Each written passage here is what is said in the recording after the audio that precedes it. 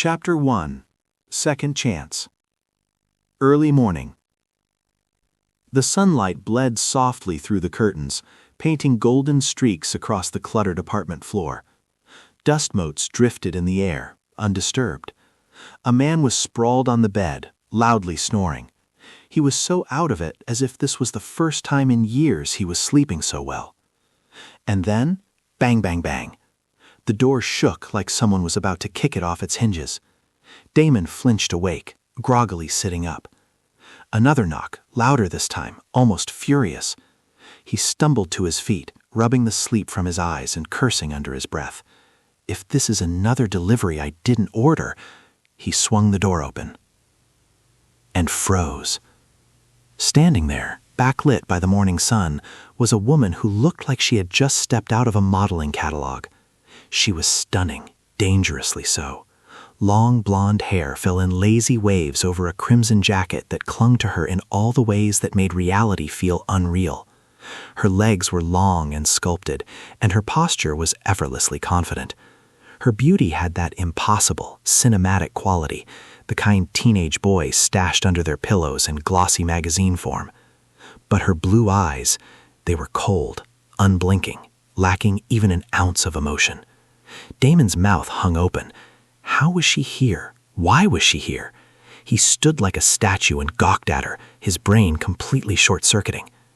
A look of disgust flashed past the beautiful face, but Damon did not care. He was not staring because she was beautiful. He was staring because this woman should not be here right now. "Your mail." The ice-cold beauty extended her hand. When Damon did not respond, she shoved a small, matte black envelope into his hands, then turned on her heel like the conversation was over. Her boots clacked once on the floor before she paused at the apartment in front of his. She opened the door, went inside, and shut the door on his face. She was gone. Damon stood there for a long time, completely dumbfounded, before he scrambled back into his studio apartment, crashing onto the bed, his chest heaving up and down. He was having a panic attack. Why was she here? What was happening? Of course, he knew the woman before. He knew her a long time ago. So why was she here now? He frantically looked around when he saw that his entire apartment looked different. It looked like she was in the right place, and he was in the wrong place. This was the old apartment he had moved into from his parents' house. He closed his eyes as pain and frustration overwhelmed him. This place had seen both the best of him and the worst of him. "No," he whispered. "No, no, no. It can't be possible." He rushed to the closet and yanked it open. Hanging there was an old hoodie he hadn't seen in years. His breath caught. He turned to the desk and flipped open the laptop. The login wallpaper flashed across the screen, a half-naked Nicole Kidman. His trembling fingers opened the calendar widget. The date stared back at him. March 3rd, 2042. Damon staggered backward, dropping into his chair like his knees had given out. That was 3 years ago, the exact day Earth Online launched. The blood drained from his face. Somehow, some way, he was back. Before the betrayal, before the fall, before Aiden stabbed him in the back and stole everything. Damon clutched his head, cradling it in between his palms. How did this happen? The last thing he remembered was standing in the resurrection lake to reset his character and begin all over again. He was going to create a new character and claw his way back one more time. This was not something advised for the players, because when a character reset, there was a penalty associated with it.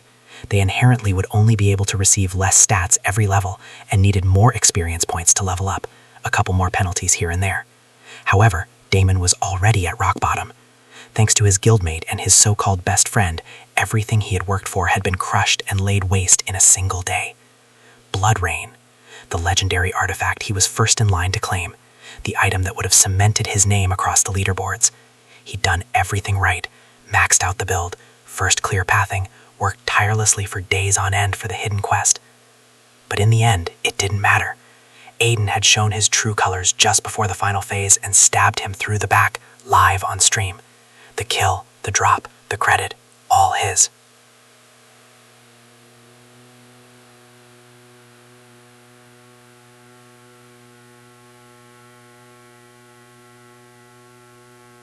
Chapter 2. Earth Online. When 2042 rolled in, the entire gaming world had its eyes on one name, Earth Online. It wasn't just the next big release, It was a revolution. Tornado Games had promised something no one had done before. A fully immersive VR experience so real, so responsive, it would make you question where the game ended and your life began. Damon had been hooked from the start.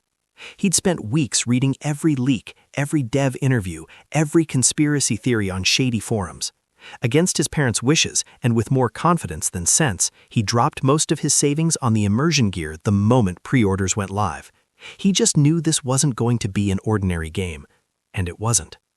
Now, standing in his old apartment, the same one he had moved into right out of his parents' house, he found himself staring at the past as it had never left.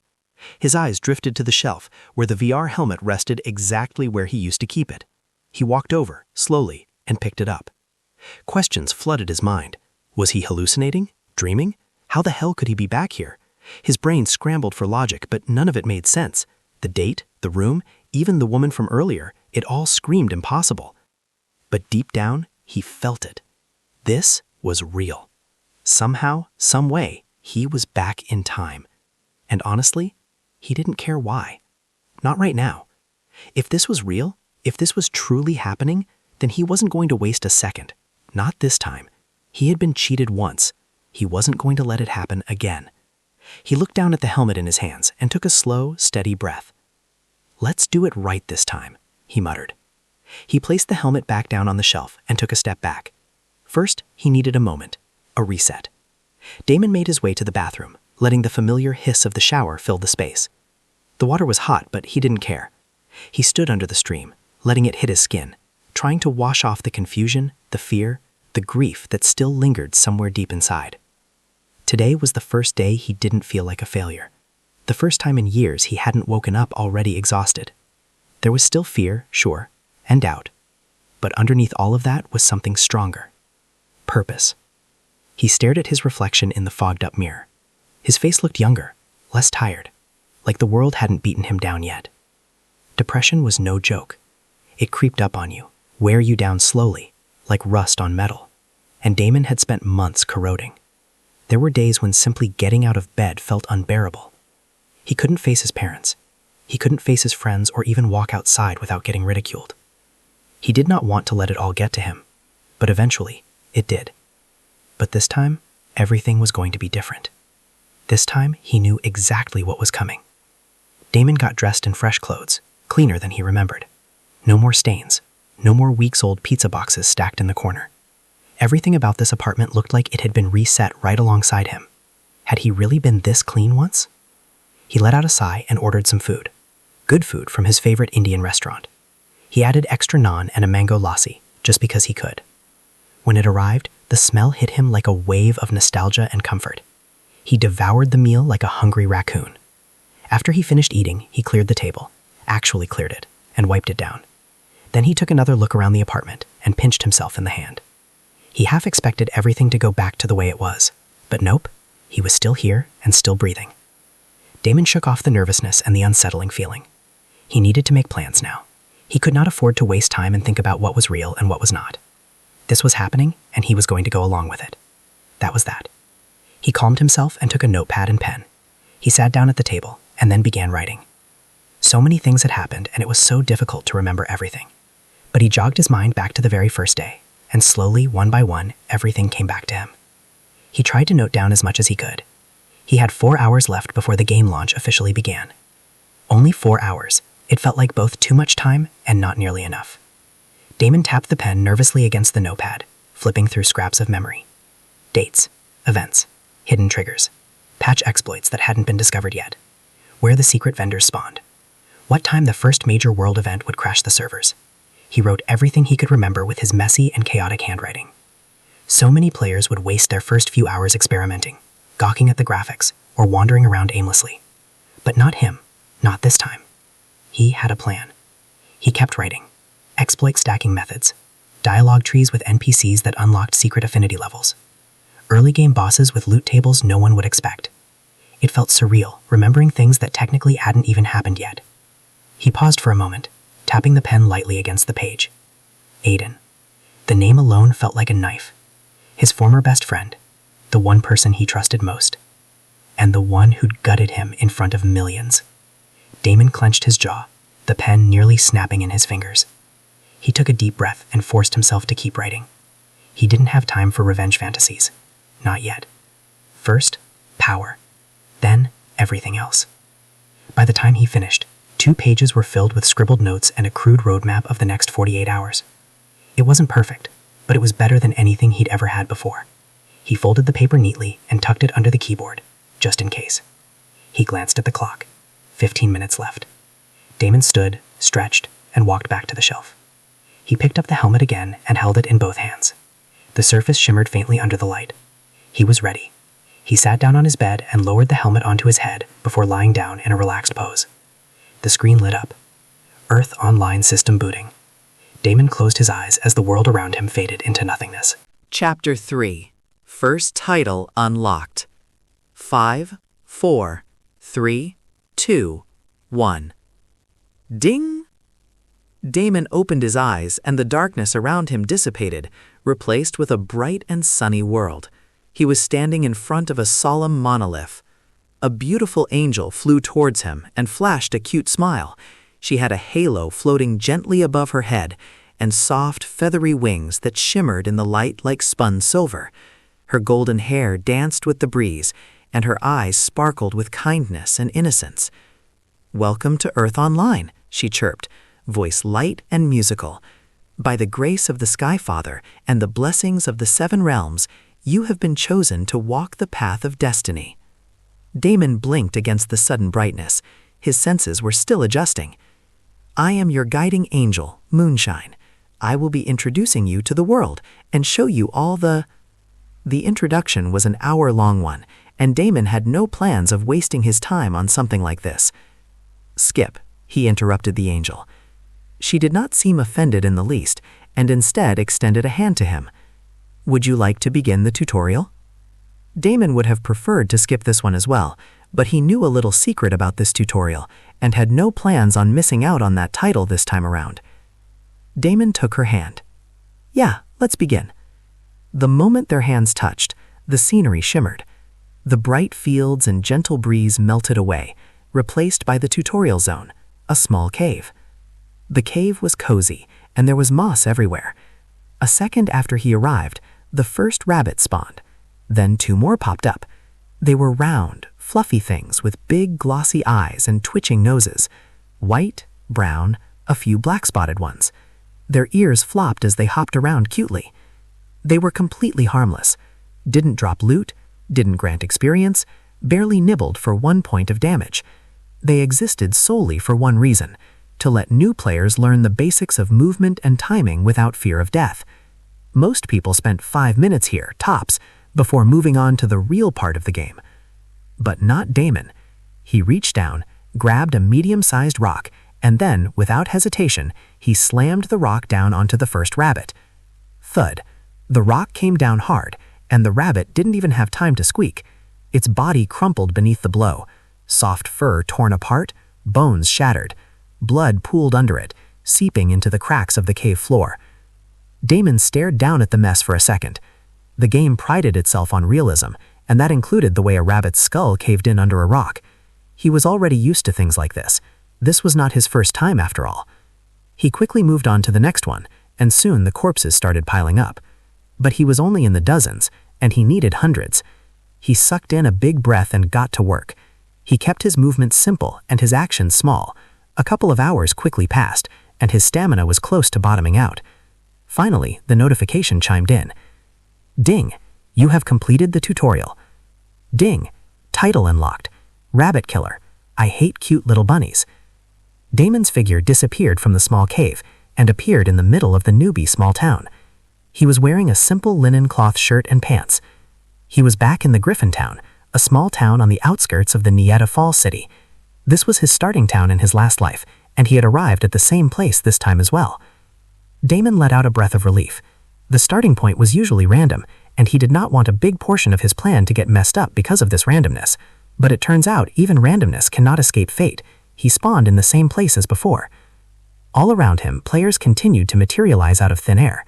Gasps and shocked shrieks could be heard everywhere as the crowd experienced the realistic aspect of the game. "Wow, I cannot believe this. How is this real, man? Where was this technology all my life? Oh my god, I can walk, run, jump? Hey, do you think we can do that inside the game? Should be realistic, right? Fuck it. Where are the brothels at? Today is the day this big daddy is finally going to lose his virginity. You perverted piece of shit. By the way, where are the brothels? Asking for a friend. What the fuck? What is this fat-ass character profile? Shit, I cannot change my image? Yes, bitch. If you are ugly in the real world, your ass will be ugly here too. Wait, we can't even change the gender? What sort of a stupid game makes catfishing impossible? The entire atmosphere was extremely lively, and people were still trying to make sense of the game and enjoying the simple experience of living in a different world. A couple of women turned towards Damon to look at him. What the fuck? Rabbit killer? Did he kill a lot of those rabbits? What a freak. Who would kill those little things? Ah, fuck. If I knew there was a title associated with it, I would have spent more time in the damn tutorial. Some gave him a stink eye, and some looked jealous, but Damon did not care. He walked away, quietly pulling up his status screen and tampering with it. The first thing he did was turn off his title display. He then adjusted the rest of his character profile. Actually, there wasn't much to adjust. The in-game character was pretty much a copy of the real-life physical body. One's in-game name was also locked to the government-registered name. The only thing anyone could change was their nickname. Everything else was fixed. Damon flinched a little as he typed in his nickname. Unfortunately, he had to pick a nickname that he absolutely hated, the same cringe nickname he had in his previous life, because that was important and could potentially determine the rest of his path going forward. Chapter 4. Blood God. Ew! This guy is even worse than me in naming. If you are Blood God, then I am your big daddy bitch. Unfortunately, nicknames cannot be turned off. Not that it mattered. Damon did not look bothered in the least. He indifferently walked away, not paying attention to the jeers in the crowd. Damon ignored the lively crowd, which practically chewed up anyone who popped in new and left the town square. Blinking in front of him was the next status screen, the more important one. Ding, please choose a class before you proceed. Damon ignored the system prompt and waved it off. Many would be inclined to think that the class choice was compulsory, but it was actually not. There were some special classes that could be unlocked if one was a little patient and knew which door to knock on. Damon right now headed straight to one such door. He walked to one of the smaller shops in the market square, the place where all the town's main shops were located. This particular shop looked unremarkable on the outside, just a large wooden structure with a slanted roof and a faded sign that read, Elora's Wares, Potions, Charms, and Curios. Most players never bothered going in during their first few hours. It didn't sell anything useful for beginners, and the owner, Elora, was notoriously unhelpful unless you followed a specific dialogue path. But Damon knew better. He pushed the door open and stepped inside, the bell above the frame chiming softly. Behind the counter stood Elora, an NPC with sharp eyes, deep wrinkles, and silver hair tied into a long braid. She barely looked up. No starter discounts, no freebies, and I don't haggle. If you don't have any silver, show yourself out, she said automatically, not even sparing him a glance.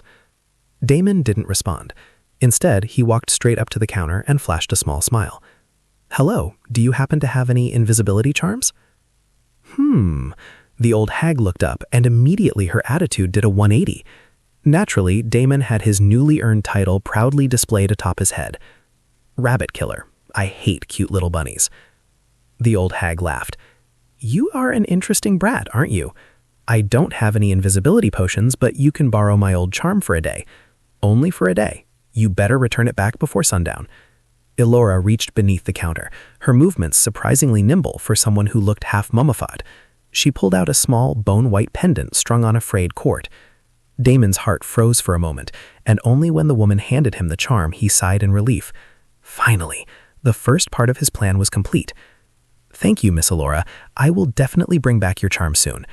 Damon gave a small bow and then quickly turned to leave. Hey, Rabbit Killer. Damon stopped and glanced over his shoulder. Be careful. If the wrong people see my charm, then you will be flayed alive. I will be very careful, Miss Elora. Damon gave the old hag a nod before getting the hell out of there. His heart was beating wildly as he practically ran from the spot and only relaxed when he was almost outside of the small town. In the fields surrounding the small town, many players were farming chickens, goats, and pigs. There were a bunch of starter quests that provided food and experience points at the same time. These were pretty famous, and most people spent the first few hours here. Damon could already see fireballs flying, swords swinging, and daggers flying around. The chaos was the same as he remembered. Newbies yelling over voice chat, confused players running in circles, and a bunch of serious players trying to speedrun their first 5 levels. But Damon didn't spare the chickens a glance, nor did he pick up any of the glowing quest markers that blinked temptingly above NPCs' heads. That was the path for regular players. He had no intention of walking it the second time around. He ducked behind one of the worn fences bordering the village and cut across a dirt path that led toward the far west end of the fields, a quiet place away from the small town. Some curious players wondered what he was up to and followed him, and Damon did little to deter them. "Where are you going? Did you get some good quest? Come on, man, we can party up." Damon didn't do anything, but a couple of level 5 wolves who wandered their way took care of his stalkers on his behalf. The level 1 players didn't even know what hit them. They shrieked in agony as the wolves tore them apart and made a quick work of them. "Bastard, you trapped us," one of them shouted, but Damon simply waved his hand at the guy without turning back. The wolves completely ignored him, and he walked away without any care. Soon he arrived at an old well in the middle of acres and acres of paddy fields, an old, moss-covered thing with no bucket, no rope, just a dark, silent hole. Most assumed it was decorative. It wasn't. Damon carefully climbed down the well, slipping and falling halfway down. "Fuck," he grunted as he landed hard on his side, dust and damp earth flying up around him. He rolled onto his back for a moment, catching his breath, then pushed himself up to his feet. Where is that door supposed to be? He couldn't remember this little detail, and looked around when a bunch of bricks started moving automatically. Soon, a tunnel opened up in front of him. Damon grinned. The second part of his plan was coming along wonderfully. He only had to wait for a moment before a pale man emerged from the shadows. A tall, pale dude with red eyes and 2 fangs. Hidden NPC encountered. Varnyak's the Hollow. Warning: this quest line is irreversible. Proceed with caution. "No," Damon said simply. "I'm not Allura. She sent me." Varnix's eyes narrowed ever so slightly. Damon fished out the charm from his pocket and showed it to the vampire. After a long silence, Varnix finally nodded. "She must believe you're worthy." "Nope, I just knew what tickled that freak liked," Damon silently thought. Changing race from human being to vampire was actually not that uncommon in the game. Many people decided to go this route, and within the vampire race, there were many classes to choose from. It was a very popular choice, right alongside becoming a demon, an undead, or a beastkin. There were many ways to get these race changes, and they all involved reaching level 25 first, and then doing a long and annoying chain quest. That was until one player stumbled into the old bat Allura's shop with his rabbit killer title. He got the instant shortcut to change into a vampire. The key was to show up at the well entrance with Allura's personal charm. The location of the well was not exactly a secret. In fact, all the players knew about this well. It was the hideout base for all vampire players in this started zone. Many players had already tried to sneak into the well without the charm, but they were all one-shotted by the grouch Varnix over here. Only those with the charm can successfully take the shortcut. By the time these things were established, it was already 3 months into the game. But now, Damon was here on day 1. Varnix turned and began walking into the dark tunnel, and Damon silently followed him. "Come," he said without looking back. "Your blood is still warm, but that won't last long." It was dark inside the tunnel, but Damon already knew this place like the back of his hand. Eventually, the narrow tunnel opened into a vast underground chamber. The ceiling was lost in shadow, but rows of bone-carved pillars stretched into the darkness like fangs. At the center stood a stone altar etched with crimson runes that pulsed like a heartbeat. Pools of stagnant blood shimmered around it, and above, a floating sigil of the vampire crest turned slowly in the air like a crown. A golden blood crown. Varnix turned to face Damon, his eyes now glowing with intensity. "You are about to forsake your mortality," he spoke slowly, raising both hands. "You shall no longer remain weak. Your heart will beat slower. Your hunger will grow. Your strength will awaken." The room vibrated as the runes lit up brighter. "Warning. You are about to change your race to vampire. This change is permanent. Do you wish to proceed? YN." Damon didn't blink. Yes, he knew this was the right choice. He had become a vampire in his last life as soon as that option became available. Maybe back then he did not make this choice for the right reasons, but now he was used to this race. He knew the ins and outs of it, and more importantly, he knew how to trigger the quest for the legendary artifact. He would be a fool to chase after some other race and class and let this advantage go to waste. Varnix nodded in approval at this resolute answer. The vampire's fangs gleamed as he smiled. Bleed. A shadowy dagger appeared in his hand, and without ceremony, he plunged it into Damon's chest. Pain exploded through him, but Damon's face was still the same. He had faced much worse in his life, and this small bit of pain no longer fazed him. The blood on the altar shot towards him and coiled around him.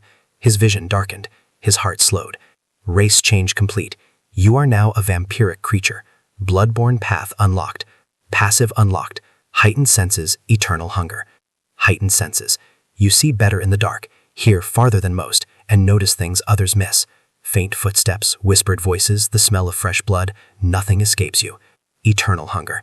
A gnawing void anchors itself in your soul, demanding blood. The longer you go without feeding, the stronger the craving becomes. Ignore it too long and you may lose yourself. Satisfy it and you'll feel unstoppable. Damon's eyes snapped open and they were burning red. He was now able to see much better in the darkness. He stared at his reflection in the blood pool and he could see that his skin had taken on a paler, smoother tone. His fangs were barely visible unless he smiled, but he could feel them pressing lightly against the inside of his lip. Ding. Congratulations. You are the first player to unlock a hidden race. Ding. Achievement unlocked. Discoverer of vampires. As the first player to discover the hidden race, you gain plus 500 reputation with vampires and plus 500 notoriety. Damon grinned. He hadn't expected this nice sweet bonus for changing his race.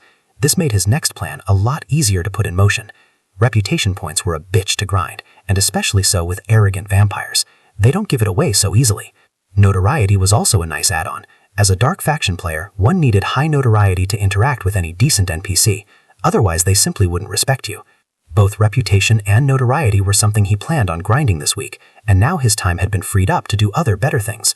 With a 3-month head start and prior life knowledge about the vampire race and the vampire classes, he was now free to plunder all of the hidden resources in the vampire world. This time, Blood Rain was going to be his. Damon mentally adjusted his plans when a new notification popped in front of him. Ding. Please choose a class before you proceed. Damon smiled. He swiped the notification away without a second thought. Nope, it was still not time to select a class. Then the next notification popped up. It was his status screen. _ Blood God. Class, NA, requires awakening. Species, vampire. Bloodline, NA, requires awakening. Level, 1. Faction, dark. Experience, 0/100. Health, 50. Mana, 50. Stamina, 8. Strength, 6. Intelligence, 8. Agility, 6. Physical defense, 2. Magical defense, 2. General skills, heightened senses, eternal hunger. Chapter 6, Body Tempering Potion. Varnix nodded in approval. Not bad for a bloodling. Damon smiled. His starting stats were slightly better than average thanks to his old habit of paying a visit to the gym regularly. Heightened Senses was the passive buff all vampires received, and similarly, Eternal Hunger was the passive debuff all the vampires received. Nothing new here. Eternal Hunger did sound very overwhelming, but in reality, as long as one consumed good amount of beast blood once a day, it was more than enough to handle the debuff. In some ways, the debuff was also a kind of buff, because the vampires seldom needed health potions. Drinking blood would suffice. It saved some money in the long run. The buff was also good. It helped the players see in the darkness, which was a huge deal, at least in the beginning stage. Same thing goes for the other senses. What they don't mention in the fine print, but a nice sweet surprise, is the fact that vampires can sometimes sniff out low-level stealth players. Other than that, the passive buff didn't do much and couldn't really considered overpowered. For that matter, most of the classes in the game were kind of balanced. Just choosing a specific class didn't automatically make someone overpowered. Special hidden classes, though, were an entirely different ballgame. There were also some rumored legendary classes in the game, but even after 3 years, no one with a legendary class was officially confirmed. All the top players had opted to keep their class details a secret for good measure. There were forum threads, unverifiable claims, a few wild tales of one-shot wipes in PvP zones, but nothing concrete. After exchanging a few polite words with the vampire and giving the excuse of returning the charm to the old hag, he quickly made his way out of the well. Thanks to the long nails and the way the bricks of the well were arranged, the upward climb wasn't a big deal. He was back in the fields in no time. As for the change in his appearance and others noticing it, it did not matter because the old hag's charm took care of it. Dark faction players had many ways to hide their identity and blend in with the light faction players, and similarly vice versa. Unless he did something stupid like show up in front of a temple high priestess, the chances of getting caught were slim. Within a few minutes, Damon was back in the outskirts of the small town in the newbies' farming area. Many heads turned toward him inquisitively, but he barely paid them any mind. He walked fast and blended in quickly. The charm worked very well, masking his aura and concealing any hint of his new identity. To everyone else, he was just another nobody who still hadn't managed to cross level 1. Damon smiled. He still had a long way to go before he actually started leveling up. He was going to use all the exploits he knew right from the foundation, and by the time he got to that first level up, he would already be far ahead of the others in the game. Next up, Alora's shop. Time for some more haggling. "You are back so soon?" Alora raised a brow as the door of her shop chimed open. A nasty, wrinkled smile appeared on her face as soon as she saw Damon's new appearance. "Welcome, my little bloodling." I guess she already knows, Damon thought inwardly, shuddering a little at her creepy smile. It did not come as a surprise because the old hag was a high-level NPC, and everyone knew it. She was essentially a wolf in a sheep's cloth, spending her days happily swindling every newbie who came her way. "Yes, Miss Alora, I cannot thank you enough for opening my eyes to the truth of the world," Damon replied smoothly, offering a respectful nod as he stepped into the shop's musty warmth. He took out the charm and handed it to her, his appearance immediately reverting to the pale figure. In all honesty, it wasn't all that different from a normal human appearance, except for the red eyes and the fangs, which a good mask could potentially hide. But as he leveled up, a weak aura would leak from his body, exposing everything about him. He would simply reek of blood. To hide that, he needed something else. "Ah," Damon acted surprised. "My eyes, Miss Alora, please help me. Everyone can see me. I am exposed. How do I hide myself and blend in among the cattle?" he finished, throwing just enough drama into his voice to make Alora scoff. The old woman let out a croaky laugh. "Look at you, already talking like one of us. The cattle, is it? Ha!"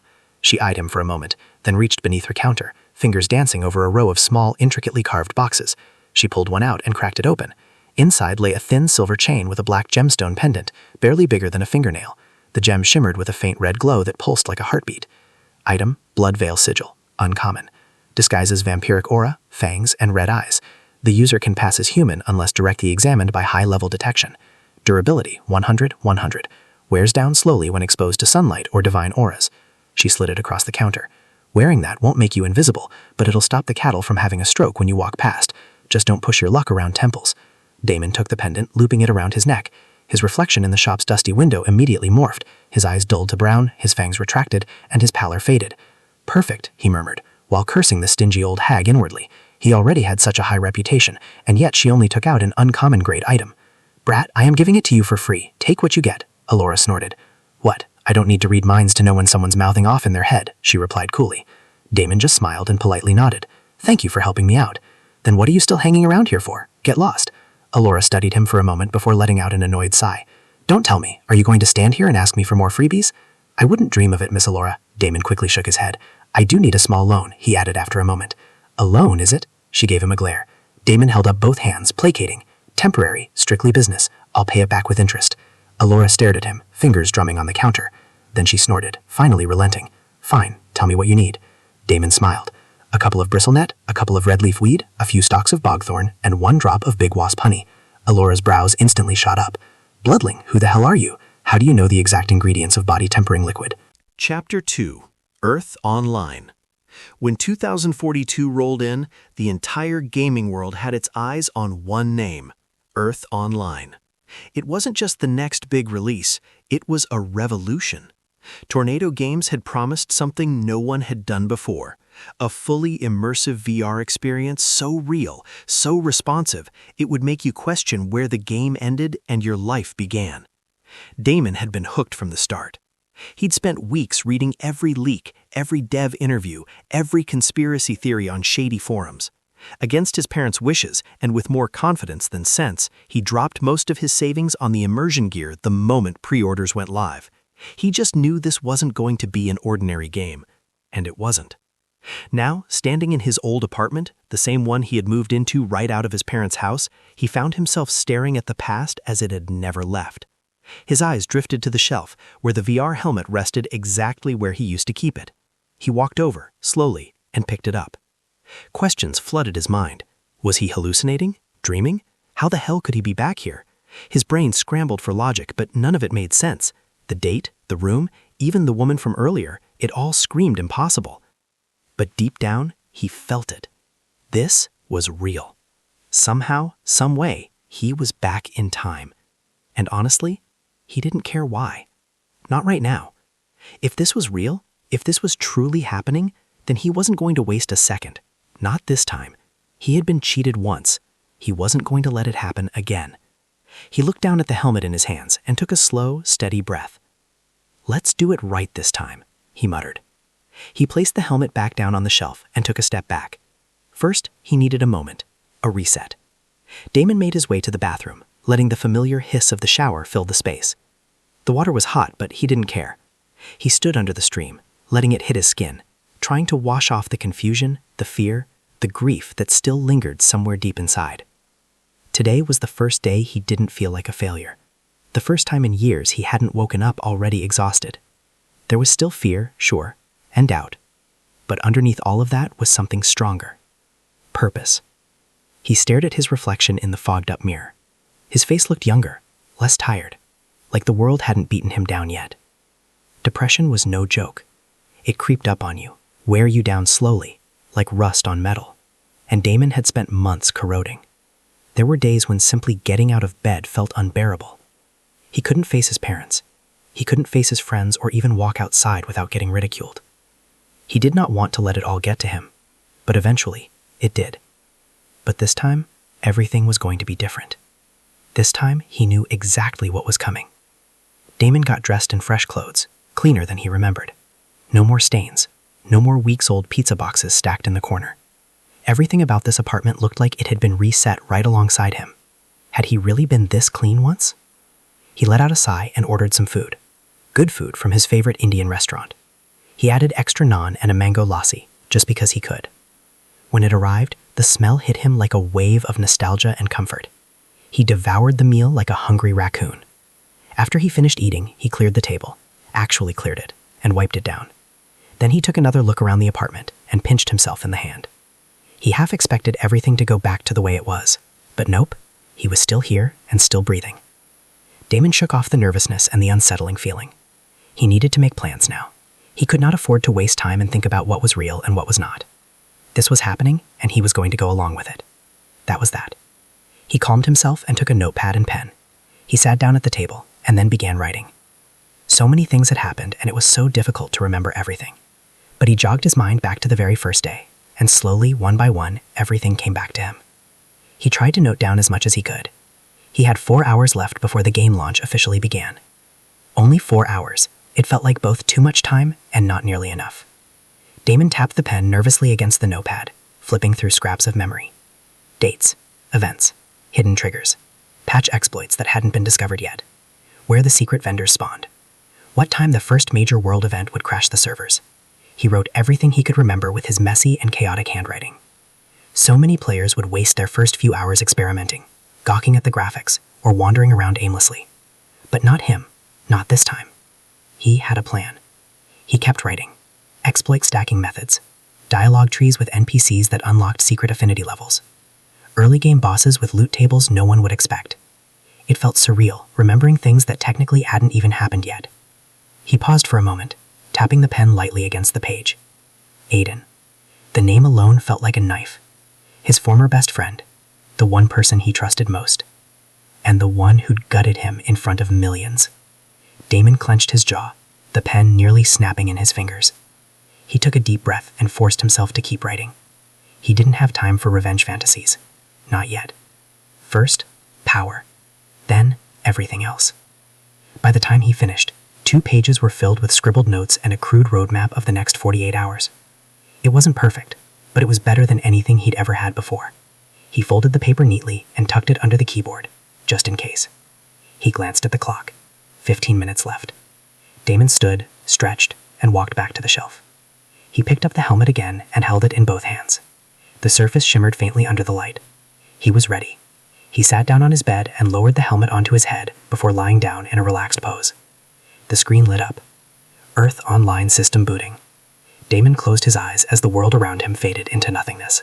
Chapter 8. My Lord Blood God. Damon arrived at the city gates in under an hour as he ran non-stop using the very well-known shortcut between the small town and the city. Niata Falls was one of the smaller cities, and the place wasn't crowded, especially because players were yet to descend into the city en masse.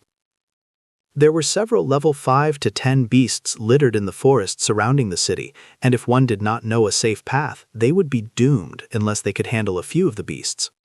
In general, a player at least needed to be at level 10 to get here safely. This was why Damon was a little surprised when he did not get the first achievement for arriving at the city. But then again, he had already spent 2 hours with the rabbits and another hour or so finishing up his race change quest. This was plenty of time for someone else to discover the city. He could spot about a dozen players exploring the city streets as he walked in. Not too many, but not too few either. There was one good quest that he wanted to do in this city, which might get snatched up by these players, but the awakening process was still his #1 priority. Damon hurriedly walked straight to the Cathedral of Silent Waters when an arrogant voice sounded behind him. "Where are you going in such a hurry?" Damon turned to see the same 3 guys who had tried to follow him back in the starting town. They were easy to recognize, loud, cocky, and wearing the exact same mismatched starter gear as before. The one in front had his nickname proudly displayed over his head in glaring red text, Daddy Brutal. Well, if it isn't the Blood God," Daddy Brutal sneered, arms crossed. "You left in a real hurry back there. Got a nice juicy quest? How about you not be a stingy little bitch and share it with the rest of us? This daddy will reward you well. Look at this." He pulled a woman to his side and winked. Damon could tell in a single glance that she was a prostitute, and the guy was acting as if he was a big deal just because he managed to pay for a prostitute. He gave a flat stare and turned to leave. "I don't talk to idiots." That got a reaction. The guy's face twisted into an angry scowl, and his buddies behind him, Sniper and Sir Shanks-a-Lot, started muttering oohs like they were still in middle school. Damon didn't stop walking. He had no time for idiots. Not today. "If you're looking for a fight," he added, not even turning around, "try the forest. Maybe a rabbit will take you seriously." "Bitch, you are going to regret this. I have connections in this place, I'm telling you. Look, I have the first Discoverer title." Damon didn't stop. "Congratulations," he called over his shoulder. "Must have been hard finding your way here without a GPS and adult supervision." Daddy Brutal's shout of rage echoed behind him, but Damon was already gone, slipping around the corner and then through a couple of alleyways.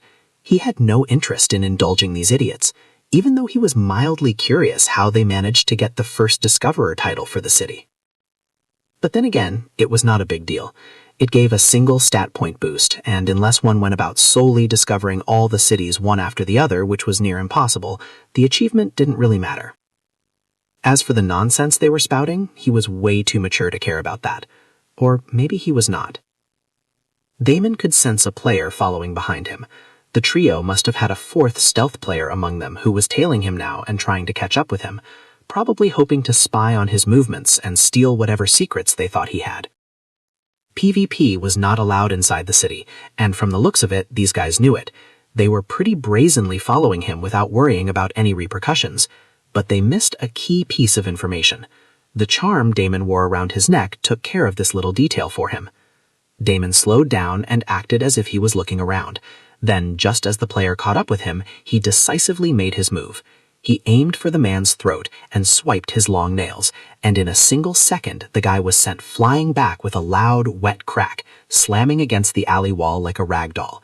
A gasp escaped from his lips, blood spurting as he dropped dead to the ground. "Ding, you have killed player Lurking Panda. You have gained +1 notoriety." Damon exhaled slowly and looked up toward the spire of the cathedral in the distance. He needed to get there fast. Thankfully, there were no other disturbances, and he reached the cathedral entrance in a few minutes. However, he did not enter it from the main gate. He entered it from a side gate, and just as he had hoped, a familiar figure was guarding the entrance, a young man in his 20s who was also a lousy drunkard. As soon as the young man saw Damon's face, his attitude changed. "My lord Blood God, I am here to serve you. Are you here for the awakening pool? Please come this way." Damon smiled and put up a confident pose. Yep, the guy had seen his nickname and mistook him for someone high in the vampire nobility rank. Maybe there were a few vampire NPCs named Blood God or something similar, but both in this life and last life, this drunkard fell for the exact same thing. It was thanks to him that I was able to use this awakening pool for his second awakening and third awakening, which played a big part in cementing his progress. And now, thanks to him, he was going to use the awakening pool for his very first awakening. Damon clenched his fists in excitement as he followed the drunkard into the cathedral. The interior of the Cathedral of Silent Waters was exactly as Damon remembered it. Ancient stained glass windows filtered in narrow beams of colored light, illuminating various statues. The drunkard led him through a narrow corridor that twisted and spiraled downward. The cathedral was pretty much deserted with no one around. Niata Falls was a small city, so it wasn't that popular for awakening ceremonies. After a couple of minutes, they reached a dead end with a door. The guard took his time fishing out his key and then opened the door clumsily, all the while apologizing to Damon. "I will be fine on my own now." Damon nodded at him in a prideful manner. The drunkard respectfully bowed and closed the door behind him. Damon stepped inside alone. The awakening pool sat in the center of a cavernous chamber. One would think from the name that there was a big pool under the cathedral, but the actual awakening pool was just a small puddle. A perfect circle of still, silver water, surrounded by some runes. I had no idea what these runes meant. I quickly stepped inside the pool, shaking off his worn-out boots. The water came only up to my ankle, which was a little surprising because the last time around it had reached all the way up to my knee. But there was little I could do about it. So he silently observed the small puddle. The moment his foot touched the water, it responded, growing red as if infused with molten blood. The charm I was wearing was ineffective, and my vampire form was completely exposed. Sure, this was a huge risk, but the rewards were worth it. Besides, Damon knew that this place was almost always deserted. Only children of high nobility were allowed here, and Niata Falls was a small city, so he was already in it now. There was no point in worrying if someone was going to burst in mid-awakening. Worst case scenario, he was ready to commit suicide. It wouldn't affect his awakening. As long as the process got done, he was all set. He quickly pulled out his body-tempering liquid and drank it all in like a shot to make the awakening process even more effective. He had done everything he could do. Now the rest was up to the awakening pool. Come on, faster," Damon anxiously murmured, but the water was taking its sweet time. Ding, awakening initiated. Your race, vampire. Affinity detected, blood, darkness, what? Body tempering boost applied, potency plus 38%. Special conditions met, initiating bloodline scan. Damon's face changed. What the hell? This was new. Chapter 9. A Chaotic Awakening. Damon had expected some surprises to pop out because he was using a superior awakening resource, but he did not expect this. He had a bloodline? 2 affinities, blood and darkness? What was the third one with the question mark? In his last life, he only had blood affinity and no bloodline. All of this was new. Before he could make sense of the system prompt, something even more shocking happened. Water exploded from the small puddle he was standing on. Without giving him a chance to react, the water completely surrounded him on all sides, fully encasing him in a sphere of liquid that shimmered like mercury laced with blood. It moved like it had a mind of its own, swirling and tightening around him. He was now submerged in it. Ding, fragmented ancestral bloodline detected, attempting awakening. The runes on the floor ignited, their glow no longer steady but wild and erratic. Tiny vortices started forming on Damon's body, millions and millions of them.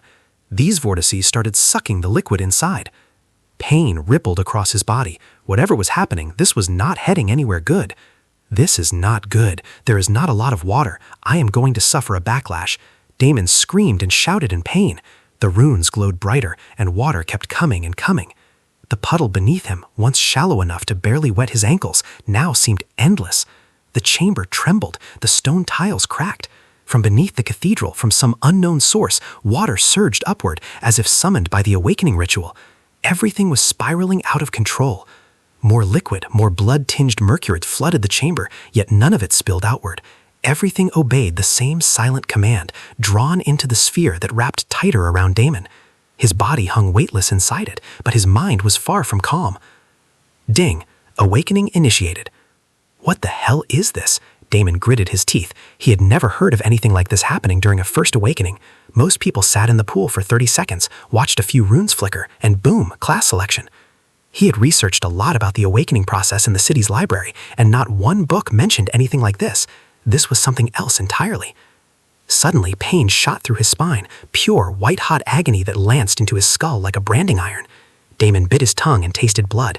The The water reacted instantly, glowing brighter as if excited by the presence of his blood. Ding, bloodline awakening in progress. 5%, 9%, 12%. His arms convulsed, his fingers curled inward, his eyes rolled back, and visions assaulted his mind. Fangs tearing through empires, crimson thrones carved from bone, a king who drank the blood of stars. And then, a name. Vale Farron. The name echoed like a scream across eternity. He knew that name, or rather something inside him did. Ding, you're undergoing a primordial awakening. Ding, you are no longer eligible for the standard class path.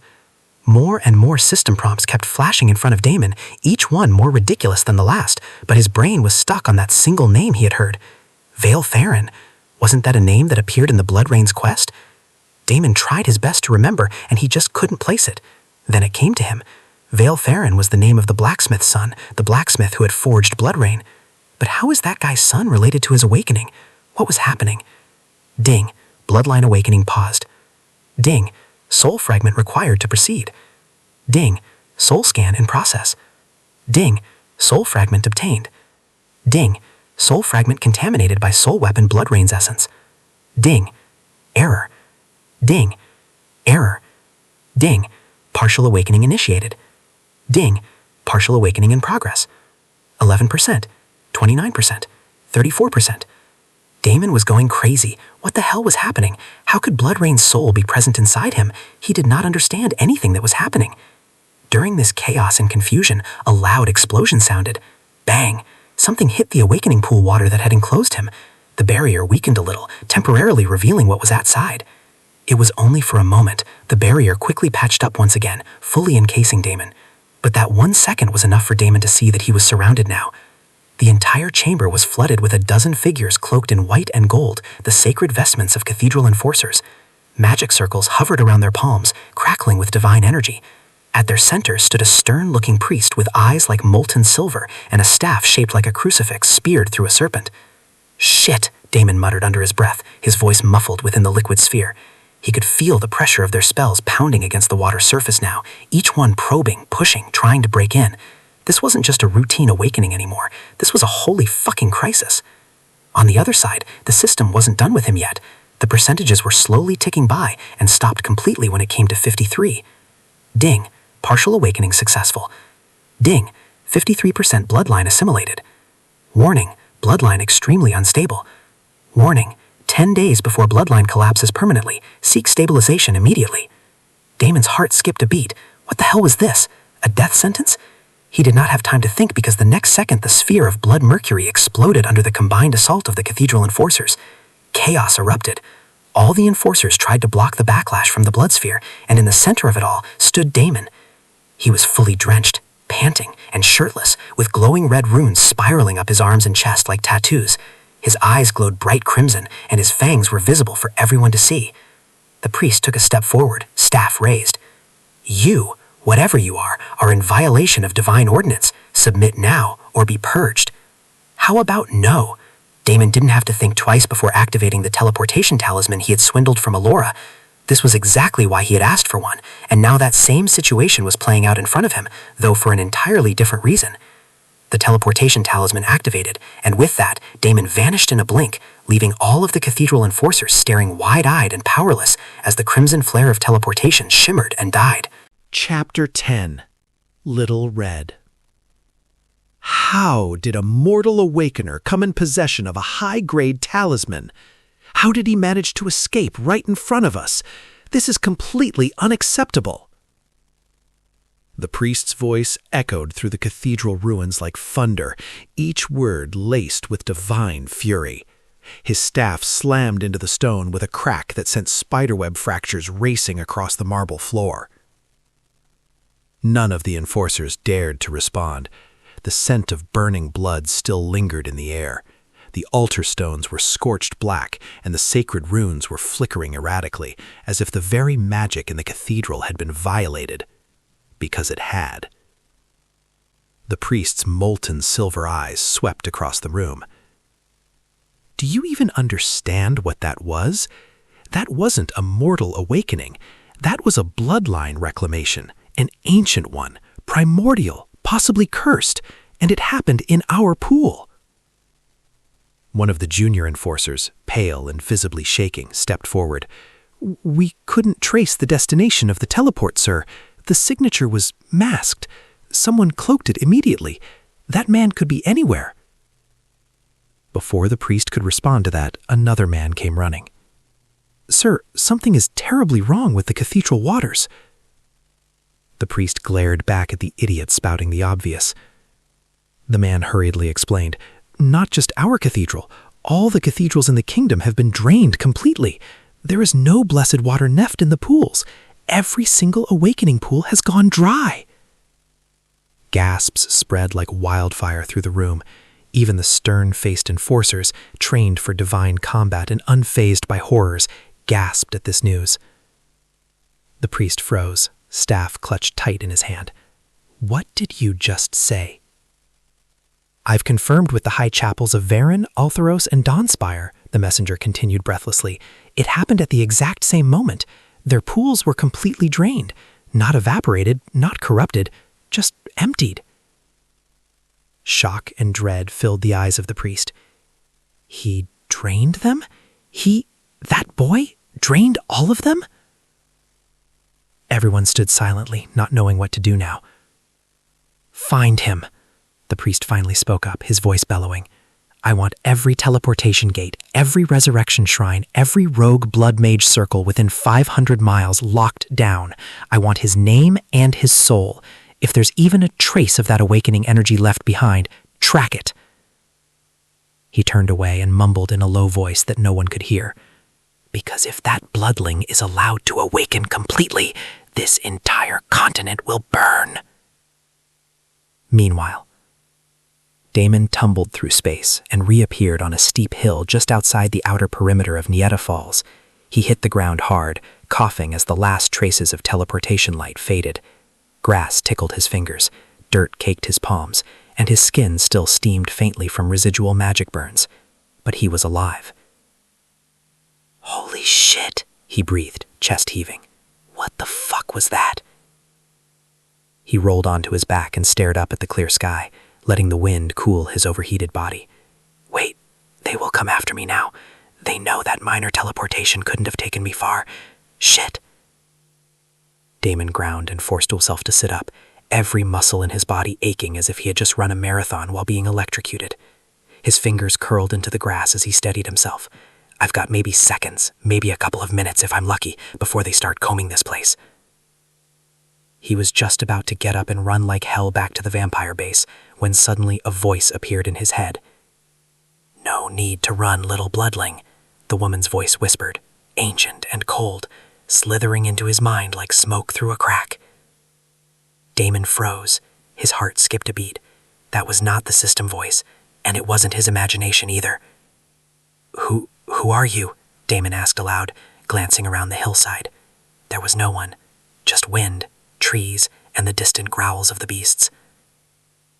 "You think of me constantly, not in one life but two, and yet you fail to recognize me when I am standing right in front of you." Damon's heart almost stopped when a foggy silhouette appeared in front of him out of thin air. The fog clung to her like a shroud, as though reality itself was trying to reject her presence. He couldn't see much of her except for the small insignia on her forehead. It was the mark of the Golden Throne, except there was a sword piercing straight through it. I had seen this mark before. This was the same insignia that burned on the hilt of the legendary weapon, Blood Rain. You are that. From all the crazy system messages I had received during the awakening process, Damon was instantly able to piece together one puzzle after another, and in the end, only one explanation was possible. "Yup, I am Blood Rain, fondly known as Little Red." The wind stilled. Damon blinked. "What?" he croaked. The foggy silhouette laughed at his shocked expression. "I know you figured it out, so why are you acting all surprised now? You got me, little bloodling.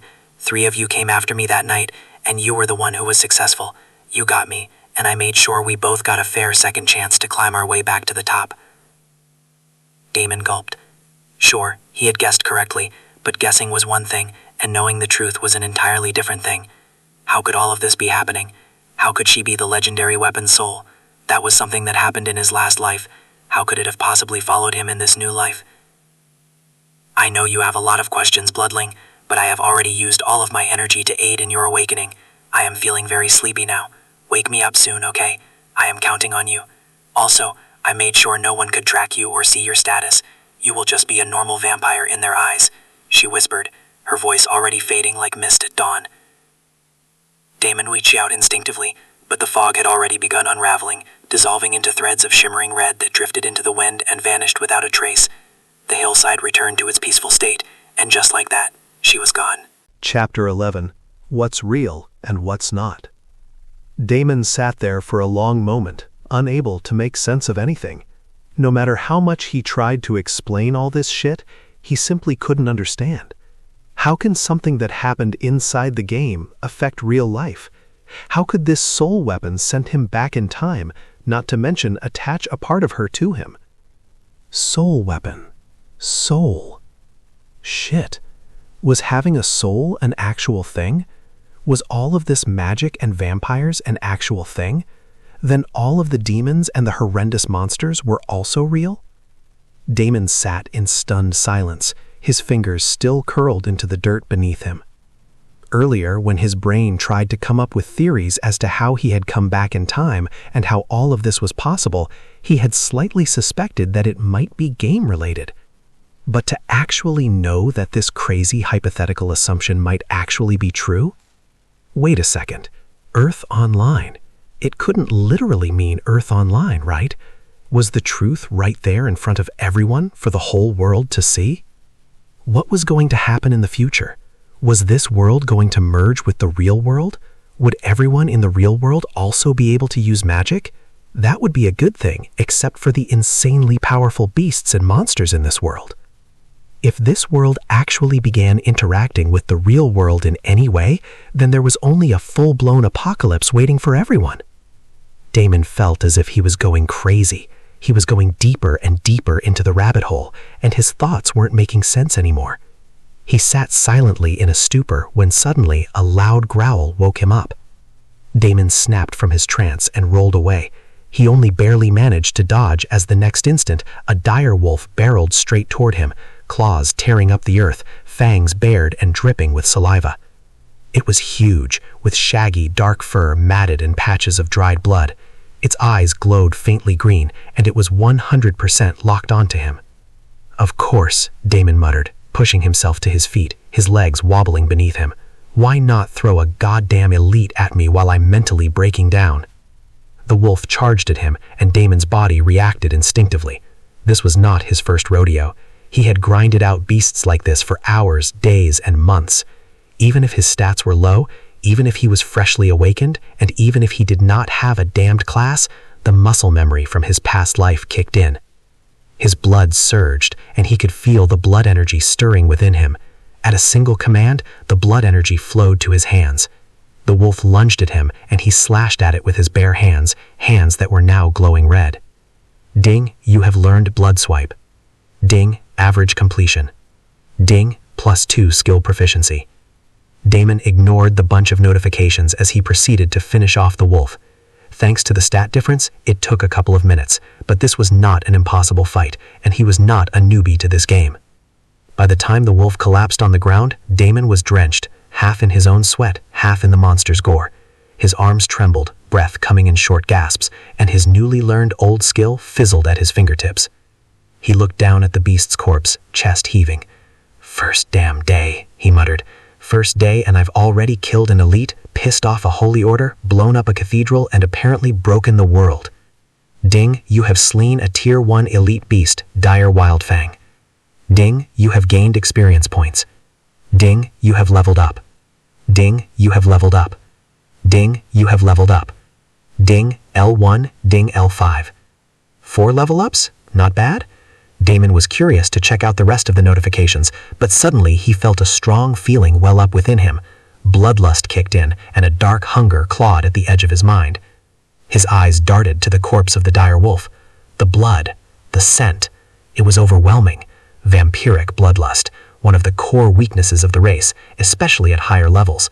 But he was only level 5, so why was it already so strong? He wasn't even able to think clearly anymore. His body acted on its own, and the next second he found himself latched onto the wolf's corpse. The only thought in his brain was how bad the blood of a dead beast tasted. He needed them alive. As if sensing his thoughts, a system prompt flashed in front of him. Ding, bloodline extraction failure. The beast is dead. Damon continued to drink every ounce of blood from the beast until he finally drained the whole thing to the last drop. Only now he was able to sit back and breathe and think. He wiped his face, and the back of his hand was streaked red. This bloodlust was going to be a problem. Then he remembered the warning about the unstable bloodline and all the weird and ridiculous system messages. There was also this new system message about bloodline extraction. What was that? Was that a new skill? Damon let out a sigh and summoned his status screen. Instead of worrying about things beyond his control, he needed to focus on what he could do right now. It was time to take a look at everything and carefully analyze what the hell had happened with his awakening and what he had turned into. Chapter 12. Bloodline Extraction. Damon made sure that he was in a safe location as he slowly went over all the system notifications. Each one was more bizarre than the previous one, but everything only solidified what he already knew. He then opened up his status screen to take a look. Blood God. Class, Primordial Awakening. Class path unavailable. Species, Bloodborne. Race, Bloodling, Variant. Bloodline, Fragmented Ancestral Bloodline, ... Status effect, Bloodline Instability, 10 days. Soul Weapon, Blood Rain, Locked. Level, 5. Experience, 45/600. Health, 120. Mana, 50. Vitality, 12. Stamina, 8. Strength, 6. Intelligence, 8. Agility, 6. Physical defense, 2. Magical defense, 2. Available stat points, 5. General skills, Primordial Senses, SSS rank, active. Primordial Hunger, SSS rank, passive. Blood Swipe, D rank, active. Bloodline Extraction, SSS rank, active. Damon opened and closed his mouth speechlessly, studying his status screen. The first thing he noticed was how he couldn't select a class anymore. This was a huge deal because without a class, how the hell was he supposed to progress in his path and learn more skills? Not all the skills were like Blood Swipe, which he had a good skill proficiency of and could be learned just from the muscle memory. He needed to choose a class to get some of the more powerful skills. Fuck. Did I wait too long? He wanted to select a class after awakening to give him the best chance of unlocking a hidden class or a legendary class, but now he had completely lost that chance. Not to mention, without a class, 5 level-ups have netted him only 5 extra stat points. With a class, he would have gotten 5 extra stat points per level. This was a big loss. Stats were everything in this game. Okay, let's calm down. This may be a good thing. He knew anything labeled primordial was definitely a good thing, and he had undergone a primordial awakening. There had to be more to this than his inability to choose a class. He decided to check out the skills next. He had obtained 3 new skills from the awakening: Primordial Senses, Primordial Hunger, and Bloodline Extraction. Primordial Senses should be an upgraded version of Heightened Senses. The only difference was that Heightened Senses were passive, and this seemed to be an active skill. I could see why, though. Maybe the upgraded skill was a powerful one that would completely overwhelm him. Something to test out later. His eyes then darted warily to Primordial Hunger, which he felt might not be so good. The normal vampiric hunger was a huge problem in the higher levels when bloodlust went out of control every now and then. Damon could only imagine the trouble an upgraded version of that might cause. Moreover, both of these skills were listed as SSS rank. Damon had heard of S-rank skills before, but this was the first time he had seen an SSS rank skill. That too, he had not 1 but 3 of them. Why is this stupid hunger also listed as SSS? He wondered. If anything, the hunger was a drawback, and a big one at that. Damon then checked out the last and the most interesting skill, Bloodline Extraction. Once again, an SSS rank skill. The notification from before mentioned that the extraction failed and that the beast was dead. Did it mean I have to use the skill before the beast dies? So I have to drink the blood of a beast before it dies? He muttered, rubbing his temple. There was only one way to find out the answer. He closed his eyes and took a deep breath as he tried to hear if there were any beasts in the vicinity. Immediately, he could hear a few wolves snarling not too far away from him. These were probably the ones who were hanging around with the elite. All of his fatigue from earlier had completely disappeared with that little meal, so it was the perfect time to test things out. He got up and ran in the direction of the wolves. Within a few seconds, he reached the spot. 3 wolves were standing in front of him, feasting on a dead rabbit, tearing apart the small carcass with wet crunches and low growls. Damon used this chance to throw a stone at the wolf closest to him. The beast instantly saw him and whirled around, snarling as blood dripped from its fangs. The other 2 didn't care and continued eating, but the first one lunged at him with a guttural snarl, claws digging into the dirt as it launched forward with reckless aggression. It was only a level 3 beast, and it did not take long for Damon to get control of the situation. He stepped to the side at the last moment and slammed his fist into the wolf's ribs, feeling something crack. Blood sprayed from its mouth as it hit the ground with a painful yelp. Before it could move, Damon dug his fangs right into the beast's throat. After playing a vampire game character for more than 2 years, he was already used to doing this kind of thing. Warm blood flooded his mouth, and this time he willed for the bloodline extraction to activate. Immediately, a notification flashed in front of him. Ding ding, bloodline extraction initiated. Target, Forest Wolf, Tier 0 Beast. Ding ding, you have extracted the ability Minor Agility Boost. Ding ding, Minor Agility Boost Level 1, permanently increases agility by 5. Ding ding, you have killed Forest Wolf, Level 3. Ding ding, you have gained experience points. Damon stared wide-eyed at the notifications. He had gained 5 stat points just like that? A permanent stat boost? From 1 successful extraction? That wasn't just good, that was broken. 5 agility points from a Tier 0 beast? He breathed, still clutching the limp corpse beneath him. That's the same as a full level up from a class bonus. He couldn't believe his eyes. How could something be so broken? In most cases, even rare skill tomes or stat elixirs barely gave 5 or so stat points. And this was free. Maybe farmable? Maybe stackable. All he had to do was hunt, drink, and extract. His hands trembled, not from fear, but from excitement. All the misery he went through in his last life was not for waste. A future had opened up before him, clearer than ever. He didn't need a class. He didn't need a system-prescribed path. He had a freaking primordial bloodline that let him bend the rules, devour others' power, and forge his own ascent.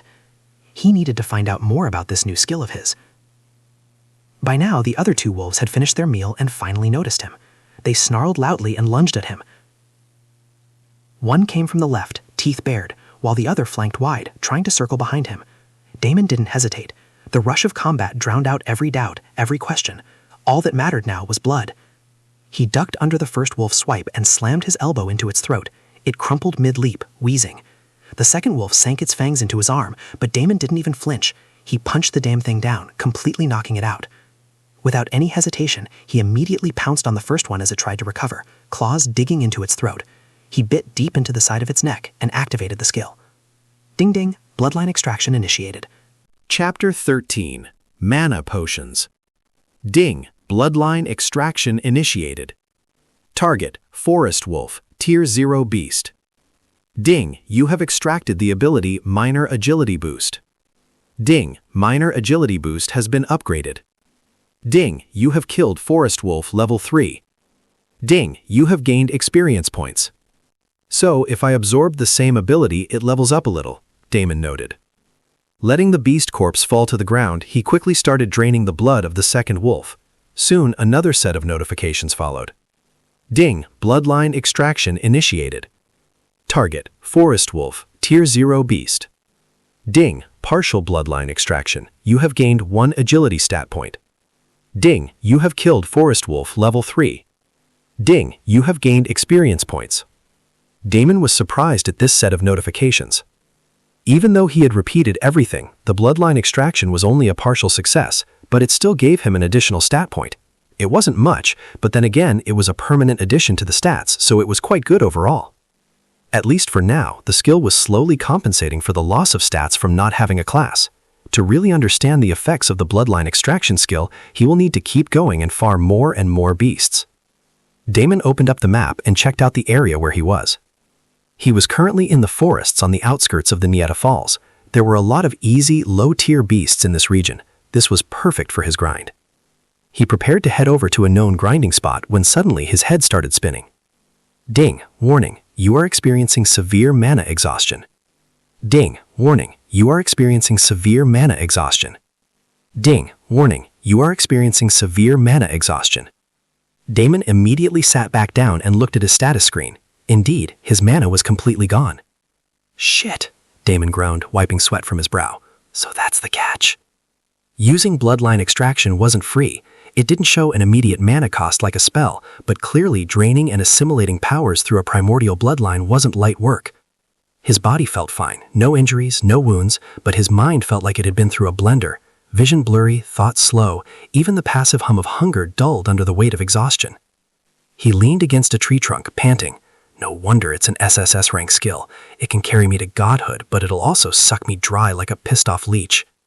He needed rest. Mana regeneration was slow without potions or class bonuses, and since he had no class, well, that was going to be his next problem to solve. He needed more mana potions. Damon sighed and lay flat in the grass, keeping one eye open. He had to wait for half an hour, and then he would be fine. But where would he go for mana potions? He thought about that old hag again and quickly shook his head. She would probably not give him any more handouts anytime soon. In fact, it might have a negative effect and impact his reputation. Besides, basic mana potions should take another day or so to show up in the market. There might be some available now, but they were all sure to cost an arm and a leg. He definitely did not have any coins to buy shit. It looked like he had to take care of some logistics to back up his powerful skill. Half an hour went by quickly, and Damon decided to head over to the snake pond. He would have liked to continue grinding wolves to find out more about his skill, but he also needed mana potions. To solve both his problems, the snake pond was the right answer. The basic mana potions actually weren't all that difficult to make. In his last life, after 2 years, there was a genius alchemist who had found a shortcut recipe for some of the more useful potions. This man had completely crashed the market, and he made a killing out of it. Normally, basic mana potions would cost 20 silver, and basic health potions would cost 25 silver, but this dude was selling them for 5 silver a pop. Moreover, he continued to sell them, his stock supply seemingly never ending. All the big guilds were taking a huge loss, and they were completely livid. Finally, someone managed to find out the secret of the guy. Instead of the usual complicated recipe of the basic health potion and mana potion, he was using a shortcut recipe and using only one herb. I remembered it clearly. The forums had gone absolutely insane when the secret broke. The alchemist had figured out that lesser mistleaf, a common herb that spawned near ponds and marshy lowlands, could substitute for 3 rare ingredients in the original potion recipe if processed right away. The catch was that a little bit of mist had to remain on the leaf when harvesting it and processing it. Pissed off by the big guilds constantly harassing him and suppressing him, in the end, the genius alchemist simply gave away the formula to the public, thereby completely crashing the market. The 2 potions were sold for dirt cheap after that, and no one could make a profit anymore. But this time around, Damon was the only one who knew this secret formula. The entire market was his to dominate. He quickly hurried to the snake pond, taking the shortest path he knew. On the way, he ran into a couple of wild boars. Damon checked his mana. It was 30/50. He tossed the 5 extra stats into his intelligence for now. It immediately bumped up his mana to 50/70. This should be enough for a single bloodline extraction. He clicked his tongue and went for the 2 boars. Chapter 14. Luck is really on our side today. Ding! Bloodline extraction initiated. Target, Forest Boar, Tier 0 Beast. Ding! You have extracted the ability Minor Strength Boost.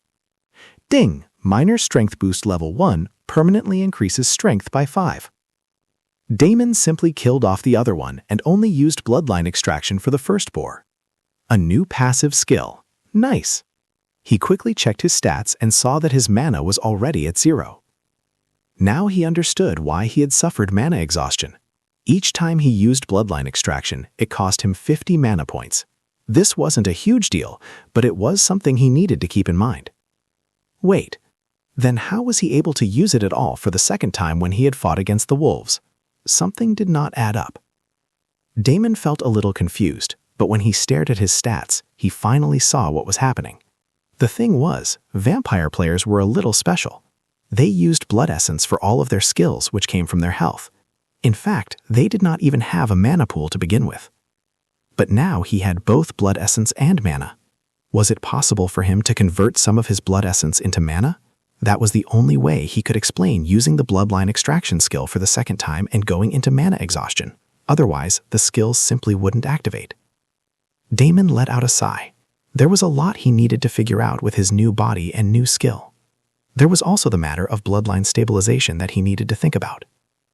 Look who is here! What a coincidence! Luck is really on our side today. All of a sudden, a voice shouted. Damon swung around to look when a few familiar figures walked toward him from the distance. He was thinking deeply about his skill issues that he did not detect the presence of other players around him. And that too, they were the same ones he had seen before. What were the chances indeed? They were still at a distance, and it was enough for him to get the hell out of there, but why would he run? New test subjects had willingly walked over to him. There was no reason for him to run. Sniper and Sir Shanks-a-Lot were already preparing fireballs, and Daddy Brutal was charging straight toward him with a two-handed axe slung across his shoulder, eyes gleaming with arrogant bloodlust. Of course, there was the other rogue player, Lurking Panda, who was currently trying to circle behind him. Damon had already seen through his stealth once, but it looked like the guy was delusional and probably thought of it as a coincidence. It was fine. Their loss was his gain. It was time to find out exactly what this skill could give him if he used it on other players. Damon's smile widened just slightly as he waited for Daddy Brutal to finally reach him. The rogue was waiting for him, and it was clear that both of them wanted to attack him at the same time, thereby gaining an advantage. However, they picked the wrong target. Damon might be a low-level player, but he had been playing this game for almost 3 years now. Every single day he had fought constantly and honed his battle skills. How could people who had only barely stepped on the path of carnage match him? Damon did not do anything fancy. He feigned an attack on the right, and at the last moment he executed a blood swipe on the left. This was enough to take care of Daddy Brutal, who had foolishly committed to a full swing, leaving his entire side wide open. Damon's blood swipe slashed straight across his ribs, red energy crackling from his fingertips as it carved through armor and flesh alike. The man grunted and stumbled, and before he could recover, Damon threw a punch and knocked him out. Next up was the rogue who had managed to backstab him. Damon grabbed him, threw him on the ground, and without hesitation, stomped right on the guy's face a couple of times. Blood sprayed from his nose and mouth as his tongue rolled out. Ding, you have killed player Lurking Panda. Ding, notoriety +1. Cheh, he died. Damon clicked his tongue. It was fine because there were 2 more players left. He looked up to find them, or rather see where the fireballs went, but shockingly there was no one around. It seemed that the 2 had run away. Damon blinked in surprise and then shook his head helplessly. Well, whatever. There was still his one test subject. He focused on making sure that no one was around and then sunk his fangs in Daddy Brutal's neck, activating the skill. Ding, bloodline extraction initiated. Target level 8 player Daddy Brutal. Ding, partial bloodline extraction. You have gained 1 strength stat point. Player Daddy Brutal has lost 1 strength stat point. Oh ho, Damon smiled. Not bad. But once again, his mana was empty. He needed to fix this issue soon. As for the dead guy discovering his vampire race, that was not an issue. The game didn't really provide an explanation of why you died and how you died. Many times one would never know what hit them before they found themselves standing in the graveyard. He let out a sigh, picked up the loot dropped from the 2 dead bodies, and continued his jog to the snake pond. The rogue had dropped his dagger, which just a common trash-grade dagger, so there was nothing special about it. As for Daddy Brutal, he had dropped something different, a small crystal. Damon inspected it but couldn't quite place it. He had never heard of nor come across anything like this. For all purposes, it simply looked like a fancy stone. He stared at it for a moment before tossing it inside his storage ring. He could always throw it out later if it didn't amount to anything. Chapter 15. Aria. Thankfully, there were no other interruptions after that, and Damon quickly arrived at the snake pond, his next target area. True to its name, a snake popped up in front of him just as he barely reached the vicinity of the pond. It slithered out from under a patch of ferns, its scales glossy black with an iridescent shimmer like oil on water. Its eyes glowed faintly green, and its forked tongue flicked the air as it tasted Damon's scent. A lesser venom spitter, level 4, also known as the newbie killer. This snake was deadly for the low-level players because the venom was extremely toxic and the player died within seconds after getting bitten unless they had a resistance potion or an antidote, and most of the time they didn't. Damon remembered this bastard well. Back in his previous life, it had ambushed him many times during his early grind. The death was fast, humiliating, and expensive. This time, though, he wasn't a clueless newbie anymore. The snake reared its head, fangs dripping with venom, ready to strike. Damon didn't give it the chance. He activated Blood Swipe, his fingers glowing with a faint crimson shimmer as he slashed out in a wide arc. The snake lunged at the same moment, but Damon anticipated the movement, stepping in instead of away. His clawed swipe connected first, ripping through the snake's side and sending it into a violent thrash. Ding ding, average completion. Ding ding, +2 skill proficiency. Before it could recover, Damon was on it. He pinned the thrashing serpent down with one foot, leaned in, and sank his fangs into the still writhing body. Hot venom-laced blood filled his mouth, and just as he willed the bloodline extraction to activate, a familiar ding echoed in his mind. Ding ding, bloodline extraction initiated. Target, lesser venom spitter. Tier 0 Beast. Ding ding, you have extracted the ability Minor Venom Resistance. Minor Venom Resistance Level 1, poison damage reduced by 20%. Ding ding, you have killed Lesser Venom Spitter Level 4. Ding ding, you have gained experience points. Damon exhaled in relief as the snake stopped twitching. That's gonna come in handy, especially around here. He leaned back, wiping his mouth with the back of his hand. The blood had tasted sour, oily, definitely not ideal, but it was worth it. He was stacking passives at a freakish rate. He looked around for another snake when he noticed a small plant under a tree. It was unassuming at first glance, just a squat purplish-green herb with tiny spade-shaped leaves and a faint shimmer clinging to its edges like morning dew. But Damon's eyes widened immediately. He recognized it. Ghost root. It was a very valuable herb used in many potions, and just the herb alone sold for a gold coin even at the later stages of the game. He immediately jogged over to it and plucked the herb, making sure not to bruise the leaves. A system notification blinked into view. Ding ding, you have acquired ghost root, unprocessed. Nice. This place seems to have a lot of herbs. I shouldn't miss anything. Damon stood up and started walking to the small pond ahead. He stopped suddenly when he noticed someone approaching the same area. Thanks to his heightened senses, he was able to detect the player before the other person noticed him. He quickly hid behind a tree and waited, wondering who had managed to come to this special area this early in the game. The player walked into view a few seconds later, and Damon's eyes widened in surprise. It was a young, timid girl who was trembling visibly. I hate snakes, she continued to mutter under her breath as she slowly walked. She still had her nickname displayed, and when Damon saw it, he instantly froze in shock. Arya? This girl was Arya? No, it couldn't possibly be. The alchemy genius who found the shortcut to the mana potions and the health potions was also a player with the same nickname, but that was a guy, and he was fat and balding and middle-aged. It couldn't possibly be this young girl in front of him. Just as he was thinking about this weird development, two snakes slithered behind Arya. She turned around, but it was too late. One was already at her face and was about to dig into her neck, but at the last moment, a hand shot forward and grabbed the snake. Damon tossed the snake away and used blood swipe on the other one. He then smashed his boots on the head of the thing, and soon the snake stopped twitching, its lifeless body slumping on the ground. Ding ding, you have slain Lesser Venom Spitter Level 3. Ding ding, you have gained experience points. The girl dropped flat on her rear, trembling, staring at him with wide, stunned eyes. Damon turned his gaze to the first snake, which was now coiling back in alarm. Don't move, he said, stepping in front of Arya. The snake hissed, low and furious. He didn't hesitate. A flash of red flared from his palm as he reached down and slammed his hand into the snake's head with enough force to crack its skull. The beast jerked violently, and after a few punches, stopped dead. Ding ding, you have slain Lesser Venom Spitter Level 6. Ding ding, you have gained experience points. Ding ding, you have leveled up. Ding ding, Level 5, Level 6. Finally, Damon smiled. He turned back to the girl, who hadn't moved an inch. She was still sitting there, mouth slightly open, arms locked around a leather satchel. Her eyes flicked between Damon's face, the dead snakes, and the glowing red edges of his hands. Are you okay? He asked. The girl blinked at him as if snapping out of a daze. She nodded slowly, then furiously, her messy ponytail bouncing with the motion. Thank you, she stammered, clutching her satchel tighter like it was a shield. I thought I was dead for sure. Those snakes. Oh, I hate snakes. Why did it have to be snakes? Damon chuckled. Could have been worse. Could have been spiders. That earned a sharp gasp from her, and he smirked. Name's Blood God. You? Her eyes widened.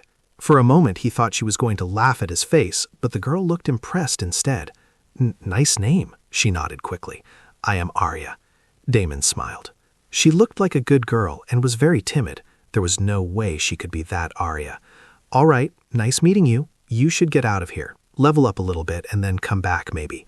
He did not have all day to waste on a random stranger, so he decided to get back to his business. A couple feet away from him, he spotted the first mist leaf and instantly turned his attention to it. The silvery blue herb shimmered faintly in the dim light filtering through the canopy. Delicate, feathered leaves curled in on themselves as if shy. Damon crouched beside it and carefully plucked the herb, making sure not to damage the roots. Another notification pinged softly in the corner of his vision. Ding! You have acquired mistleaf, unprocessed. Perfect, he muttered, one step closer to that regen potion recipe. His mind was already calculating how many of each herb he'd need. Behind him, Arya hadn't moved. Damon glanced back and frowned slightly. Didn't I say to get going? I will not be able to help you again, he made it clear to her. Please help me. I need that, Arya pointed to the herb Damon was holding. I have an alchemy quest. Please help me. I can pay you for the herb. Please. Damon blinked. That was unexpected. Alchemy? That too, so soon in the game? Too much of a coincidence. He looked down at the mist leaf in his hand, then back at the girl. Arya stood stiffly, like a deer about to bolt, but her eyes didn't waver. She clutched the edge of her shirt tightly and stared at him as if she was about to burst into tears at any moment. How could this girl possibly be that ruthless alchemy genius? Yet he couldn't simply ignore the hints in front of him. Fine, Damon agreed with her in the end. Having a good trading relationship with an alchemist wouldn't hurt. Why don't you step back from the snake pond territory and wait for me? I will get you the mist leaf you need. In return, I am going to need something from you. Is that okay? Arya blinked in surprise, clearly not expecting him to agree. Her lips parted, then curled up into a grateful smile, all nerves and relief. Yes, of course, anything. I mean, not anything, but yes. She took a clumsy step back and nearly tripped over her own foot before catching herself. I'll wait over there. She pointed to a mossy rock several feet from the tree line, well away from the snake-infested brush. Damon watched her retreat, head tilted. He couldn't wrap his mind around it. The Arya he knew from his past life had been infamous across forums. Cold, methodical, terrifyingly efficient. She never showed her face or even used voice chat. She'd tanked entire economies with a spreadsheet and a smirk emoji. This girl? This jittery, bunny-eared bundle of nerves who flinched at snakes and nearly fainted at the mention of spiders? She looked like she'd apologized to a mob before killing it. Still, coincidence was rarely just coincidence in Earth Online. Damon turned back to the pond and scanned for more mistleaf, eyes narrowing. Arya aside, he had a lot to take care of. He spent the next hour feasting on snake blood and picking herbs here and there. Soon, he got a new notification. Minor venin resistance level 2, poison damage reduced by 25. Arya just stood there, biting her lip, hands extended like she was offering him a puppy and half expecting to get scolded for it. I don't know how else to thank you, she added quickly. I really need the quest, and I don't want to owe you something unfairly. Damon was shocked, to say the least. He did not expect the girl to be so sincere in her intentions. He shook his head and smiled. That's fine. You can keep the pouch. Just give me the cauldron. Consider these herbs as an advance payment for our future business transactions. When you manage to make some potions out of them, contact me, and I will buy them from you. Arya's eyes widened, and for a moment she looked like she might cry. Not from fear this time, but from sheer gratitude. You're serious? You'll buy them? Even if I mess up a little? She asked, clutching the pouch close to her chest again like it was a lifeline. Damon chuckled softly. Everyone messes up at first. What matters is whether you learn, and something tells me you will. He extended a hand, palm open. Now, the cauldron? Arya gave a breathless laugh, equal parts relief and disbelief, and gently placed the small cauldron in Damon's waiting hand. Here. It's not much, but I promise I'll make it count. She looked up at him with a newfound spark in her eyes, timid yet determined. And I won't disappoint you. Damon nodded, inspecting the cauldron briefly before tucking it away. He didn't know yet if Arya truly was that Arya from his past life, but he was willing to invest a little faith in her potential. You'd better not, he said, turning slightly, because if you do, I'll come collect, interest included. He flashed her a smirk over his shoulder before stepping away, his voice trailing as he vanished into the trees. Stay alive, little alchemist. Behind him, Arya stood quietly, her arms still wrapped around the bundle of mistleaf, cheeks flushed pink. After a second, she whispered, I will. Then, more firmly to herself, I will. Damon observed from a distance as she ran off through the clearing, nearly tripping over a root but catching herself with a clumsy spin and a determined grunt. He watched her go until she was out of sight, and then turned back to resume his grind when suddenly a voice chimed inside his mind. You are such a brute. You know you scared that little thing. Damon froze. Was Bloodrain talking to him again? You recovered? He immediately asked. A little laugh sounded in his mind. How can I recover when you keep feeding me this useless trash? Give me something stronger to drink. Then I can recover. For now, I can only talk to you occasionally at crucial moments. Damon's face twitched. And this was a crucial moment? Bloodrain again laughed in his head. Of course, someone had to tell you how embarrassingly brutish you were behaving. Damon rolled his eyes. She's an alchemist. I need potions. It's called resource management. You need to be nicer to girls, otherwise you will die a virgin.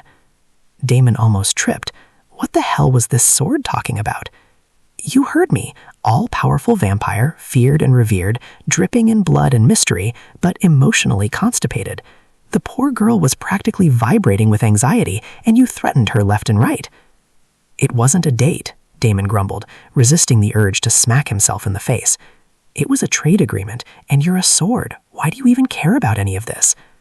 I'm a soul weapon, darling, the voice purred, and I'm literally bonded to you.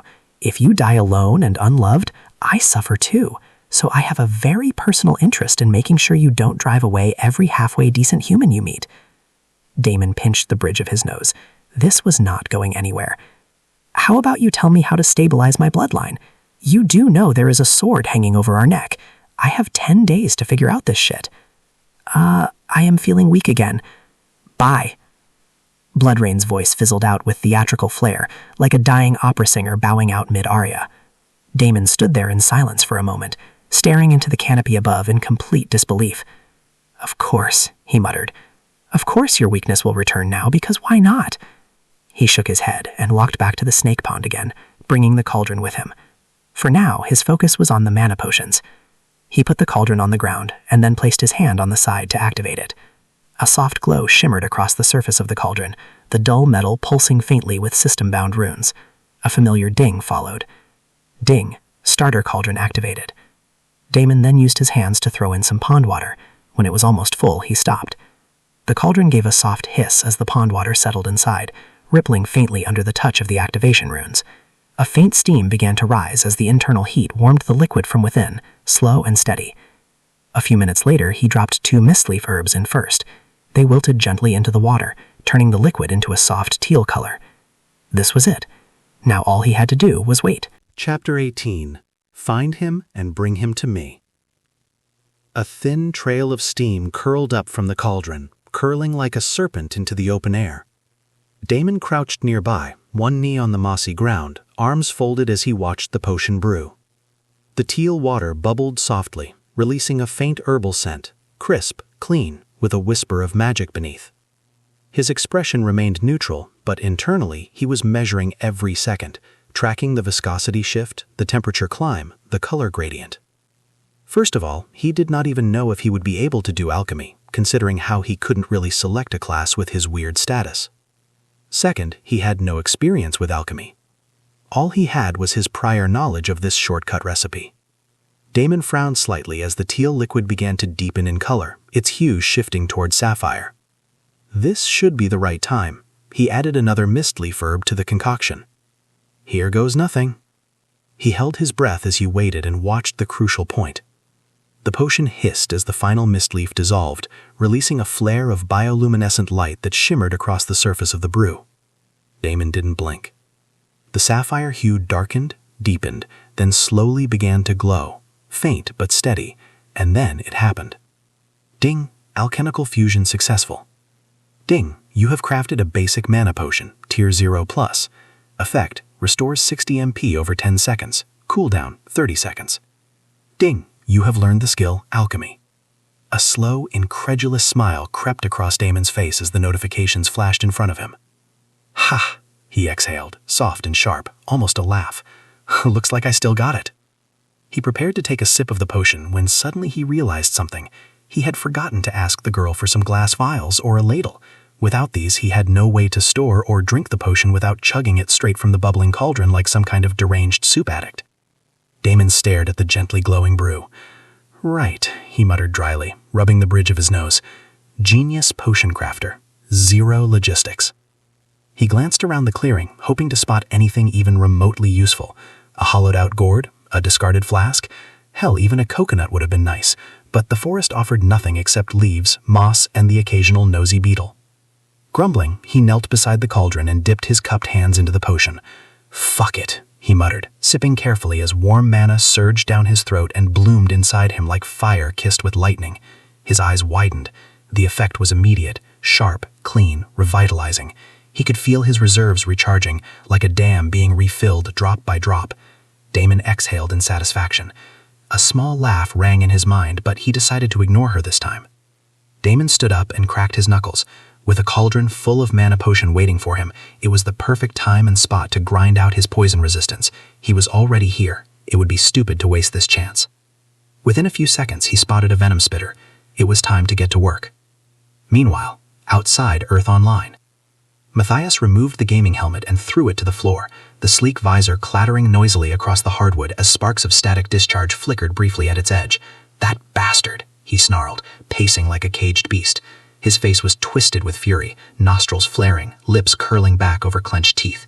He slammed his fist onto the table beside him, cracking the wooden frame and sending an empty mug flying to the floor. The ceramic shattered, but he barely noticed. His mind was stuck in the game, on him, on Blood God. That smug, cold-eyed freak who had humiliated him in front of his team, the same guy he had underestimated, the same one who fought like a veteran and moved like a ghost. How the hell does a level 1 do that? What the hell even is he? How is he so strong? This is some bullshit.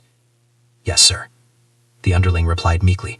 He wanted to say it was impossible to find the identity of another player, but talking back to the mafia boss was never a good idea. The others in the room exchanged uneasy glances but wisely kept their mouths shut. They'd seen Matthias angry before, but this was different. This was obsessive, dangerous, like a fuse had been lit deep in the core of a bomb, and now they were all waiting to see how big the blast would be. Matthias paced like a predator, veins bulging along his forearms. "I am going to tear his fucking world apart." After some time, he suddenly turned around and looked at the four guys still waiting for his orders. "What the fuck are you standing around for? Get lost. Go find him. By the end of the day, I need all of you to log into the fucking game." Matthias's voice echoed in the room, raw with fury and venom. "We're making a damn guild in that city, his city, and I'm going to make sure Blood God regrets ever logging in." The four men snapped into motion, nodding frantically as they scrambled out the door. No one dared to ask which city. They knew he'd make it clear soon enough. Once Matthias set his sights on something or someone, he didn't stop until it was crushed underfoot. Left alone, the mafia heir strode to the window, breathing heavily, the skyline of the megacity glinting behind him like a field of knives. His reflection in the glass looked monstrous, twisted with rage. "I'll make a public example out of you," he whispered, his gaze narrowing. "Everyone should think twice about messing with the Golden Dragons." Chapter 19. Stats and Skills. Ding! Bloodline extraction initiated. Target: Lesser Venom Spitter, Tier 0 Beast. Ding! You have extracted the ability Minor Venom Resistance. Ding! Your Minor Venom Resistance has upgraded. Ding! Minor Venom Resistance Max. Poison damage reduced by 35%. Ding! You have slain Lesser Venom Spitter Level 9.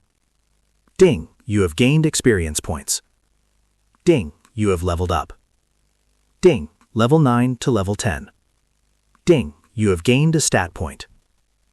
Damon nodded in satisfaction. All around him there were dead snakes strewn about, and he tossed the last one in the pile as well after draining its blood completely. The last few hours of continuous grind were well worth the effort. 35% of poison damage might not seem like much, but Damon knew that it made the difference between instant death and health bleeding out slowly. He had also gained a total of 10 stat points, 5 stat points in intelligence and 5 in agility. More importantly, he was able to grasp a lot of things in this grind about his new race and his new skill, Bloodline Extraction. Bloodline Extraction worked exactly like its name suggested. It essentially extracts abilities from the bloodline of the beasts. Well, it actually does a little bit more. Sometimes it also extracts stat points from the targets. With the 1 stat point from the wolf and the 10 stat points here, he was well on the way to making up for the loss of stat points from being classless. But Damon did not care about it because he had an idea this wouldn't be so much of a problem when he continued to spike his level. This was because the abilities he extracted from the beasts seemed to have sort of limitation. For example, his minor poison resistance hit the max level. Essentially, he was only able to increase the poison resistance by 35% and not more than that. Perhaps he needed a stronger and more venomous beast to upgrade his ability further. On the other hand, he still hadn't hit the limit of extracting stat points from these snakes. If he continued to hunt these snakes, he could definitely farm more and more stat points. If he was at a high enough level, then he could farm stat points in a matter of seconds. He did suspect that there had to be some sort of a limit to this cheat, but he still hadn't hit it. So far, so good. He opened his status screen to take a look at his progress. Blood God. Class: Primordial Awakening. Class path unavailable. Species: Bloodborne. Race: Bloodling. Variant: Bloodline: Fragmented Ancestral Bloodline? Status effect: Bloodline instability, 10 days. Soul weapon: Blood Rain, locked.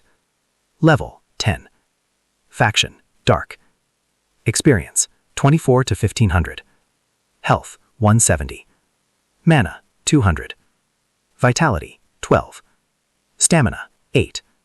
Strength, 6, plus 5. Intelligence, 23. Agility, 11, plus 5. Physical defense, 2. Magical defense, 2. Available stat points, 0. General skills. Primordial senses, SSS rank, active. Primordial hunger, SSS rank, passive. Blood swipe, D rank, active.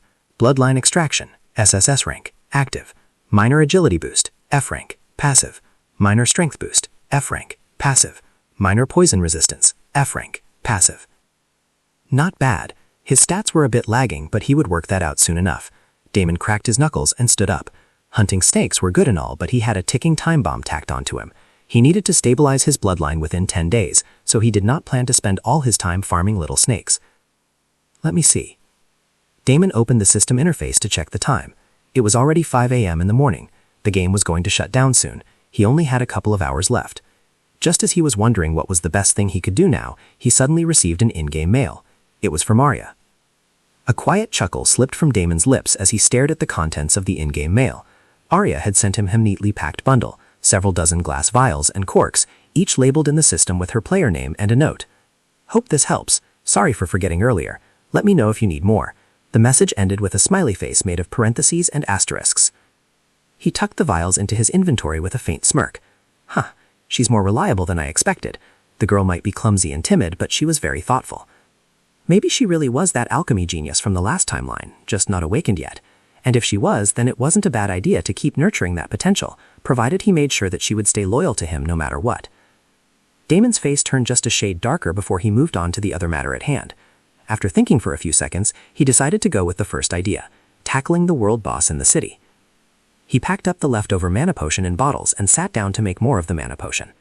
The efficiency of success was exceptionally high as long as he made the potion here, so he did not want to miss this chance. Spending some more time, he now had a total of about 200 mana potion bottles, which was a ridiculous number, especially on day 1 of the game. Now I am done. Damon packed everything up and finally left the spot. Chapter 20. Hungry. Damon planned to make a beeline to the city, but he ended up coming across 2 wolf packs on his way, which he simply couldn't ignore. He used the chance to kill more wolves and finally maxed out the first skill he extracted. Each wolf pack had about 20 wolves, and normally this would be a death sentence to a newbie under level 20. But Damon had been fighting wild beasts like these for 3 years, and thanks to his body's healing ability, all he had to do was fight and drink, rinse and repeat. He flung out drained corpses left and right as he slashed back at the wolves charging at him. Voila, the entire pack was dead within minutes. Ding, your skill minor agility boost has upgraded. Ding, minor agility boost, max, increases your agility by 10. Ding, you have slain dire wolf level 8. Ding, you have gained experience points. Ding, you have leveled up. Ding, level 11, level 12. Ding, you have gained a stat point. Damon dumped the new stat point into intelligence as he felt that was the crucial stat for the vampire class. He had also gained 4 additional agility stat points while extracting from the other wolves, which brought up his total agility to a nice little sum of 26. It wasn't too impressive, but it was a good start. Damn it, I am so close to the city, but it's already server shutdown time. At least in the beginning, Earth Online was only open during the evening hours and the nighttime. The company announced that it was because they did not want the game to disrupt everyone's normal lives. They also mentioned they needed time for the upkeep and maintenance of the game. It sucked, but there was nothing Damon could do about it. He had to log out. There was no 2 ways about it. Only after 2 years, the game would be released for the full 24/7 cycle. For now, everyone was at the mercy of the devs' healthy lifestyle enforcement policy. Damon didn't mind it too much. It just meant he had to be efficient with his time online. He sighed as the soft chime echoed in his ears and the logout countdown began. System notice, you will be logged out in 60 seconds. The light around him dimmed slightly, as if the world itself was preparing for sleep. Damon sat on a nearby rock overlooking the trail that led to the city's outer gate, just a few hundred meters away. Next time, he muttered, cracking his knuckles. Tomorrow he will be ready for the first world boss, and also his first evolution. He also had a feeling that his first evolution should somewhat solve his bloodline instability issue. He had an idea, but all he could do now was wait and see. System notice, logging out in 10, 9, 8. As the world faded around him, Damon leaned back slightly and let his mind settle. The next second, he was back in the real world again, and he could feel himself lying on the bed with the helmet on his head. The sterile hum of the Neuralink disengaging echoed softly in his ears as Damon pulled off the helmet and blinked at the ceiling of his apartment. He sat up slowly, running a hand through his damp hair. Even after all this time, he couldn't help but marvel at the technology, though he should admit today felt a little different. Normally, he felt very relaxed after a whole night of gaming, but now he was feeling pretty tired. He rose to his feet and stretched, his body groaning in protest. He glanced over at the clock, 6:02 a.m. Sunrise was bleeding through the thin curtains, painting the room in soft orange and pale blue. A new day. In 10 hours, he'd be back inside the game, back to hunting, grinding, and racing against the countdown on his unstable bloodline. Until then, he pushed his gaming helmet aside and collapsed back onto the bed to take some rest. He barely closed his eyes when he realized something and snapped them wide open. That's right, today was the day. The day he would be seeing him again. Damon sat up slowly. Guilt and shame surged through him in waves, bitter and unrelenting. Mark, his best friend, his brother in everything but blood. The guy who'd been by his side since they were kids sneaking out to play arcade games. The guy who never hesitated to throw a punch in Damon's defense, even when the odds weren't in his favor. But all of that changed after Earth Online. Mark's condition was different. He needed money and he worked even in the nights. He couldn't play Earth Online like many others. Then, as time passed and the more Damon got into the game, the more the two of them grew apart. It happened fast. Tournaments, sponsorships, streams, and endless praise. It was intoxicating. And somewhere in that blur of numbers and achievements and glowing screens, Mark had stopped being part of his daily routine. First, it was ignored messages. Then, missed meetups.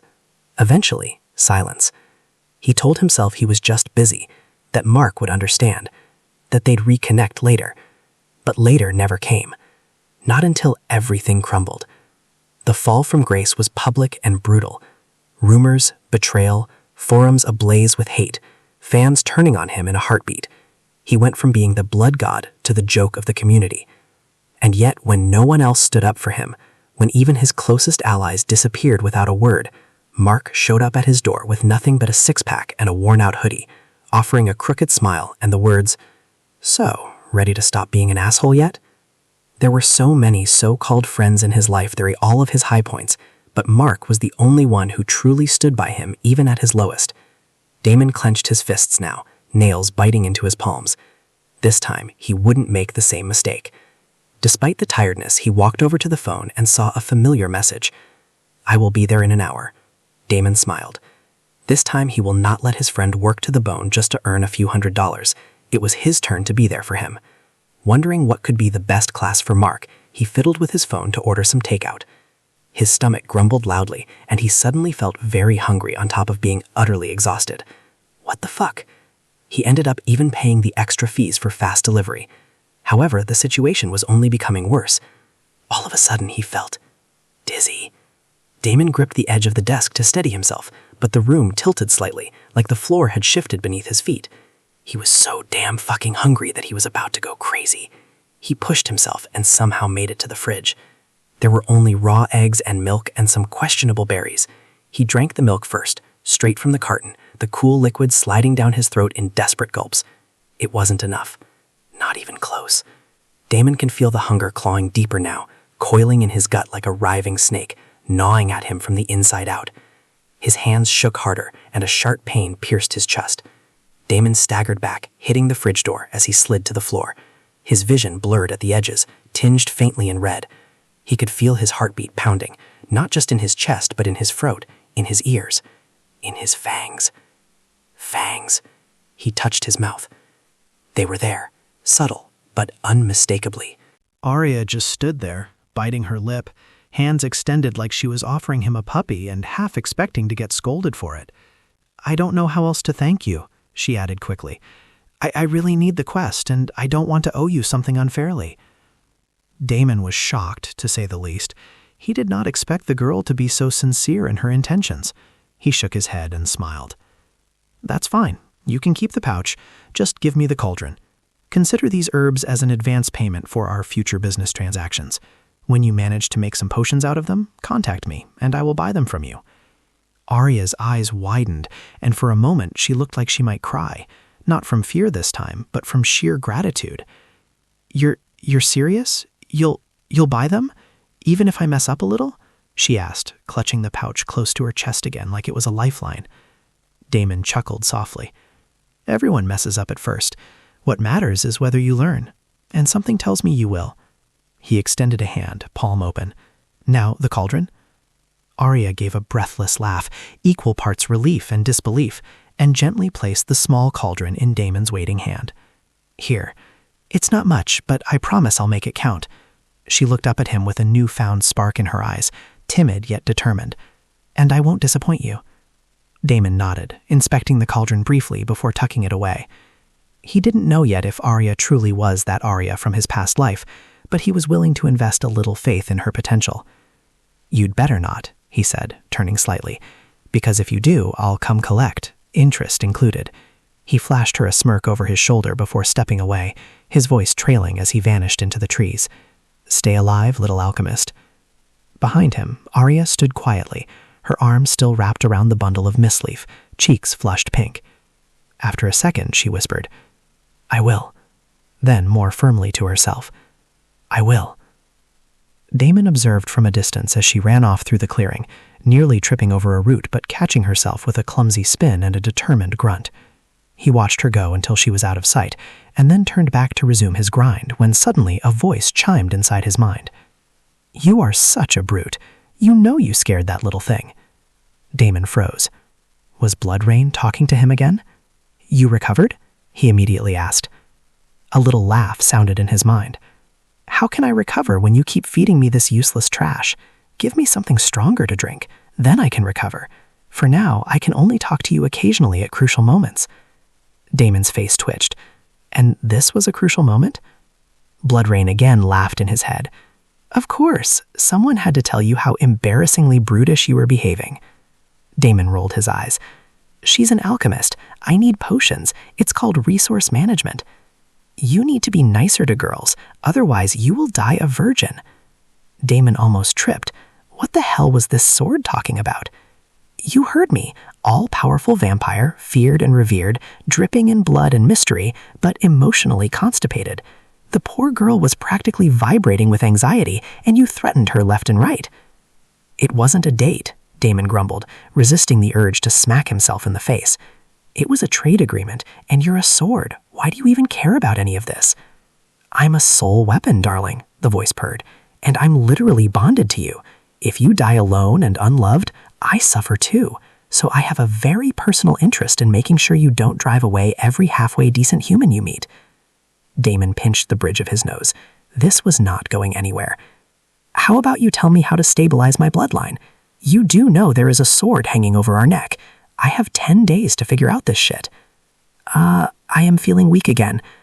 Bye."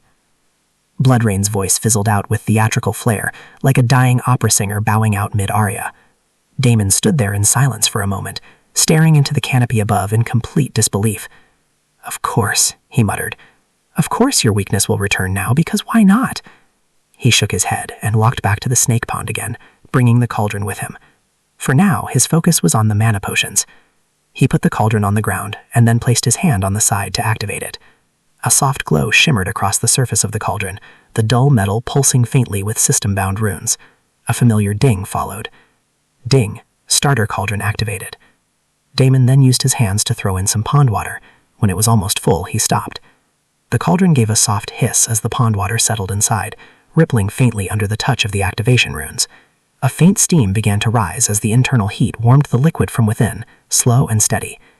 A few minutes later, he dropped 2 mistleaf herbs in first. They wilted gently into the water, turning the liquid into a soft teal color. This was it. Now all he had to do was wait. Chapter 22. Monumental Fuck-Up.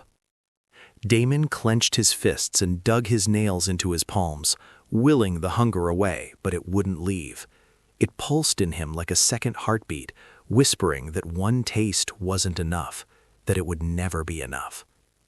His eyes drifted back to her, to the fragile line of her throat, to the bruised, half-healed puncture marks he'd left behind. She was beautiful, terrifyingly so in her vulnerability, and she had tasted like heaven. He wanted to go back there and taste more. He staggered back, pressing his hands to his head as if he could crush the thoughts out of existence. She's still alive. She's still alive. Don't fucking ruin this. If he touched her again, if he gave in, it would be over. She would die. And then what? What would he become? Everything would become a disaster, a real death, not some in-game inconvenience. Blood on his hands in the truest, most irreversible way. And that couldn't happen. There would be police involved. There would be investigations. He would be dragged into the mess along with his entire family. He did not know enough to erase all the evidence. Were there cameras? He would fucking end up locked in a jail cell, or worst, shot dead at the sight of his fangs. But if she was alive, then things would become even more complicated. I had seen this woman many times before, and she was an extremely cold and rude woman who kept to herself and didn't talk to anyone else. Someone with a rich background and a proud attitude. A person like that wouldn't let this go just like that, not without consequences. And if she reported this, if she remembered, if she talked, panic clawed up his throat like bile. He turned away from her slumped form, pacing in wild, jerky circles. Whether she was dead or alive, it didn't matter. He was completely screwed. Fuck. If only he had known, he could have prepared something, taken precautions, fueled his hunger better. Hell, he could have gone and bought chicken blood and drank it. This was a monumental fuck-up. There were so many things he could have done, and now everything was screwed up. The worst part was that he couldn't think clearly even right now when he was at the doorstep of a disaster waiting to happen. All he could think about was burying into her warm neck and taking her everything. Fucking hell. He clutched his head, unable to bear this any longer. Dead or alive, she was a problem. She might as well die. He shot forward, grabbing her when he suddenly stopped. Damon noticed something odd. The marks on her neck were gradually starting to heal. The sight froze him mid-lunge. Damon blinked hard and looked again. The bruised puncture wounds, those ugly twin marks he'd left behind, were no longer raw and bleeding. They were closing, fading. The purpling flesh was slowly returning to its natural tone, the skin knitting together. Within seconds, they were nothing but faint, silvery impressions, like the ghost of a wound. He gave it a couple more minutes, and they vanished entirely as if he had never bitten her like a rabid animal. "What the?" he whispered, stunned. This did not really happen in the game world, or maybe he never noticed it because of the natural healing inside the game. He crouched beside her, his hunger momentarily forgotten. He did not need his vampire super senses to smell the alcohol on her breath, a sharp, bitter scent laced with something expensive. Wine, maybe, or some fancy cocktail she must have downed before stumbling back to her apartment. Damon narrowed his eyes, slowly piecing things together. So she was already tipsy when she arrived. That explained the fumbled keys, the slow reaction time, and why she was standing in front of his apartment. Maybe that was why she hadn't screamed or fought back like she should have. Maybe, just maybe, he had lucked out. A plan started quickly forming in Damon's head. He rode that moment of clarity and controlled his bloodthirst. He picked up the woman from the floor and carefully placed her on his bed. She sighed softly, like someone settling into a dream. Her face, pale but no longer deathly, had a surprising calmness to it. If he didn't know better, he might have thought she was just sleeping off a heavy night of drinking. Damon sat down on the edge of the bed and stared at her for a long moment. The hunger still lingered, dulled, not gone. But for now it was bearable. His thoughts were clearer, his instincts less wild. Maybe it was because he had already drank some blood, but for now he was able to think properly and rationally. He stood and moved to the kitchen. First, he needed to cover his tracks. If she woke up and remembered, well, hopefully she wouldn't. Hopefully she'd chalk it up to a blackout, maybe even think she passed out at the wrong door. There was the mess of broken glass from the mirror, and the faint smear of blood on the sink which he cleaned up thoroughly. There was also the few drops of blood spilled on the floor. He cleaned everything and made sure there was nothing off about the apartment. He returned with a bottle of water and some aspirin, placing them gently on the bedside table. Damon lingered in the doorway for a moment longer, watching her chest rise and fall. There were still 100 questions he had no answers to, about what was happening to him, about what he had become, what was going to happen to the world now. But first, he needed time to figure this out, time before she opened her eyes and stared into his with questions neither of them would be ready to ask. Maybe there was no need for him to worry about police and shit like that. I had become a vampire in real life now. Did that mean the whole world was going to change? Was he standing at the start of a motherfucking apocalypse? Apocalypse? Just the thought sent a chill down Damon's spine. He would be lying if he said he wasn't excited for something like that to happen, but at the same time, he was also terrified. He had no control, no knowledge, no guidebook for what came next. And right now, not even Bloodrain was talking. "Are you there, Bloodrain? Little Red?" He tried calling for her again, but there was no response. It looked like not everything from the game was transferred to real life. Maybe it was a gradual process. Maybe it would happen tomorrow. He had no idea. All he was sure of at the moment was that he had become a vampire, and he needed to drink blood in order not to go crazy. Yeah, I need to get more of that. He took out his phone and started searching for chicken blood online, or for that matter, pig's blood or cow's blood, but Instacart didn't exactly have that option. He sighed in frustration and threw the phone on the table. It looked like he had to make a personal trip to the butcher's shop, and if that did not work, maybe even to the damned hospital. But he couldn't do any of that without making sure this woman didn't wake up and start screaming bloody murder. Damon turned to look at her again. She hadn't moved. Her breathing was even, her pulse, he could hear it now, was calm and steady. He rubbed his temples. If she woke up and remembered anything, his whole life would spiral faster than he could say, "I am sorry." If that happened, Damon shook his head. There was no point in thinking about that now. He grabbed a spare blanket and tossed it over her. "You sleep. Forget everything. Dream about puppies or ice cream or whatever rich girls dream about." He'd go to the butcher in a few hours, once the shops opened. Hopefully they wouldn't question a pale, shaky man buying 2 liters of animal blood like it was normal. If that didn't work, well, he didn't want to think about what came after that. He glanced down at his hands, still shaking, still hungry, and then back at her. "One step at a time, Damon," he whispered to himself. He picked up his phone again and started going through various news channels and browsing the web to see if anyone else had changed, or any new breaking news had popped out, or if something like a worm had shown up in the real world. But the news feed was refreshingly ordinary. Traffic jams, stock market dips, rape and murder, and of course, powerful politicians acting like toddlers. There was this one Reddit post where someone posted blurry footage of what looked like a street raccoon and claimed it was a werewolf. Damon looked at it for a moment and then closed it. That thing was definitely just a raccoon. He sighed and leaned back against the wall. Nothing. No signs. No waves of chaos. Just life. Business as usual. "Guess I'm the only monster in town," he muttered bitterly. But that couldn't be right, could it? If he had changed, really changed, then who was to say others hadn't? Maybe they just hadn't figured it out yet, or maybe they were hiding it better. The idea was both comforting and horrifying, because if the world hadn't caught on yet. His eyes drifted back to the still form in his bed, before he again browsed through the internet. Between the fatigue and the stress and the mind-numbing scrolling, he eventually ended up dozing off just a little, and that little quickly turned into a deep sleep, his body awkwardly sprawled on the chair. Damon didn't remember closing his eyes, but the next time he blinked, he was staring at a stunningly beautiful face. "You are awake." The beauty next door was standing in front of him, fully conscious and awake. Fuck. His heart stopped, but before his brain could go into crazy town, she mumbled in an awkward, low voice. "Thanks." Damon blinked. Once. Twice. Trying to shake off the remnants of sleep and the panic clawing up his throat. Thanks. Did she just thank him? The woman rubbed her temples like she had the world's worst hangover and took a wobbly step back from the bed. Her gaze flicked around the room, disoriented, lingering on the blanket, the water bottle, the aspirin. She didn't look scared. She didn't look furious. If anything, she looked confused and slightly embarrassed.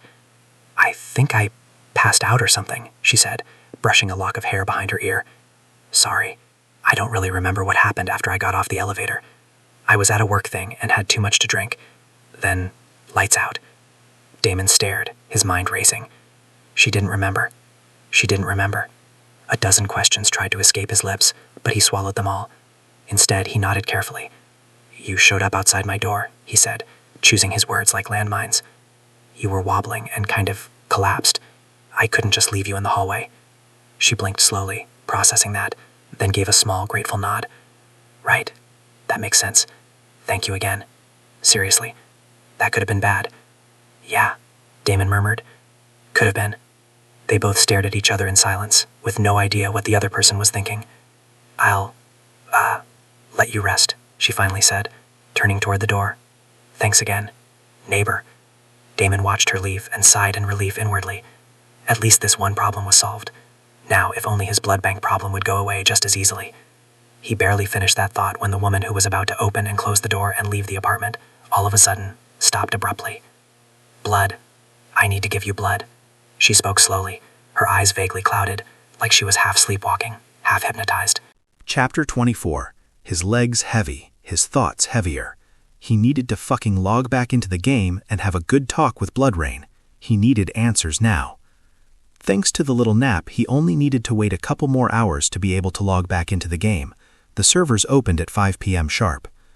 In the meantime, he continued browsing the internet for any weird or suspicious news. He also checked on his friend, but Mark had already messaged him with a rain check, saying that he was busy and something had come up. Now that he thought about it, it was around this time Mark had become extremely busy all of a sudden and had picked up many side jobs to hustle as much cash as he could. He never really thought about it before, but now he wondered why his friend suddenly started burning himself out like that. Back then, Damon had chalked it up to Mark being broke or trying to save up for something important. Maybe some family emergency, maybe a loan to pay off. Whatever it was, he wouldn't allow Mark to suffer this time. He badly wanted to repay all those fuckers who backstabbed him, but more than that, he wanted to stand by the guy who was there for him when no one else was. Today, he needed to figure out this bullshit that was going on, but tomorrow he would have a proper chat with Mark, and once and for all see what was happening with his friend. He owed him that much. Hell, he owed him more than that. Damon glanced at the clock. An hour and 40 minutes left. He tried to order some food and eat, but even his favorite go-to comfort meal tasted like ass now. He drank some cold water and took a cold shower, none of which seemed to help. Cursing in frustration, he downed the last bit of cold coffee sitting on his desk, and he froze. Fuck. He never expected this, but coffee tasted amazing for his tongue. The moment the bitter liquid hit his tongue, the pounding in his head eased slightly. The gnawing hunger dulled, not vanished, but backed off just enough for him to breathe. He stared at the empty mug in disbelief, then slowly set it down. What the hell, he muttered, licking his lips. The aftertaste was richer than it had any right to be. It almost reminded him of how blood had tasted. Less intense, sure, but in the same ballpark. He eyed the machine on his counter like it was some sacred relic. You might be my new best friend, he muttered, already brewing another cup. And with the clock ticking down to 5 p.m., a fresh cup of coffee in his stomach, and 1,000 questions storming his mind, Damon settled in. It was time to get back into the game and get some damned answers. He laid on the bed, wore the helmet, and switched it on, and the next second he was once again back in the outskirts of the nearest city. The first thing he did was, Blood Rain. Damn called for the damned weapon spirit. Blood Rain. Come out now. You could have given me a heads up, don't you think? Wow, someone's cranky, the familiar voice appeared, followed by a sweet giggle. Did you miss me that much, Damon? Damon let out a long, exasperated breath. You think this is funny? He snapped. You could have told me that I would be waking up as a monster? That I'd start craving blood? Blood Rain chuckled again. Huh? Are you dumb or what? Didn't you know powers from the Blessed Lands transferred to the real world? No, I did not, Damon hissed. The woman simply laughed. I guess you know now. I almost killed someone, Damon growled, hands clenched into fists. You think that's funny too? Eh? The sword spirit now sounded genuinely confused. Why are you so squeamish over a single kill? The multiverse is a place where only the strong survive, and you become strong by forging a path of blood and corpses. Don't patronize me, he snapped. You could have warned me. Hell, you should have. Instead, I wake up with fangs in someone's neck and no goddamn clue what's happening. Fine, leave that. This line of questioning was not really helpful. He had other things to worry about now. What do I do now? How do I control my thirst? Animal blood should work, right? How often do you think I need to consume blood? You are a primordial vampire and you think drinking animal blood will help your thirst? You are such a funny joker, Blood Rain laughed. You are just a bloodling, a newborn baby. You need lots and lots of blood, my liege. Human blood would suffice since I am assuming that's all you have access to. And not just any human would do. You need to pick someone with a strong bloodline. Damon grit his teeth, pacing along the dirt path outside near a city. You're not helping. I am helping, Blood Rain chirped. You're just not listening. Your body's evolving, Damon. Your instincts are sharpening. Your bloodline is waking up, and with that comes appetite. Damon sat down on a rock, trying to compose himself.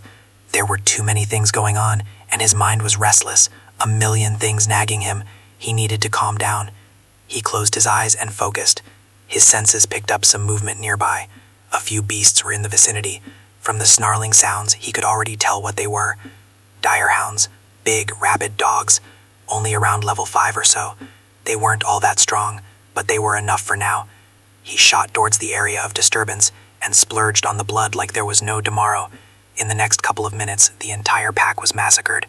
Their corpses lay sprawled across the clearing, and Damon stood in the center, chest rising and falling steadily. His craving was finally under control, and he was able to settle himself and think. First things first, he needed to solve his real-life problem. He needed blood. The stunning face of the cold beauty next door immediately popped into his mind. Blood rain. What happens when I drink blood from someone in real life? Call me Little Red. How many times do I need to remind you? The weapon spirit pouted. Damon had to take a breath not to lose his shit at the damned woman. Okay, Little Red, what happens when I feed on a human being? Do they become a vampire or something? Blood Rain remained silent for a bit, and then she spoke up. What rumors have you been listening to? You need to be at least a bloodlord to turn someone into a vampire. Damon nodded. He already knew this, but he was still very nervous. He ran a hand through his hair, eyes locked on the crimson-soaked earth at his feet. This was good. There shouldn't be any more problems from that woman. Clearly, she doesn't remember anything, and there shouldn't be any changes in her body. Now the only other question was, how long could he go without blood? He swiped away the bunch of system notifications that informed him about the experience points gained for killing the rabbit hounds, along with the couple of agility and strength stat points. They had also given him another skill. Berserk Instinct, passive. Berserk Instinct, when your bloodlust reaches a critical threshold, your physical stats increase by 20% for a short duration. Duration scales with kill count. Warning, mental clarity may be compromised during activation. This was the innate skill of dire hounds, which made them somewhat deadly when encountered in big packs. However, this skill was a double-edged sword, as it also made the beasts extremely easy to trick and kill. To Damon, this skill could come in handy in many ways, but he did not have the time to think about these things at the moment. He simply cleared all the notifications. Blood Rain was right. He needed to figure some things out in the game world before everything fell apart in the real world. As far as he could see, only he seemed to have awakened in the real world. There was no need for him to panic about this. This was not a bad thing. This could be a very good thing if he managed to get everything under his control. He of all people knew how ruthless the world could be. As soon as one lost their footing, the world wouldn't hesitate to push them further down, all the way to the rock bottom and still continue to step on them. And Damon had already lived that once. He could only imagine how the new world would be. With magic and superpowers and monsters openly roaming about in the world, there was no telling what would become of the current world order. It was definitely going to be a shit show. But somehow he had a chance to get ahead of the shit show. He shouldn't let that go to waste no matter the cost. Only this way he would be able to protect himself and those who truly mattered to him. Damon clenched his fists in determination. He was going to use this opportunity to the fullest that he can. For that, he needed to run some tests. The first thing he needed to check was how long he could last without feeding. He checked the time. He had killed the rabbit hounds roughly 15 minutes ago. He was clear-headed now, and he had to check how long he could keep this up. It was a good time to get done with his world boss quest. He debated a couple of seconds between logging out first, figuring out some way to get human blood, versus finishing his world boss quest. While the former was extremely important for his real life to not blow up, the latter was important to stabilize his bloodline. In the end, he decided to go with the quest. Strengthening his bloodline might help with his issue in real life, so it seemed like the best option at the moment. Without any hesitation, Damon walked into the city. For a moment, he was nervous. Would his identity be exposed? After all, he had only just now created a huge uproar with his awakening. He was not sure how effective Blood Rain's cloaking was. He walked into the gates, and the two guards gave him an indifferent look before waving him in. One of them yawned, and the other one scratched his butt. Damon blinked. That's it? Blood Rain chuckled in his mind. I told you, my cloaking is flawless. Besides, these guys can't even detect a fart through chainmail. Still, Damon remained cautious. Just because the entry guards were brain dead didn't mean the higher-ups were, especially since the city was a lot more lively at the moment. There were a lot more priests of the Divine Temple and the Holy Church roaming about in the city. He also recognized a few priest-class players in the mix. Damon's eyes went wide as he recognized one of them. Damon, the future top-ranked priest player in the entire game. Damon gritted his teeth in anger.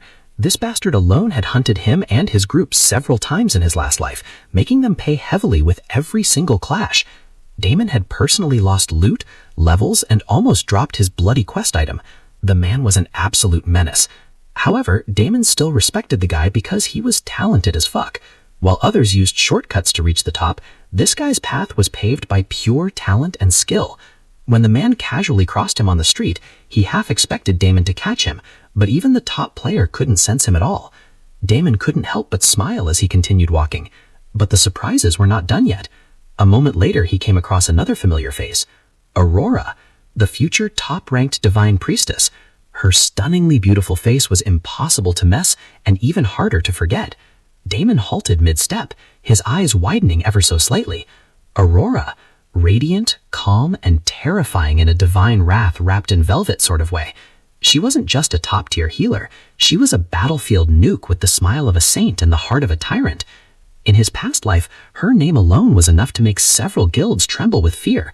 Damon had watched footage of her purify undead worms solo and obliterate entire dark factions with a wave of her glowing scepter. The woman practically shat divine essence. And now here she was, wearing nothing but beginner robes and that same gentle smile. She was chatting with a group of NPCs by a temple fountain, completely unaware of the chaos her future self would cause. I guess I also changed their fates. Damon chuckled inwardly as he walked past her. However, unlike Damon, the woman suddenly snapped to turn and look at him. For a second, Damon froze as his mind prepared for all worst-case scenarios, but the emerald eyes only casually swept over him before returning to the conversation at hand. This woman's intuition was scary. As he crossed him, unexpectedly he felt a sudden pull. His bloodthirst, which was pretty much controlled and at bay, all of a sudden spiked up. His tongue started salivating, and his gums ached where his fangs lay hidden. Chapter 26. Ding! World event triggered. Damon couldn't believe it. This was it?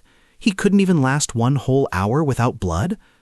Damon clenched his jaw hard enough to crack teeth, forcing himself to keep walking. What the hell? He muttered under his breath. His hands were trembling slightly, his breathing shallow. He'd walked past dozens of players today. No reaction. Even David absolutely did not do anything. But with Aurora? Just a single glance, a few feet away, and his instincts went wild. No doubt about it. Her blood was something else. Or maybe he had become a pervert attracted to beauties. Ooh, someone's got tasty blood. You felt that too, didn't you? That wasn't normal hunger. That was your bloodline reacting. Bloodrain sounded equally intrigued. Does she have a really good bloodline? Bloodrain purred. If I had to guess, she's not just a high blood. She's probably blessed. Her soul's marinated in divine energy. And you, my king, are a creature born to consume what others revere. The holier the prey, the sweeter the flavor. Damon did not say anything. He remained silent as he continued walking. He was sure of one thing. All these people did not randomly pop up here. In his last life, these people were present in another corner of this fantasy world, but now they had shown up right next to him. It was not a coincidence. All of them were definitely here to hunt him down. He was the anomaly that had changed everything and affected all of their timelines. Especially her. If he did not deal with her soon enough, she was going to be a problem. A big, beautiful, tasty problem. Damon cursed himself to remove his brain from the gutter, and he got out of the area as quickly as he could. Thankfully, his bloodthirst calmed down once he was further away from her. He needed to visit an old farmer in the area to trigger the quest, and now it looked like he had to do everything in front of the watchful eyes of these monstrous rankers. This was not going to end well. Damon walked for a long while before he came to the other end of the outskirts of the city, where the cobbled roads faded into overgrown dirt paths. The noise of clanging steel and hawking vendors gave way to the chirps of crickets and the rustling of wind-blown stalks. A small, run-down hut stood there like a forgotten relic, its wooden frame leaning precariously and its thatched roof half-eaten by time. Beside it stretched a paddy field, the muddy water reflecting the gray, overcast sky. He paused at the edge of the field, taking it in. It looked abandoned. No workers, no livestock, just wild overgrowth choking out the remaining crops. Damon walked to the hut, boots squelching into the muddy path. Inside, there was an old man who was listlessly lying on the floor. Damon fetched some water from a nearby well and gave it to him, gently lifting the man's head and pouring the cool liquid past his cracked lips. The old man coughed once, twice, and then blinked as if waking from a dream. His eyes were sunken and bloodshot, but sharp with a kind of haunted desperation. "You're not from around here," the man rasped. "No," Damon said simply. "I came here looking for some work. Your field needs some attention, and I would be happy if I could help you with it for a few silver coins." The farmer didn't respond right away. He stared out the door, toward the paddy field, his gaze distant. "You ever lose someone, boy?" he asked after a moment. Damon said nothing, but his silence was enough. "My daughter," the old man whispered. "She was just a child, 10 winters. She went out to gather lotus bulbs several days ago and never came back. They tell me she ran away because I am a worthless old man. They tell me she is just lost and will find a way back. They tell me she found a rich man to take care of her. They tell me all sorts of things about her. She is just a child," he whimpered. "Ding! New quest available. Quest, Whispering Fields. Objective, search the surrounding paddy field and the Moonbold Marsh for signs of the missing girl. Return with news to the grieving farmer. Reward, plus 200 XP. Do you wish to accept the quest? Yes? No?" Damon immediately accepted the quest. At the first glance, it might look like a simple quest with pitiful experience point rewards, but he knew better. This was a special hidden quest, and there was a hidden quest like this in every city that triggered a world boss event. This thing was only discovered only a year into the game, but right now, Damon was desperate for the item that dropped from this world boss. He had to speed up some things. He simply had no other choice. He looked at the quest again and smiled. A deceptively simple quest, but in his last life it had cost many people a ton of time. This was because while the quest suggested a couple of places to search for the missing girl, and both those places would be dead ends. Eventually, the clue about the missing girl was found in a completely different place, the fountain at the center of the city. Finding this clue would immediately trigger the event. However, Damon needed one more thing from the farmer.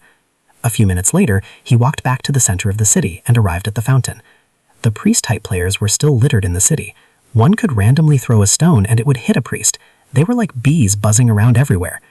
Damon managed to catch a couple of conversations, and he heard that the players had now started arranging groups to comb through the game world in search of the fiend who managed to defile the holy awakening waters on the very first day. Damon hummed. He hated these priest-class players. In his last life, these guys endlessly hunted the Dark Faction players, and even got disgusting buffs when fighting against the Dark Faction players. They were a hateful bunch of bastards. If these bitches are going to form groups and hunt me down, then it's only fair I make them all lose a couple of levels and get a head start. He grinned as he strolled around the fountain. He was not completely sure if the item would be found, considering the difference in dates, but he soon spotted it. A small ribbon was floating just below the surface of the fountain, barely visible unless someone knew exactly where to look. Damon crouched beside the edge, pretending to adjust his boot, and slipped his hand into the cool water. His fingers brushed the fabric, a child's ribbon, pale blue, stained with a faded crimson blotch near one end. Ding! Quest progress updated. You have acquired blood-stained ribbon, quest item. This ribbon once belonged to a child. It carries faint traces of fear and corruption. Damon only barely pulled it out when the farmer somehow appeared right behind him. That is hers! That is my child! Who dared to harm my child? The old man whispered, voice trembling with a mix of sorrow and rage. The old farmer didn't wait for an answer. His sunken eyes locked on the ribbon, his hands trembling as he took it. Something inside him snapped. The sorrow was still there, but now it was buried beneath something else, something darker. Her soul, it still screams, he murmured. The marsh didn't take her. The city did. One of the greedy pigs here killed my child. With mad and enraged eyes, he turned to look at everyone standing near the fountain.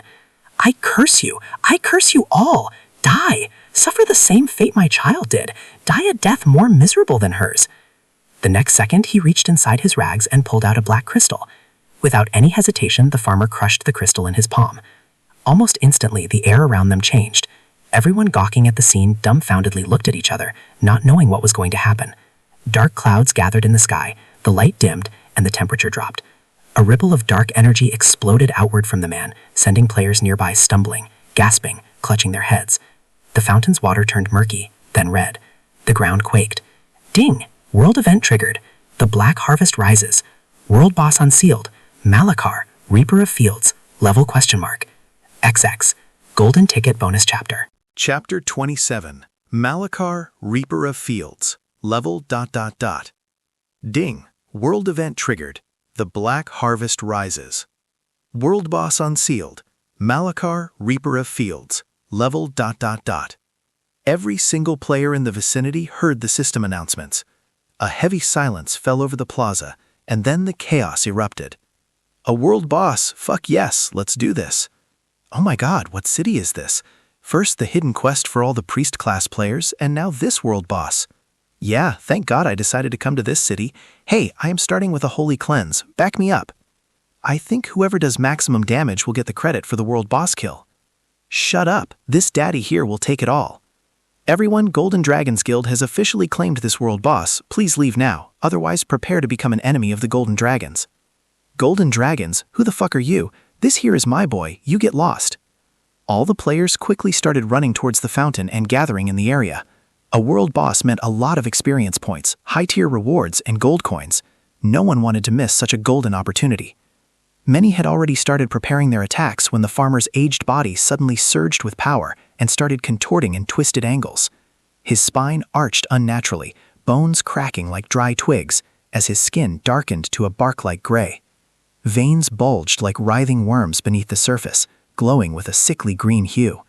His eyes, once bloodshot and broken, now blazed with a fierce, malevolent light, like lanterns lit in the pits of hell. A grotesque halo of withered crops and shadowed mist erupted behind him.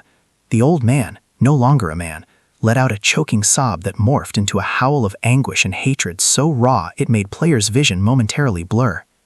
This was when everyone realized that something was wrong. Players who had been charging up spells or drawing weapons began to hesitate. A few took uncertain steps back. The monster in front of them seemed simply too strong. And then it hit. A pulse of sickly green light erupted from the transformed farmer's body, and the entire plaza was swallowed in a wave of oppressive decay. Stone cracked, the grass blackened. Players screamed as their health bars instantly plummeted, some by half, others all the way to 0. Ding! You are afflicted by Withering Curse stacking. Effect, -3% HP per second. Duration, infinite. Unless removed by Divine Cleanse, advanced tier. What the fuck? Help, I'm dying. Divine Cleanse is not doing anything, damn it. Everyone here has Divine Cleanse. This is some bullshit. But it was too late for many. Anyone below level 5 instantly keeled over, their bodies crumbling into lifeless husks. Even the higher level priest players found their healing skills only half effective, if that. Malakar's transformation continued, its twisted form now towering nearly 10 feet tall. The cloak of rot swirling around its shoulders seemed to flicker with every breath, revealing glimpses of dozens, no, hundreds, of twitching, half-rotted arms reaching outward like they were trying to claw back into the living world. Ding! Malakar has entered Phase 1, Reaping begins. Vines burst from beneath the stone, impaling players like skewers. Dozens died in a flash of red. A particularly well-equipped player was lifted into the air and torn in half mid-scream. Someone vomited. Someone else rage-quit. A few players led by Aurora were the only ones able to react in a calm and composed manner. They seemed to have some paladins among their group, who erected shields preventing the mass damage. However, it was clear that even they wouldn't be able to lay a hand on this world boss. What the hell was happening? What sort of a world boss was this untouchable? Everyone was absolutely confused and shocked. The entire plaza had turned into a graveyard within seconds. Smoke and rot hung thick in the air. Screams echoed through the crumbling streets. Players screamed to heal, to run, to hide, anything. But it was chaos. One wrong move, one delayed spellcast, and they were dead. Tanks fell like paper dolls. Their priests were barely keeping themselves alive, let alone their teams. Aurora's group was the only one holding any kind of formation, standing shoulder to shoulder in a tight crescent around the main fountain. Shields of golden light shimmered around them, buying precious seconds, but even their expressions had turned grim. Aurora's eyes were narrowed, scanning Malakar with surgical focus. "This isn't a world boss," she murmured. "This is a purge. We stand no chance against something like this. Let's retreat immediately. The NPCs should take care of it soon enough. Maybe if we wait, we will have a chance." Everyone around her seemed to have the same type of thoughts, and the remaining players started retreating as fast as they could. However, in the midst of this chaos, one player alone charged ahead. Damon was still in his beginner set of linen pants and shirt as he casually ran to the monstrosity. Perhaps it was because of all the bloodshed around him he was in such a good mood. His blood was boiling with excitement. His fangs itched to taste the divine blood spilled all around. His eyes gleamed like twin rubies in the storm of death and decay. The smell of rot, fear, and corrupted mana filled the air, and to Damon it was intoxicating. He sprinted straight into the heart of the battlefield, dodging vines and leaping over twitching corpses with graceful, almost arrogant ease. His footfalls barely stirred the ground. To the fleeing players, it looked like he was some kind of high-level player, and yet it was only day 2 of the game launch. He couldn't possibly be a high-level player. Who is that lunatic? Is he suicidal? How is he dodging all the vines? This is complete bullshit. How could his stats be so high? Aurora's sharp gaze snapped to him. Her lips parted slightly in surprise. "It's the dagger in his hands," she whispered. And she was not wrong. Damon gripped the small rusted dagger tightly in his hand. This dagger held the secret to taking down the world boss, and only he had access to it. Chapter 28. Player Blood God has slain the world boss. Damon grinned as he slashed at one of the vines he couldn't quite dodge in time. The blade of Reaper's Folly met the corrupted tendril, and instead of bouncing off like every other weapon had, it cut clean through it with a hiss, like a hot knife through rotting flesh. A wave of fetid mist erupted from the severed vine, but Damon didn't flinch. His lungs were burning, his muscles humming, and his instincts sharper than ever. All his stats were currently at 100%, and he was riding the high like there was no tomorrow. Power felt good. No, scratch that. It felt divine. He was faster than the players, stronger than the priests, and more dangerous than the monster before him. Damon ducked beneath a sweeping claw of bramble and bone, twisted low, and leapt upward. The dagger in his hand pulsed like it was alive, hungry. He lunged, slashing across the grotesque creature's chest, or at least the place he assumed a chest should be. Black blood splattered in steaming arcs, and the boss howled, a sound like 1,000 crows screaming all at once. Because while the dagger empowered Damon with a 1,000% stat boost, it also afflicted the monster with a 1,000% debuff. The dagger was something the old man had unearthed from his cursed paddy field and hidden away, hoping to sell it for coin. What he didn't know was that the blade was the very reason his daughter had gone missing. Reaper's Folly had been enchanted by a cultist sect, remnants of a forbidden ritual that bound despair to the soil. It had been buried like a seed, meant to blossom into a harvest of souls. But it was dug up too early by a poor farmer just trying to survive. The moment he touched it, the curse took root in his land, and soon after, his daughter vanished. The dagger had a taste for innocence. It fed on grief, lured misfortune, and marked its surroundings with ruin. And now, in Damon's hands, it was doing exactly what it was forged to do: reap.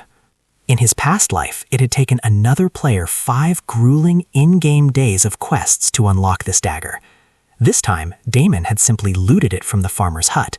"What a nice weapon," he murmured, his grin widening. "Too bad its effect only lasts 5 seconds. The ichor spraying from Malakar's body hissed against the cobblestones. The massive creature reeled, flailing in every direction, but Damon's movements were too precise, too fast. The pulsing aura of rot and corruption that had melted low-level players and blighted the entire plaza now flickered like a dying flame. Every cut Damon landed shredded Malakar's resistances further. It was as if the boss were unraveling from the inside out. On the rooftops, the surviving priest-class players stared, slack-jawed. "He's doing it. He's actually bringing it down. Who the hell is that guy?" Aurora didn't speak. Her eyes were locked on the man with the grin and the rusted dagger dancing through death like it was a waltz. He should be the top player of the game. Soloing a world boss on day 2? What kind of monster is that? None of them dared to interfere. The penalty for dying to Malakar was brutal. 3 real-world days of resurrection lockout. No one wanted to take that risk, especially not at the start of the game. So they watched in stunned silence as Damon kept slashing down at the monstrosity. In the blink of an eye, the fearsome, huge, demonic thing was reduced to a puddle of filth and rot. Malakar let out a distorted screech that split the sky itself. His form convulsed, shadows peeling from his body like dying embers. Black veins exploded across his torso, glowing green for a heartbeat before erupting in arcs of corrupted mana. Then, just like that, the great Reaper of Fields collapsed like a puppet whose strings had been cut.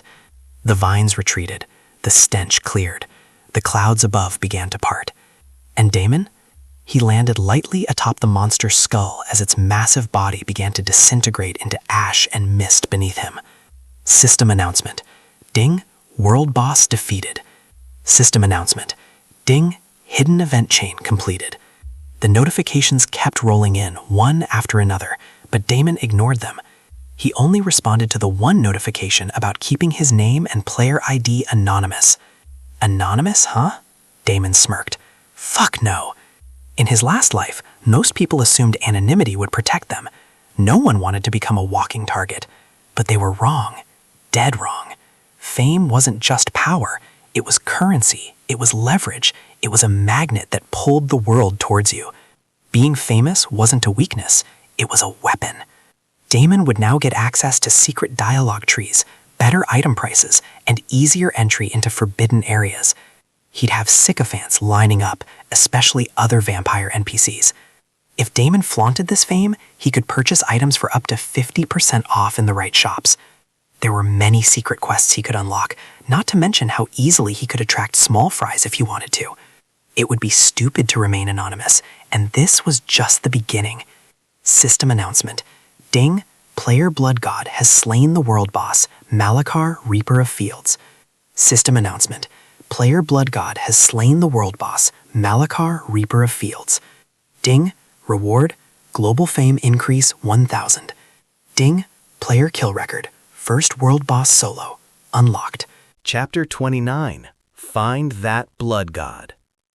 As soon as the boss went down, the system announcements flashed boldly in front of every player's interface, not just in Nira City, but across every city, every beginner village, every kingdom, and every continent. Across the entire world of Earth Online, golden-bordered text lit up the screens of millions. Ding! Server-wide announcement. Player Blood God has slain the world boss, Malachar, Reaper of Fields. Ding! Hidden event chain completed. Global corruption rate decreased by 2%. Ding! First world boss kill solo achieved. Rewards distributed.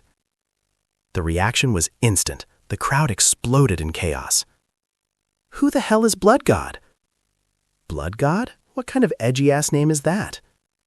Day 2? That's not possible. What kind of freak solos a world boss at level 10? Please tell me this guy's hacking. Soloed a world boss with a rusted knife while in starting gear? Nah, man, this has to be a dev. Global chat exploded. Forums crashed under traffic. Live streamers screamed into their mics. Top guilds across every continent paused their power leveling and immediately scheduled emergency meetings. Meanwhile, back in Nira City's desecrated plaza, the few surviving players stared in stunned silence. The ground was still cracked and smoking. The scent of death hadn't even faded yet. They had witnessed something unreal. So many players had died in seconds, yet one man, in basic gear, had turned the tide alone. Aurora stood amid her shaken party, her emerald eyes locked on the spot where the monster had fallen. Her lips moved almost soundlessly. Blood God, she repeated. So that's his name. One of her paladins hesitated beside her. Should we try and recruit him to the guild? But Aurora didn't respond right away. Her gaze was cold, calculating. Then she slowly turned toward her party. Why are we here? For the priest class bounty quest, someone answered. Exactly, she pointed toward the battlefield. There's a hidden player out there, someone who defiled the Holy Awakening pool. The quest is to find them. Now, what are the chances that this guy is the one we're looking for? Her teammates went still. The Blood God? The paladin muttered. You really think he's the defiler? Aurora didn't need to answer. The timing, the cloaked identity, the ridiculous power spike, the rusted dagger, it all made perfect, terrifying sense. She turned on her heel and broke into a run. We're not recruiting him, she said, voice like steel. We're hunting him. Her party scrambled after her, their steps echoing through the cracked stones of the plaza, running to catch the famous Blood God who fell right into their laps. And it did not look like just their group. Several people dashed toward the utterly destroyed part of the city to get their hands on the so-called Blood God. All across Nira City, players were breaking into full sprints, some toward the scene to investigate, others away from it out of fear that the boss might return or that something even worse was about to happen. Dozens of guild scouts were already arriving on the scene, spamming screenshots, voice chats, and location pings. The shattered plaza had become a magnetic beacon of attention. However, amidst all of this commotion and chaos, the actual MVP of the day was conveniently missing. Find that blood god! He's gotta still be nearby. Track everyone who's leaving the city now. Aurora's party was ahead of the curve. Already several blocks away, her eyes scanned rooftops and alleyways like a hawk locked on prey. He won't get far, she murmured. Behind her, her vice leader frowned. He soloed a world boss and walked away without a scratch. You sure about that? Aurora didn't answer. She clenched her fists in frustration. That guy was the only thing standing between her and a legendary class. She could feel it. If she could just catch that guy and hand him over to the Divine Temple, she would instantly skyrocket to the top of the game. Damn it! Where are you? She gritted her teeth in frustration and continued looking around, unwilling to simply give up. Others might not know, but there was a lot riding on her performance in this game. She absolutely cannot fail. While all the players in the vicinity continued to scour through the city to get their hands on the lottery ticket called Blood God, several kilometers away, Damon sat atop a jagged rock, legs crossed, the rusted dagger resting on his knee. He watched the golden glow of the global announcement fade from the corner of his interface with a big grin on his face. While the others were searching for him in the city, Damon used the last couple of seconds of the dagger's power to get the hell out of there. Even before the boss was completely dead, he bolted out of the city and arrived here safely. You are so shameless, Bloodrain chimed in. And? Damon chuckled. I love it, the woman's voice in his head purred with delight. You used such a nasty little shortcut to spill so much holy blood. I absolutely love it. Too bad we couldn't drink any of it. In time, Damon said, lazily leaning back against a boulder. Using such power comes with a price, and he was feeling extremely tired and exhausted at the moment, but he did not care. He got what he wanted. He tossed the worthless dagger aside and checked the system notifications, clicking on the one he was looking forward to the most. Ding, World Boss Rewards. Title unlocked, Solo Reaper. Skill book, Blood Manipulation. Coins, 100 gold coins. Damon quickly went through the rewards one after the other. Every single thing listed was good, and 100 gold coins on day 2 of the game was absolutely crazy, not to mention the Blood Manipulation skill book. Vampires only acquired the Blood Manipulation skill book after they took their Tier 3 promotion test, but it looks like he already got it. However, these things were still not the ones Damon was after. His gaze quickly fell on the last and final item in the list of rewards. Bingo! He got what he wanted. Unique item acquired, Evolution Stone. Power Stone Bonus Chapter. Chapter 30, Blood Initiate. Damon's eyes lit up the moment he saw the small round stone that appeared in his hand. Evolution Stone. The miraculous item that can evolve one's race. This was what he had come for. Not the gold, not the skill book, not the fame, though all of that would serve him well. The Evolution Stone was what made this questline worth everything. In his last life, it had taken months before players even confirmed its existence, and by the time word got out, it was already hoarded by guilds and pay-to-win whales. But now it was his. Damon's fingers closed around the warm, humming stone. He could already feel his blood responding to it, thrumming with anticipation. Bloodrain's voice oozed delight in his mind. Ooh, good stuff. Go ahead and eat it. Damon nodded. This should stabilize my bloodline and hopefully also take care of my real-world issues. Though he was confident, he did not know for sure. He had already obtained the item, so now he could only try to see what happened next. Without any hesitation, he opened his mouth and consumed the Evolution Stone. The moment the stone hit his tongue, it melted like liquid fire. He could feel the fire getting evenly distributed in all parts of his body, slightly higher in his heart. At first, it felt warm and comfortable, but the very next second, it turned. Damon's body seized. It wasn't pain, not exactly. It was too much. Too much heat, too much energy, too much power, all trying to cram itself into his veins at once. His heart thundered like a war drum, every pulse sending red-hot lightning through his limbs. His vision blurred, and then shattered into kaleidoscopic fragments of blood and blinding light. Ding. Evolution stone consumed. Race evolution in progress. Damon was already used to this pain. He gritted his teeth and bore through the pain as he awaited the completion of the evolution process. In Earth Online, there were many grades of evolution stones, and the one that dropped from the world boss should be a very high grade. This single stone should definitely bump him up from a bloodling to a blood initiate to a blood acolyte. This should be enough to stabilize his body and his bloodline, at least partially. At least, that was what Damon thought. Ding. Congratulations, you have become a blood initiate. Hidden achievement unlocked for completing the first race evolution. New quest, 1 drop closer to the abyss.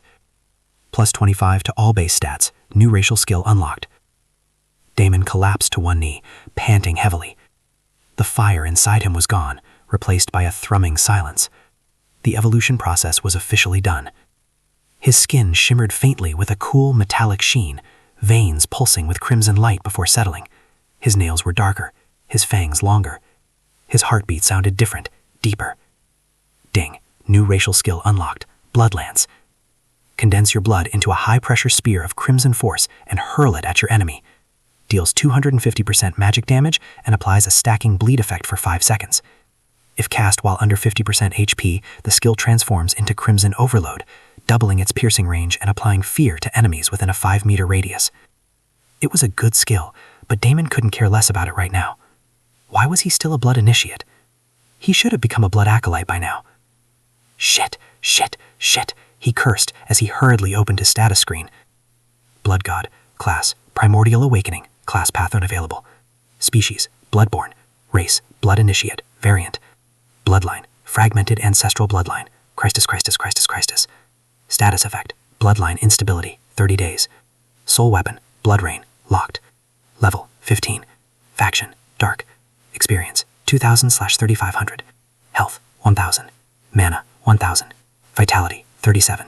Stamina, 33. Strength, 31, plus 5. Intelligence, 48. Agility, 36, plus 10. Constitution, 27. Available stat points, 5. General skills, Primordial Senses, SS rank, active. Primordial Hunger, SS rank, active. Blood Swipe, D rank, active. Bloodline Extraction, SS rank, active. Minor Agility Boost, max, F rank, active. Minor Strength Boost, F rank, active. Minor Poison Resistance, max, F rank, active. Alchemy, Berserk Instinct, F rank, active. Bloodlance, D rank, active. Chew. Damon stared at his upgraded status screen. So many things had changed, but most importantly, his death sentence had been pushed back by 20 days. He now had an entire month to figure out how to stabilize his bloodline. This was a huge deal. 10 days was simply too little for him to make any real progress, but a whole month, this he could work with. Bloodrain let out a satisfied purr in his mind. That stone didn't take you all the way up the mountain, but it gave you a damned good climbing hook. You did well by getting that evolution stone. Damon didn't answer, but the corner of his mouth twitched upward. This stone was a high-grade stone that was supposed to push him up by 2 ranks. Instead, he got only 1 rank. The worst part was, he had a feeling he was going to need more and more of these evolution stones to get to the higher ranks. He needed to procure more evolution stones on the side. If a top-tier boss only dropped 1, then what did that say about the rest of his path? This wasn't going to be some level-up grind fest. No, this was going to be a bloody treasure hunt. A desperate chase for scraps of power scattered across a bloody and cruel world. Bloodrain chuckled. That look on your face, you're finally getting it. This world doesn't want you to evolve. It's going to fight you every step of the way, but that's what makes it worth it. Damon shook his head helplessly. There was no point in getting overwhelmed. It was better to take it 1 step at a time. He next pulled up the system screen and checked the time. It was already 10 in the night. His next big problem was waiting for him. Chapter 31. Twilight Hollows. Damon logged in at 5 in the evening, and it was almost 10 now. The last time he consumed blood was around 6:30 to 7, which means he was able to go 3 hours without blood just fine. Of course, now he was ravenous, considering he had just evolved. His entire body was like a furnace needing fuel, red, warm, living fuel. There was no way he was logging out right now. It would be a suicide to do something like that. He first needed food. "I need something good," Damon muttered as he pulled up the system map. His gaze instantly landed on a spot. That was right. He was level 15 now, thanks to the 3 levels he had gotten from the world boss. That meant he finally had access to the low-tier dungeons. And there, nestled between 2 ridgelines of blackened forests on the outskirts of Niera City, was exactly what he was looking for. Twilight Hollows. Recommended level, 15 to 20. Environment, low light. Threat level, moderate. Affinities, shadow. It was a place most beginners avoided, unless they came in groups. The enemies inside weren't particularly powerful, but they were fast, vicious, and hunted in packs. Shadow panthers. Shadow hounds.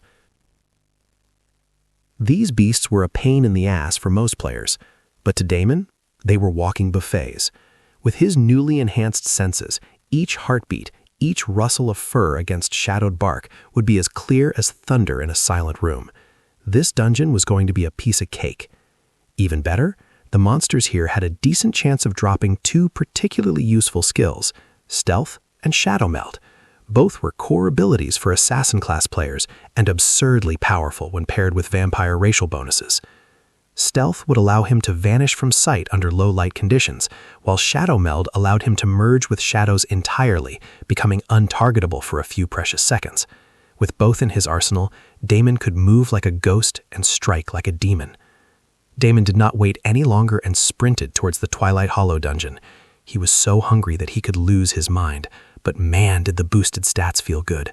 He had finally taken the first step, and his body felt freer and lighter. The last time around, he had managed to reach all the way until Blood Monarch before everything went to shit.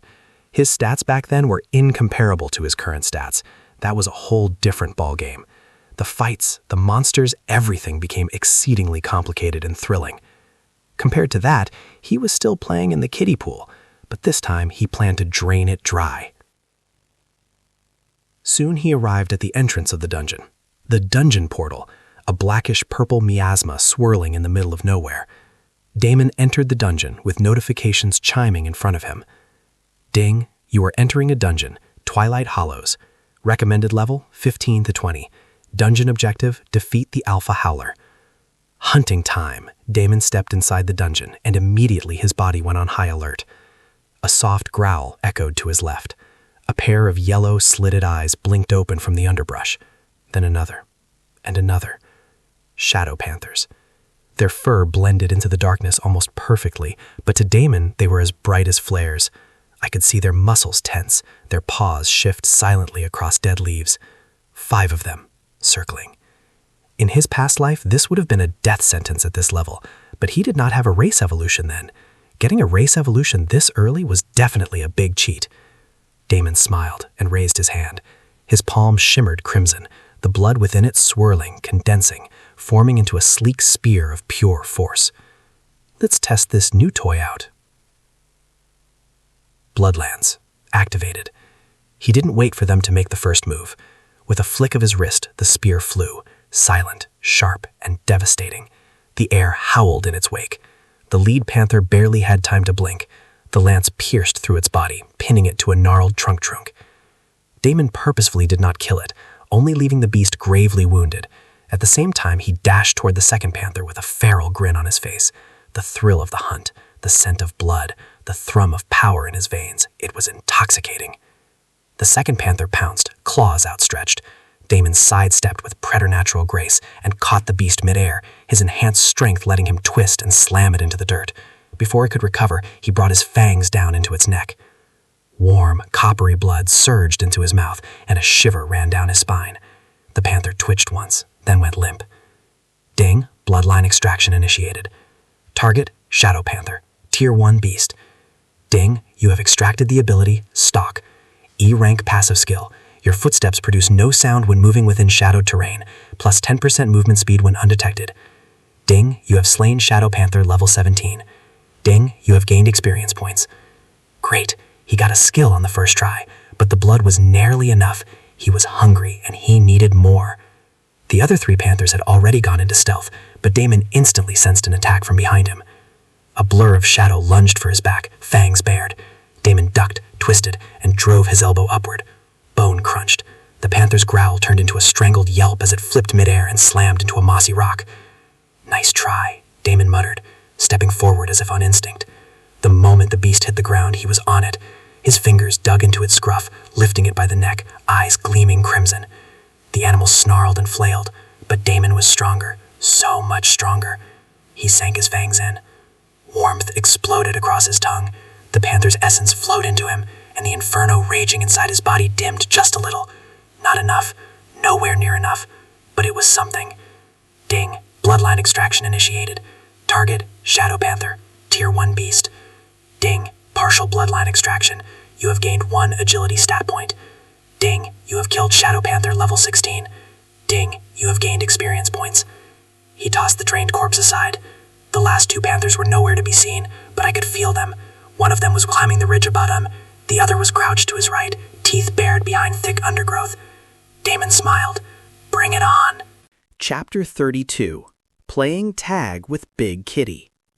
The next several minutes went by in a blur as Damon feasted on one panther after another.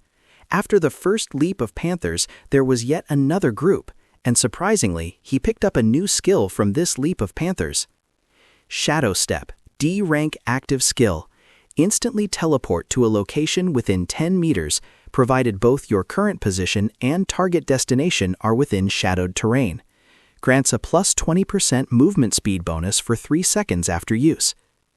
It looked like the bloodline of a single beast could contain more than one skill. Perhaps this was because the Shadow Panthers were Tier 1 beasts with the ability to use mana more efficiently, possessing their innate magic skills and, more importantly, mana cores.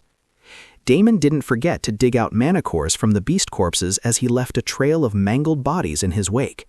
After the 10th panther, his bloodlust was finally sated. Not that he complained when he drank the blood from an 11th one. His body was greedy enough to gobble up every drop of blood he absorbed. Finally, after clearing the 3rd leap of panthers, he had drained every single beast in the first part of the dungeon. 2 skills, 5 stat points, and 1 level. Damon was very satisfied with the haul. His gaze darted around the dark forest, which many players would find uncomfortable, but he was immediately able to locate the boss. There, crouched atop a jagged rock, partially concealed by overgrown roots, stood a massive beast, easily twice the size of the panthers. Its fur shimmered with an oil-slick iridescence, absorbing the dim light around it. Its long limbs were taut with muscle, and its eyes gleamed with a sinister silver glow. Nightclaw Alpha, Level 20, Elite, Tier 1 Beast. The creature didn't snarl, it didn't roar, it simply stared, unmoving, as though daring Damon to come closer. The beast was intelligent, not too intelligent because it was underestimating him. With a wicked grin, Damon started the fight by activating his new skill, Shadow Step. Bloodlance appeared in his hand readily, and the panther's eyes widened. Instead of pride, there was now fear in its eyes. The beast did not hesitate, instantly activating Shadow Meld and running away, but Damon managed to land a good strike on its back before it could vanish entirely into the gloom. With the bloodlance stuck in its body, it didn't matter where it was trying to hide. Damon was able to instantly sense the beast. Seeing its current state, Damon had an idea. Instead of the lance, if he used just a smear of his blood, would he still be able to sense it? He made a mental note to toy with that idea for the next boss. For now, it was time to play catch with this big kitty. No matter where the panther showed up, Damon was ready for it and used Blood Swipe on the beast. "Stop teasing that kitty cat, Damon," Bloodrain pouted. "And you are not?" "Well, I guess I like both cats and dogs. Don't really have a preference," Damon shrugged. Why do I feel like you are lying?" Damon ignored the busybody and continued fighting with the panther. Soon enough, the beast's health dropped to the final 10%. Damon was waiting for this. The moment the Nightclaw Alpha dipped below that critical threshold, its body tensed unnaturally. A low, warbling growl rose from its throat, not a threat, but a ritual. Damon's eyes gleamed. Right on cue. The panther's body burst into shadowy tendrils, dispersing its form into 6 flickering afterimages that circled him in a blur of speed and rage. Shadow Phantom, passive trigger. When HP falls below 10%, creates 6 Shadow Phantoms. Each phantom mirrors 50% of the alpha's speed and damage for 10 seconds. In his last life, so many players fell for this trick. It took a while to figure out how to deal with this attack, but Damon was grinning. It looked like his lance trick was still working, so in a second he was able to see which was the real beast. The cunning little thing was eyeing him from a nearby boulder. As the 6 phantoms closed in on him, he activated Shadow Step again. He reappeared directly behind the real Alpha and swiped his hand straight across its ribs. The beast let out a strangled yowl, the shadows around it scattering like ash in wind. Its health quickly plummeted, and right before the beast could die, Damon hurriedly sunk his fangs into the beast's open wound. Blood filled his mouth, and the system notifications started rolling in. Ding ding, bloodline extraction initiated. Target, Nightclaw Alpha Elite Tier 1 Beast. Ding ding, you have extracted the ability Shadow Cloak. Shadow Cloak, C-rank active skill. Envelope yourself in living shadow, reducing all physical damage by 30% for 5 seconds.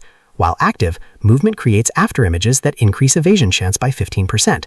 Cooldown 45 seconds. Ding ding, you have slain Nightclaw Alpha level 20. Ding ding, you have gained experience points. Ding ding, you have leveled up. Damon dropped the beast corpse after draining the blood completely. He checked out the notifications and clicked his tongue. Ch, I did not get the Shadow Phantom skill. This was a game-changing skill in combat, and he really hoped he could get it, but there was always tomorrow. He could probably run this dungeon again a few times and get a few more shadow skills under his belt. Damon didn't dwell on it and bent down to pick up the mana core when suddenly he stopped. His head snapped to the side as he sensed something coming at him in an extremely high speed. There was still a beast left in this part of the dungeon? Chapter 33, Damon immediately got prepared to dodge the attack, but before he could activate Shadow Step, the beast was already in front of him, a sleek, pitch-black panther, its eyes golden in color. It mauled him in the chest before vanishing into smoke right in front of his eyes. Damon stumbled back, blood splattered from his torn chest, soaking into his clothes. He gritted his teeth, quickly becoming alert once again. What the hell was happening? He knew every beast in this dungeon, the mobs, the elites, and the final boss, every single one. This panther was not in the list, so why was it here? It was stronger, it was faster, and its mastery of shadow magic was at another level. Then a thought struck Damon. Perhaps it was also an evolved beast, or a beast on the verge of evolution to Tier 2? That was the only thing that could explain its strength, speed, and power. It was unheard of for hidden bosses to appear in dungeons under level 30, but the beast he had faced just now was unmistakably a hidden boss. A hidden boss on the verge of evolution. Damon narrowed his eyes as his breathing steadied. Unlike the fights before, this one was going to be a challenge. That's what made it so much more exciting. He immediately conjured a blood lance and waited with bated breath, his senses sharp, looking and listening for any signs of the Black Panther. For a few seconds, it was just Damon and his breathing sound. But then, a flicker. Damon's eyes snapped to the right, where a sliver of darkness peeled away from a tree trunk. The panther was there, just for a moment, before its body re-emerged with the shadows. It was coming. Damon could feel it. The blob of darkness was bouncing here and there and approaching him with a ridiculous speed. A beast in level 15 dungeon shouldn't possess stats or skills like this, but just like him, this damned thing was also an exception. Unfortunately for the big kitty, he still had a few more tricks up his sleeve. Damon knew the beast was too fast for him to react as it was, so he unleashed a basic technique every vampire, or rather every mana user, would soon learn. Innate enhancement. He activated his blood essence and his mana that was circulating in his body and focused every bit of essence in his eyes. In an instant, the world snapped into high clarity. The shadows no longer blended together. They peeled apart like layers of silk, and through them, Damon saw it. The panther. A flicker of movement, a ripple in the dark. What was once a blur was now as clear as day. Ding, you have acquired a new skill, Innate Enhancement. Ding, your vision is currently boosted by 300%. The effect lasts for 10 seconds. The skill came at a mana cost and left a slight burning in his temples, but it was worth it. Damon could now read the twitch of a muscle, the shift of a paw, the dilation of the beast's eyes. He could see its kill strike forming before it even began. "There you are," Damon whispered, voice low and lethal. He purposefully did not reveal that he was now able to see its movements. The panther lunged again, its entire form a curved arc of shadow and fury, aiming for his throat. However, this time Damon reacted perfectly. He moved slightly, taking the hit in his shoulder instead of his throat, and at the same time he drove the spear into the beast's neck. The blood lance struck true. A shriek of raw, primal agony tore through the twilight hollows. Black blood splashed against the shadowed earth. The beast stumbled upon landing, its limbs quivering with fury and pain. Damon didn't give it time to recover. He swung his arm like a scythe, using blood swipe, and ended the fight. The panther's defenses were shit, and it looked like it had favored agility. In just a few attacks, its health started plummeting. However, when it reached the last critical level of 10%, its eyes shone brighter. Damon prepared himself just in time as he sensed 10 different blurs in his periphery. The panther in his claw disappeared into the shadows. 10 black balls of shadow at extreme high speed were dashing towards him, and these 10 strikes together would be 100% lethal. This was the panther's finishing move right here. It was too bad that the beast was still tagged with his blood. Damon did not bother with the 10 shadow forms, and shadow stepped right behind the real panther, and 11th blob hiding behind the 3rd blob of shadow. The beast was extremely cunning, and its strategy was airtight. What a problematic hidden boss. Damon would be lying if he said he wasn't impressed with this fight. It was too bad that his skill set was built for exactly this kind of duel. The panther twisted around the moment Damon reappeared behind it, jaws wide in a desperate counterattack, but Damon was faster. His palm shot forward once again, swiping the beast with his claw-like nails. The shadows collapsed, and the beast limply staggered back. Damon didn't give it anything else fancy. He grabbed the beast, holding it down steady, and sank his fangs into the wounded neck. Ding! Bloodline extraction initiated. Target, Midnight Killer, unique Tier 1 beast. Ding! Your affinity to the shadow element has increased. Ding! Your affinity to the shadow element has increased. Ding! Your affinity to the shadow element has increased. Damon's gaze hurriedly swept past the notifications. It was surprising that this blood was actually increasing his affinity to shadow magic, but more than that, he wanted a skill. This was a unique grade beast. These beasts were very rare within Earth Online, and something with a tag unique should possess an amazing bloodline. This was a great chance for him to obtain a powerful skill, to extract something unique from the beast's bloodline. One notification after another continued to pop up as his affinity kept on increasing, and finally, Damon's eyes lit up. A unique skill had shown up. Chapter 34. Just Me and My Shadow. Ding! You have extracted the ability Shadow Clone. Shadow Clone, B-rank active skill. Summon a sentient clone forged from your shadow. The clone mimics your appearance, basic stats, 60%, and selected abilities, up to 3 active skills. It can fight alongside you, defend, scout ahead, or distract enemies. While active, you can switch positions with your clone once every 10 minutes, swap range 50 meters. If the clone is destroyed, it explodes into shadow tendrils, dealing AoE damage and applying a blind effect to nearby enemies for 3 seconds. Bonus effect. If the clone drinks blood, kills or assists in killing, it extends its duration by 10 minutes, max extension plus 30 minutes. Damon blinked in surprise. He had never heard of such a skill before. Wait, he had heard lore about blood clones inside the game, but there were also shadow clones? He couldn't help but become excited at the potential of the skill. This was more than a skill. It was a second life, a decoy, a dagger in the dark, a scout, a fallback, an extension of his own predatory instinct. Damon's mind raced. There were so many things he could use this for. He immediately tested it out by activating the skill. The next second, his shadow rippled unnaturally beneath him, stretching longer than it should. It bubbled up from the ground like black tar, swirling and coalescing until it formed into a perfect replica of Damon. The clone stood silently, red eyes gleaming with the same hunger. It was uncanny. Okay, now let's see how well you fight. Damon looked ahead at the territory of the Shadowhounds. These creatures were a little tricky to deal with. They possessed a terrifying fear skill which was tough to handle, especially at lower levels. He couldn't help but wonder how he and his new teammate would handle such a challenge. Damon dashed forward beyond the tree line, his clone following a beat behind like a silent wraith. The terrain twisted into uneven ridges and narrow valleys, the perfect hunting grounds for Shadowhounds. Growls echoed from the dark crevices ahead. The pack had already sensed them. A flicker to the left, one of the hounds leapt at him. Damon didn't falter. He sidestepped and let the clone intercept. A clean swipe from the clone's claws tore through the beast's shoulder, and it crashed to the ground with a yelp. 2 more charged in, jaws wide, shadows clinging to their teeth like venom. The clone engaged them immediately, dancing between strikes. It was able to use Blood Swipe and even Blood Lance.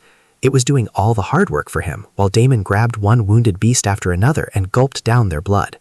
He gained 3 stat points in strength in no time.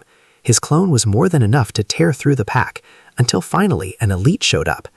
Damon locked eyes with the largest of the group, a mutated shadowhound nearly the size of a bear. Its name hovered above its head. Skullmaw, level 18, elite shadowhound. A fear aura rolled off it in waves, and Damon prepared his mind as much as he could to not be affected by it. Surprisingly, nothing changed at all. He neither went into a stunned state nor did he feel the urge to run away in fear. He was simply completely unaffected. He didn't expect that. Damon raised a brow and looked at his clone. It didn't seem to be affected either. That makes sense because the clone didn't really have a mind of its own. A grin crept across Damon's lips. Nice. Skullmaw growled, annoyed that its intimidation didn't work. The beast lunged anyway, a blur of fangs and shadow. Damon sidestepped while the clone intercepted, blocking with a parry of its own blood-forged lance. Let's try that new trick, Damon muttered. He mentally activated the position swap.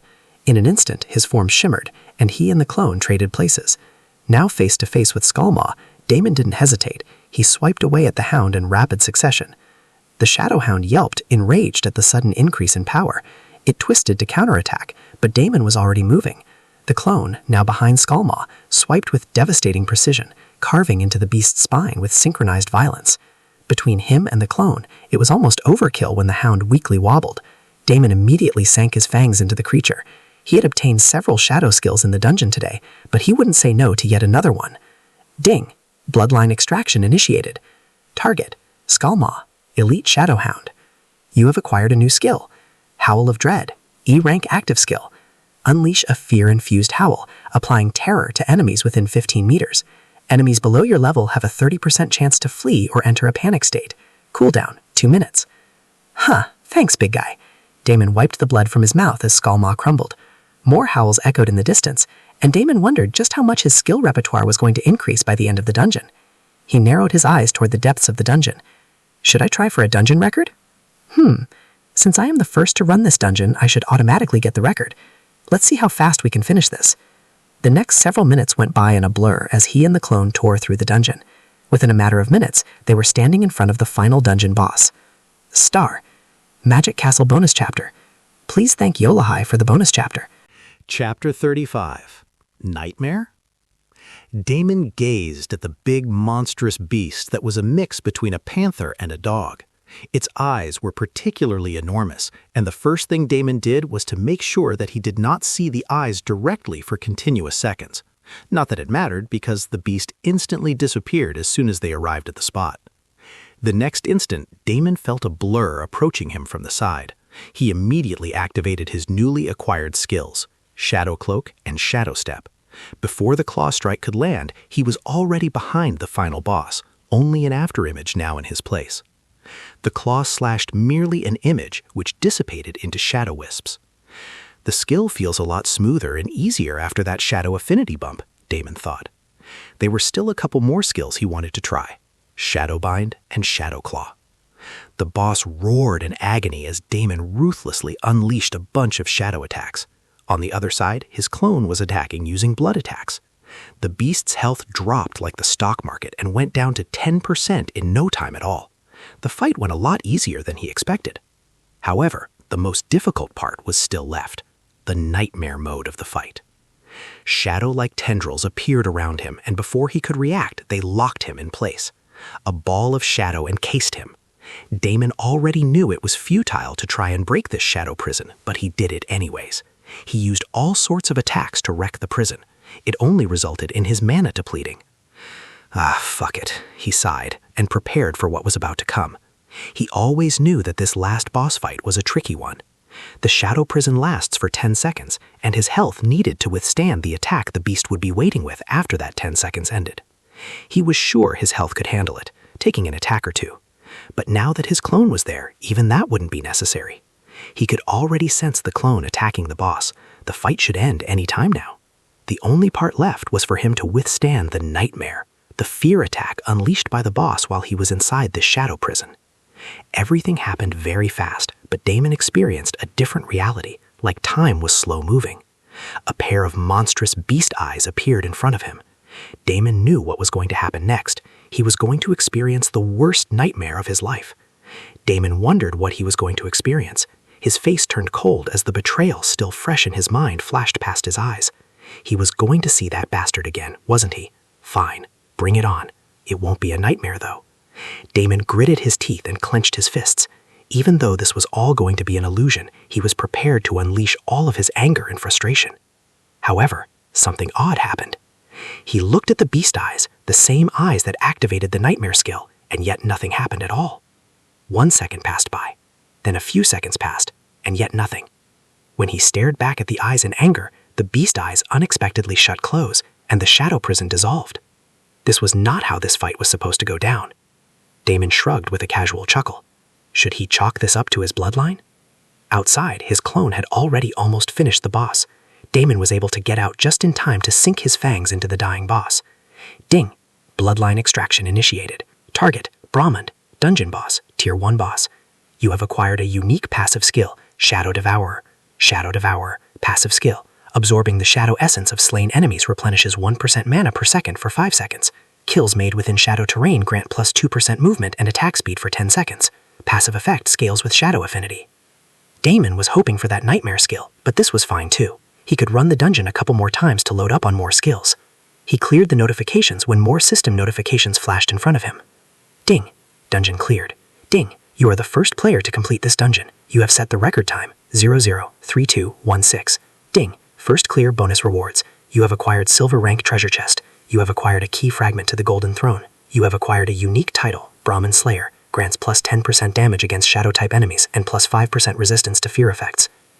Damon nodded, genuinely impressed with the rewards. These kind of things were never revealed to the public, and he had no clue about any of it. In his last life, the top guilds who cleared the dungeons first kept these things to themselves. What is this key fragment? Damon wondered. This was the item which caught his interest the most. While the unique title was quite good, a silver treasure chest wasn't all that special. The best reward was definitely this key fragment. He wondered what it could be. Chapter 36. Golden Throne? A throne, huh? Bloodrain, you know anything about this golden throne? What exactly is this? Damon asked, but the sword spirit was unusually silent. Little Red? Hello? Little Red? Damon gave up after a while. In the meantime, the shadow clone gathered all of the mana cores from the various beasts in the dungeon. In total, he had obtained 100 mana cores from a single run. There were also other drops from the beasts which quickly filled up his spatial ring. All in all, it was a great haul. Just as he thought he was done, the shadow clone brought out a last item. Another evolution stone? Damon's eyes glinted. Did you get it from the hidden boss Midnight Killer? The clone nodded, sharing a memory fragment of it digging the evolution stone. No wonder it was so strong. It looked like that beast was also partially evolved. Damon nodded. He placed the evolution stone in the spatial ring. Maybe this was enough for another evolution, but it was not advised to go through back-to-back evolutions without gaining a few levels in between. Damon decided to shelf it for the time being, at least until he got another one of the evolution stones. Something told him he would need 2 of these for the next evolution, if not more. Damon dismissed the shadow clone and prepared to log out. Now that everything was complete, he decided to focus on his real-life problem. He had consumed a lot of beast blood, including elites and dungeon boss. This should keep him settled at least for the next few hours. It was almost 11 in the night now, and the game would still be open for another 7 hours, giving him plenty of time to figure some things out and return back to the game to carefully consider his options. Damon made up his mind and proceeded to log out. Of course, there was the small matter of system-wide announcements. A last notification flashed in front of him after the dungeon completion. Ding ding, do you wish to make your dungeon record public? Publicizing this record will reveal your username system-wide. Rewards include reputation points and a bonus system gift. Yes? No? Damon did not hesitate and selected yes. He decided to check the other rewards later on and logged out without delaying any further. He was way more concerned about how he was going to wake up. A man or a monster? Maybe the first time he was lucky enough to run into a drunk woman. How could tonight be the same? What about every other night? He needed to make more preparations. Damon closed his eyes, and when he opened them again, he was once again in his studio apartment, wearing the gaming helmet. He sat up slowly, reached up, removed the helmet, and set it on the side table, fingers lingering on the surface. The taste of the blood was still in his mouth, and was the bloodthirst going to surge back up? Damon quickly rushed to brew a cup of coffee just in case, but it looked like his bloodthirst was under control after all. He stood by the kitchenette, sipping his coffee with slow, measured gulps. The steam curled around his face, grounding him. Did he feel any different in real life after the evolution? Damon wondered. He leaned against the kitchen counter, the ceramic mug warm in his hands, eyes narrowed slightly as he listened to the soft hum of the refrigerator. Did he feel different? Yes. It wasn't something he could pinpoint. His senses felt sharper. He could hear the whisper of water in the pipes behind the wall. He could feel the shift in temperature when the coffee machine clicked off. And his breath? Slower. Deeper. As if his body no longer needed as much oxygen as before. Damon rubbed the back of his neck, unsure if this was all in his head. He walked to the small window and pushed it open. The cool air hit him like a slap, but instead of shrinking back, he breathed in deeper. Testing. Tasting. Somewhere 2 floors down, someone was cooking garlic. His nose wrinkled in disgust, far stronger than it should have been. Well, shit, he muttered. Don't tell me. Am I weak to garlic or something? He did not have any garlic on hand, but maybe it was worth a try. He also needed to check out the sunlight. If sunlight was going to be a problem in real life, then he needed to get out of his house now and procure some blood bags or something like that. Damon couldn't help but think of a million things that could go wrong, and his mind was coming up with very complicated, unnecessary solutions. I need to calm down. He looked back at his helmet, wondering if he should just log back into the game, but in the end he decided to make a trip to the local hospital. A small, innocent inquiry about needing a blood bag for a science experiment should do the trick. At least he hoped it would. Worst case scenario, they think he was a med student. Best case, they wouldn't ask questions. He changed quickly, throwing on a dark hoodie and some worn jeans, shoved a cap low over his brow. Still sipping his coffee, Damon stepped out with a travel coffee mug. Back then he had thought that this was a waste purchase, but now it was coming in handy. The night air wrapped around him like a second skin, cool and damp. His senses sharpened even once he left the apartment building. The buzz of streetlights overhead, the distant thrum of a motorcycle engine several blocks down, the faint scent of someone's cologne lingering in the elevator even after they'd long departed. Damon sipped from his travel mug, the bitter flavor grounding him. It took him half an hour and a bus ride, but he finally reached the hospital. Chapter 37. I won't tell anyone if you won't. The sliding doors whooshed open as Damon approached. He stepped in, trying not to look out of place. He kept his hoodie up, his hands in his pockets, and walked to the main area. The front desk was quiet, just one nurse at the reception, typing away at her terminal. She looked up as he approached, giving him a glance. The visiting hours are over, she said, voice low and gravelly from too much caffeine or too little sleep. Yeah, I figured, Damon said, giving her a sheepish smile and scratching the back of his neck. I'm not here to visit anyone. I was hoping to speak to someone from the supply department. I'm a grad student doing a research project, and I was wondering if there was any way to, get access to a unit of blood? Huh? The nurse raised an eyebrow, her fingers pausing mid-type. You want what now? Damon cleared his throat and tried to look as harmless as possible. Just a unit, for a simulation project. It's a virtual model. We're trying to replicate clotting factors in synthetic environments. My supervisor said real samples help with calibration. I figured I'd check if there was a protocol for it. You are kidding me, right? Of course there are protocols. There is a whole boatload of them. Which school are you from? You need to speak to your school coordinator. They will contact the hospital and make the arrangements. There are a lot of forms that need to be signed. You cannot simply walk in and ask for blood. The nurse shook her head with a lot of judgment in her eyes. Can I just get one right now? Just this once? I won't tell anyone, if you won't. Damon tried a sexy wink, all the while cringing hard from inside and wondering what the hell he was doing. The nurse almost laughed in his face and returned to her work without bothering to even give a response. Kids these days, she laughed. Damon sighed, dragging a hand down his face as he turned away from the desk. Yeah, great job, Damon, he muttered under his breath, because that idea was solid. At least no one was there to look at him. He awkwardly took a few steps back, thinking about what to do now, when suddenly he bumped into someone. What the hell was that, dude? Mark asked, with a weird-ass look on his face. Were you just trying to pick up the nurse or something? Damon blinked in surprise. What? How are you here? Mark tilted his head, still giving him a questioning gaze. You were flirting, weren't you? Since when were you into middle-aged aunties who are not even MILFs? Damon groaned. It wasn't like that. I was just... Look, it was a bad plan, okay? Drop it. No, I don't think I am dropping it anytime soon. Mark shook his head. Shut up, fucker. What are you doing here anyways? And don't change the topic. Mark let out a sigh. I did not want to tell you this, but Kate is not doing too great. She suddenly started vomiting, and now she's not able to keep any food down. I honestly don't know what's happening, man. They have been running tests for a couple of days now, and they are not telling me anything. Wait, Kate? What the hell? Since when? Mark ran a hand through his messy hair, suddenly looking like he hadn't slept in a while. It started 3 days ago. 1 second she was fine, complaining about spicy ramen, and the next, just non-stop vomiting. We thought it was food poisoning, But now she can't even hold down water. Damon clenched his jaw. Why didn't you say anything earlier? Mark gave him a wary look. Because what would you have done, huh? What can I do? Shit, I feel so fucking helpless. I'm worried if it's something serious. I asked them what was going on, and they said to call that woman first, as if she is going to care about us, as if she is going to come running when she hears her daughter is sick. Damon froze. He did not understand what was happening, because in his last lifetime, then it suddenly clicked. Did Mark never tell him about all of this in his last life? Was he working so hard doing multiple jobs because he needed to pay hospital bills? I called her, you know. She's not even picking up, Mark finished bitterly. Sent her messages, left voicemails, nothing. I don't even know if she's in the country anymore. Once again, I have to take care of everything. Damon's stomach turned. He remembered how Mark had always brushed off help, saying he was fine, saying he didn't need anything.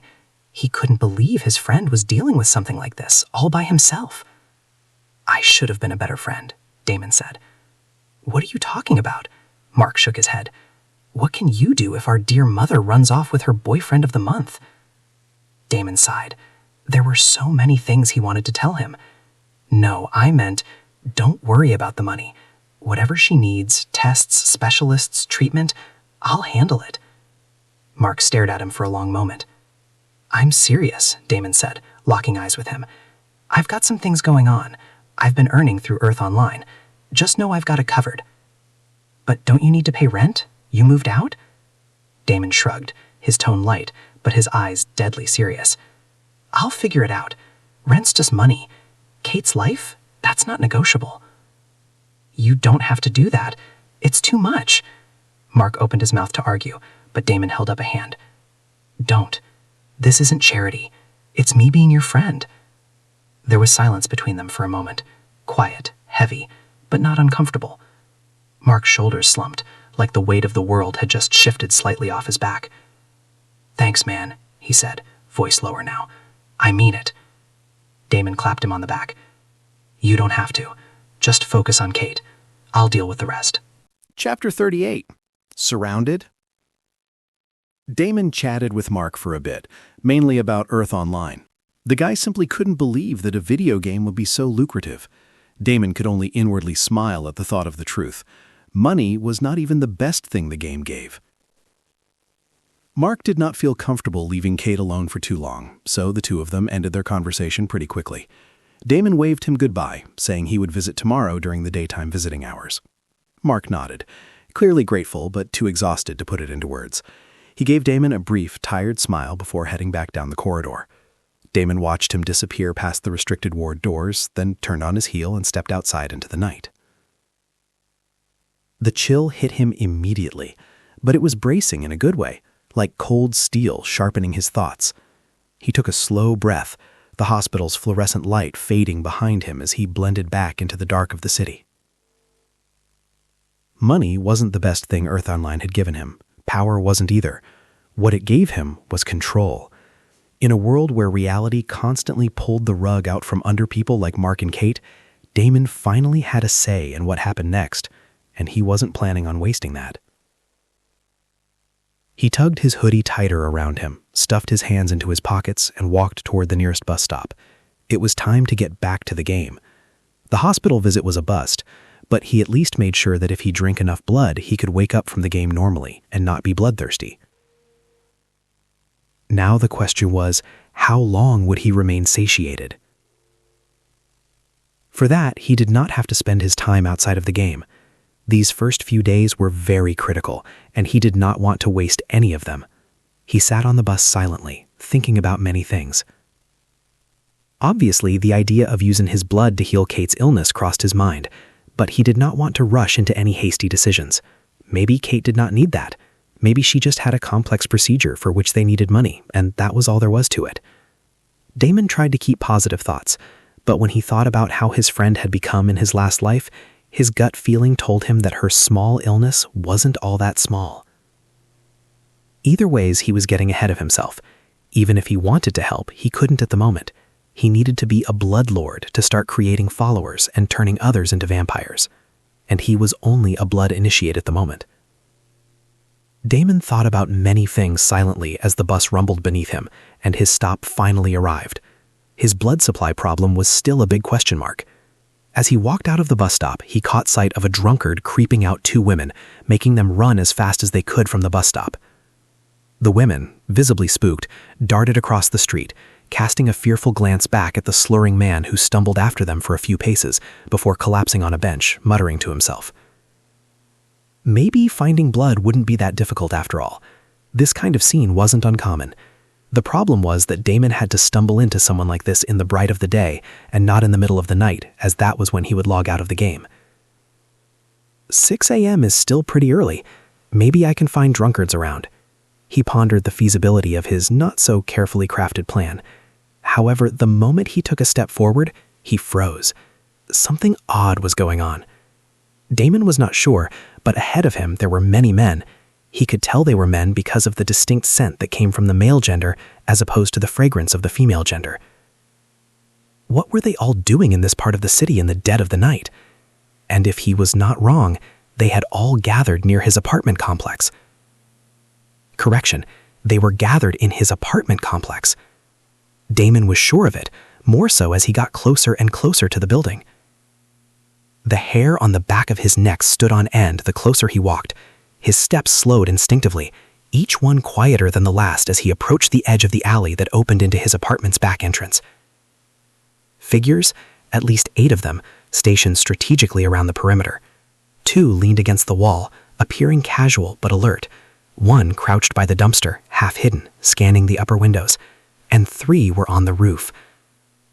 The roof.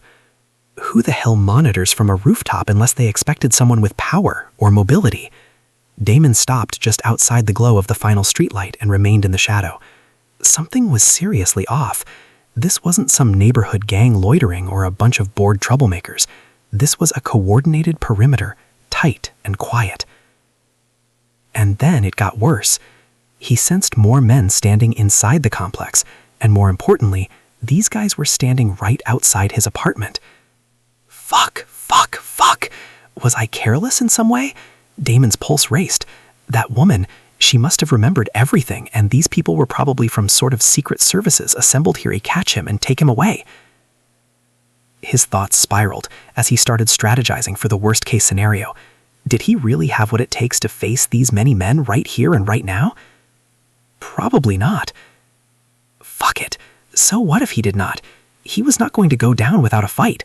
He was not going to let these people take him to some lab and treat him like a freak experiment. Wait, they haven't noticed me at all? Damon paused, once again feeling that something was off. He then saw something completely unexpected. Chapter 39. Dumbledore and the Cold Beauty.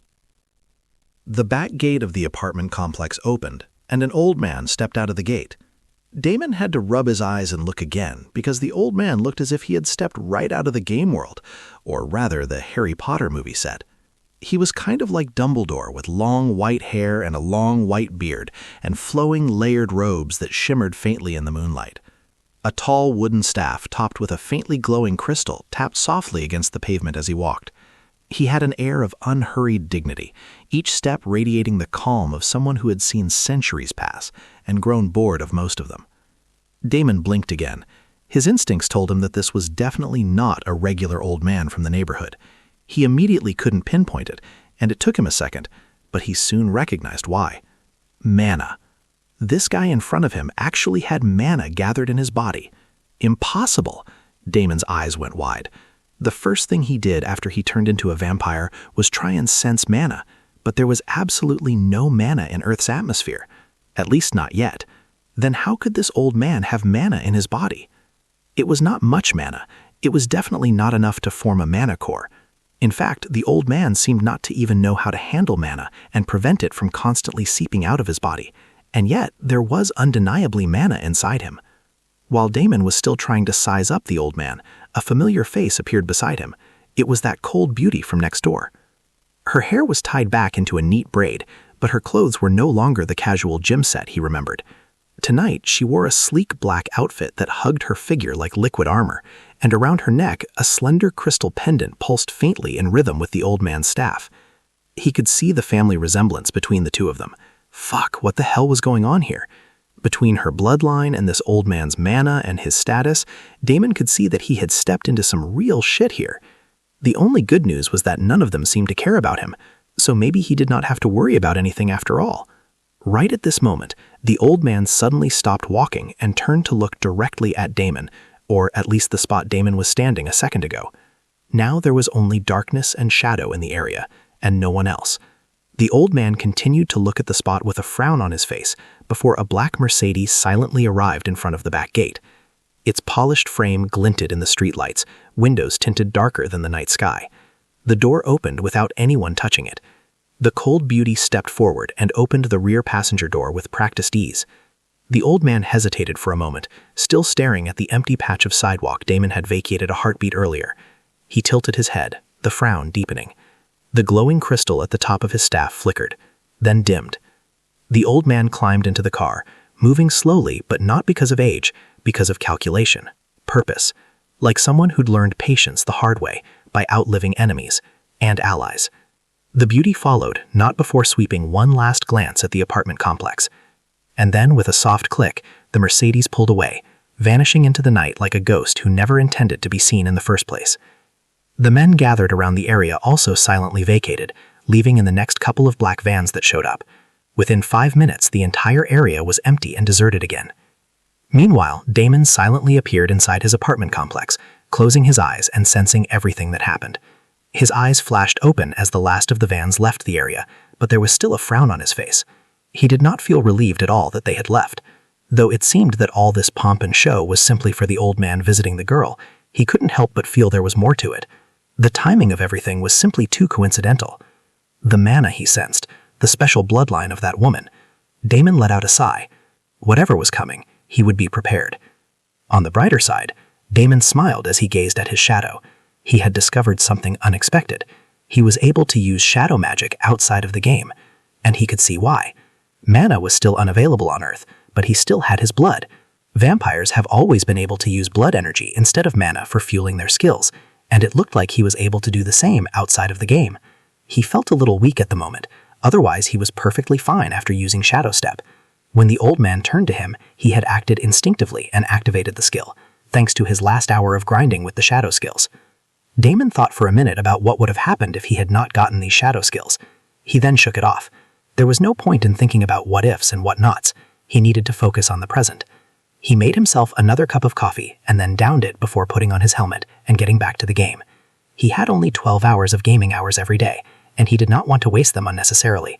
If he needed power to handle the things that were happening in the real world, he needed to get back into the game and work towards another power-up. He already had a plan in mind, and soon his power was going to exponentially explode. Damon steeled his determination as he switched on the gaming helmet. He closed his eyes and opened them again to find himself back in the world of Earth Online. Chapter 40. Rebuilding the Blood Hall. The first thing that Damon did after logging back into the game was check his health. He was now at 80%, which meant a single shadow step had cost him 20% of his health, a steep price, but useful nonetheless. He was currently standing outside the Twilight Hollows dungeon portal. He wanted to enter the dungeon again and farm for more shadow element skills, but he wouldn't be able to enter this dungeon again for the next 24 hours. There was no point in standing here and wasting all that time. Damon quickly began to make his move. On the way, he saw some beasts, but he did not engage them. His test for how long he could last without drinking blood was still ongoing. Damon felt a slight bloodthirst on his way, but not enough to make him stop and feed. Also, there was something else he had planned. For that, perhaps it was better to be as much of a monster as he possibly could. He picked up pace and returned back to the starting town as quickly as he could. There, outside the little town, was the familiar deserted well. Up ahead, the starting zone was as chaotic as ever, but no one noticed Damon as he silently slipped into the well with a shadow step. He landed at the bottom of the well with a lot more grace and elegance this time around. Surprisingly, the secret door opened on its own, and Varnix the Hollow was standing in front of him. "Greetings, Blood Initiate. I am impressed by your growth." Damon raised a brow. He had expected a random vampire NPC. Varnix was a high-tier NPC, and meeting him like this, twice in a row, was truly surprising. "Thank you, Sir Varnix," Damon nodded. The vampire started walking through the long tunnel, and Damon quickly followed him. He had come here for another reason, but if his guess was correct, then he might be on the cusp of a special quest. Varnix soon reached the end of the tunnel, and when he turned around the corner, Damon's suspicions were proved to be correct. The vampire race hall was not as how it should be. It was barely developed, and there was nobody around. Sigh, Varnix let out an exhausted breath. I know. The hall looks desolate and downtrodden. Once upon a time, our hall used to be a beacon of fear and reverence, Varnix said, his voice heavy with old sorrow. Once, our kin ruled entire regions, shaping empires from the shadows. Now, he gestured to the crumbling stone walls and the moss creeping over ancient cracked banners. This is all that remains. Varnix turned to Damon, his gaze sharp and appraising. You have the blood. You have the hunger. More importantly, you have the will. The old vampire's lips curled into a thin smile. Would you like to change this? A notification appeared in front of Damon. Quest, rebuilding the Blood Hall. The vampire race hall lies in ruins. Do you wish to contribute towards its restoration and become its founding pillar? Objective, pledge yourself to the Blood Hall. Donate mana stones and wealth to aid in its reconstruction. Reward, reputation points. Ding, do you accept? Yes, no. Damon's eyes went wide. A pay-to-win quest for earning reputation? Unbelievable. Quests like these were extremely rare in the game. Right now, any player could use outside currency to buy in-game gold coins. This being the case, quests like these were extremely easy for the rich. Of course, they were also easy for cheats like him. Even if it was thousands of gold coins, Damon would contribute everything in a heartbeat. Anything was better than the dull and drab grind for reputation points. Also, he had a feeling that this was not a simple single quest. Just wealth and mana stones were not enough to rebuild a hall. There was definitely more to this. Yes, I will do my best to help you, Sir Varnix. There is nothing more I would love to see our vampire hall in all its former glory, Damon said, placing a fist lightly over his heart in a show of solemnity. For a split second, he thought he saw the ghost of pride flicker across Varnix's hollowed features. The elder vampire nodded approvingly. Good. Your willingness has been recorded by the Blood Oath, Varnix said, raising his staff. A crimson rune flared into existence above Damon's head before silently sinking into his body. Ding, you have pledged yourself to the Vampire Blood Hall. Reputation tracking unlocked. Special quests and rewards tied to the hall will now become available based on your contribution. Varnix's voice deepened slightly, becoming almost ritualistic. The Blood Court does not forget. Every stone you lay, every coin you offer, every battle you fight for our cause, shall be remembered. Then, as if the moment of ceremony had passed, the ancient vampire turned briskly and gestured toward the cracked altar at the center of the hall. It was surrounded by what looked like broken treasure vaults and collapsed summoning circles. You may begin by offering wealth and power to the Heartstone, he instructed. As you contribute, the Blood Hall will slowly awaken, and you shall rise with it. A new system panel blinked into existence. Blood Hall Restoration Panel. Contributions. Gold coins 0/10,000. Mana stones 0/500. Elite mana cores 0/100. Current status Crumbling Ruins Tier 0. Then it struck him. Anyone who became a vampire around now could probably contribute to this restoration, so this was a kind of collective race quest. And if he alone managed to finish a collective race quest, just how big the rewards were going to be. Next stage, Shattered Sanctuary, Tier 1. Top contributors may receive noble titles within the vampire race. Damon's heart thudded in his chest. 10,000 gold coins, 500 mana cores, 100 elite mana cores. These were insane numbers. He was supposed to fulfill this all on his own? Well, he could if he tried, but this wasn't a reasonable thing to ask of a player. Chapter 41. Are you worthy? Damon was pleasantly surprised with this new development. This could be a potentially fast route to get a nobility rank in the game, and it was a huge deal when it came to skills later on. The nobility always got better skills on evolution. That was just the way it worked. While Damon was staring at the contribution panel forming plans in his head, Varnix muttered something about getting started and began to walk away. Shit, wait, Damon hurriedly called after him. He was caught up in this new quest that he almost forgot the real reason why he came here, his blood manipulation skill book. There was a way he could use this skill book right now and here, even though there were requirements listed on it. While he was at it, he could also gain extra health point and improve the basic constitution of his body. In his last life, this secret was only discovered 2 years into the game, and by then it became unusable for most vampire players. Instead of a strong foundation, all they were able to get was a small boost later on. However, now Damon had the chance to forge his body right from the beginning. Awakening his bloodline was the start, and this was the second part. And if everything goes well, his combat power both in the game world and in the real world should be doubled. He caught up to Varnix just before the elder vampire disappeared into another side corridor. Sir Varnix, one more thing, Damon said. The vampire turned slightly, his expression unreadable. Speak, Blood Initiate. I wish to attempt the body tempering ritual. For the first time, Varnix showed a true reaction. A flicker of genuine interest passed through his ancient, weary gaze. He took a step closer, his staff clicking sharply against the stone floor. Body tempering, Varnix mused. A rite lost to most. A method of strengthening the body at the most primal level. Few of our kind now possess the knowledge, and fewer still the bravery to attempt it. Damon didn't move. His heartbeat was steady. This was the chance he had been waiting for.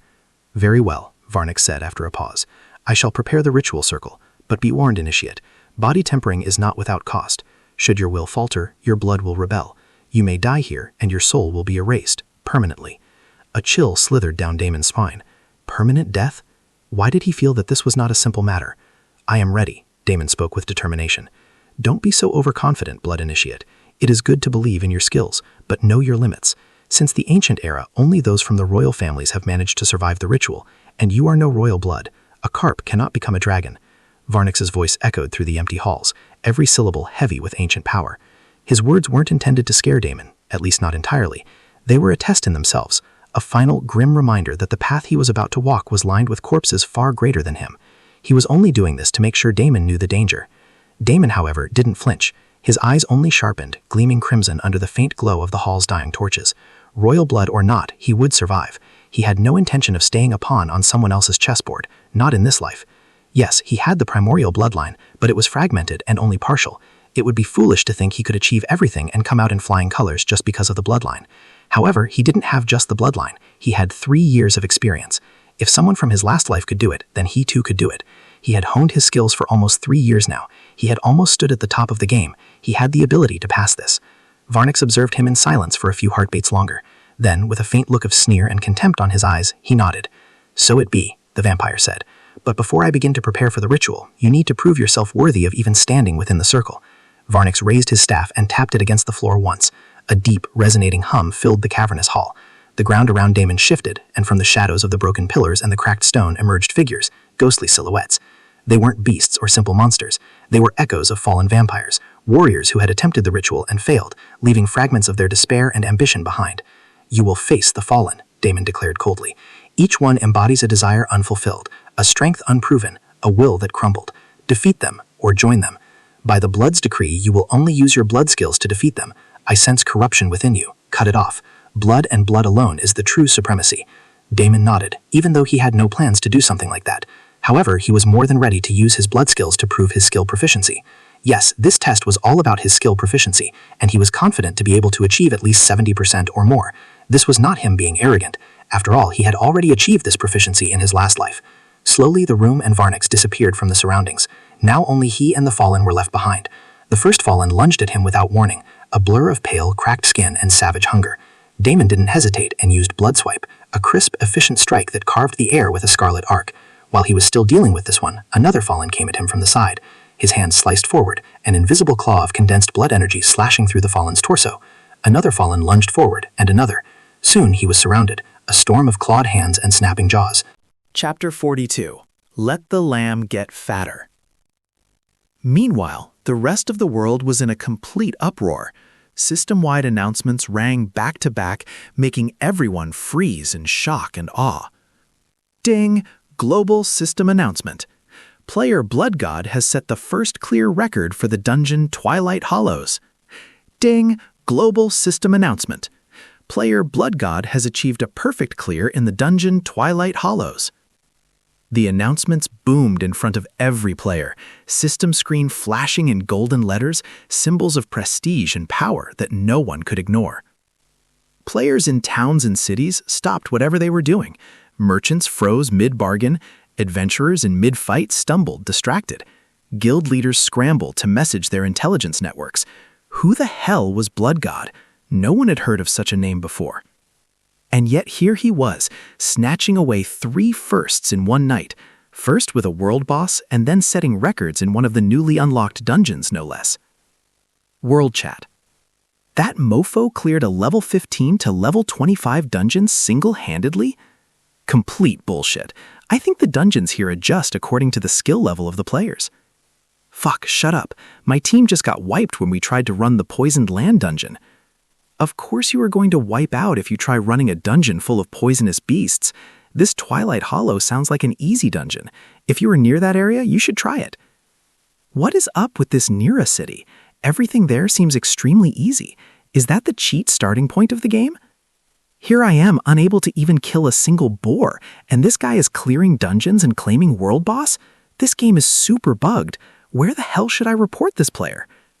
Come on, I will also make a report. Yeah, let's all report Blood God and get that fucking guy banned.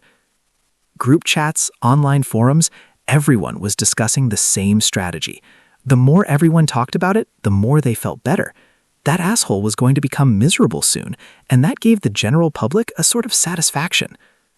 However, soon the aggrieved players ran into another roadblock. They noticed a small flaw in the strategy. There wasn't a specific place to file a bug report or an error report. What the hell? Let's just use the company's email address. Unfortunately, the email also turned out to be a dead end, and all the emails bounced back. In fact, except for the order button for the game helmet, pretty much nothing else was working on the website. There was no phone number, no email, no physical address to contact the game developers. On the other side, more serious players doubled down their efforts and pushed their progress. By now, many players had reached level 10 and started forming guilds. This opened up all the game leaderboards to the public, once again sending a ripple of chaos and commotion among the players. Power Leaderboard, top 5 highest levels. Blood God, level 18. Nightblade 77, level 15. Vortex, level 14. Heiress Gotthand, level 14. Silver Crane, level 14. Crimson Wolf, level 14. Wealth Leaderboard, top 5 richest players. Bloodwraith, 30,000 gold. Heiress Gotthand, 11,480 gold. Merchant Queen Luna, 9,990 gold. Vault King 92, 9,700 gold. Silent Fang, 8,880 gold.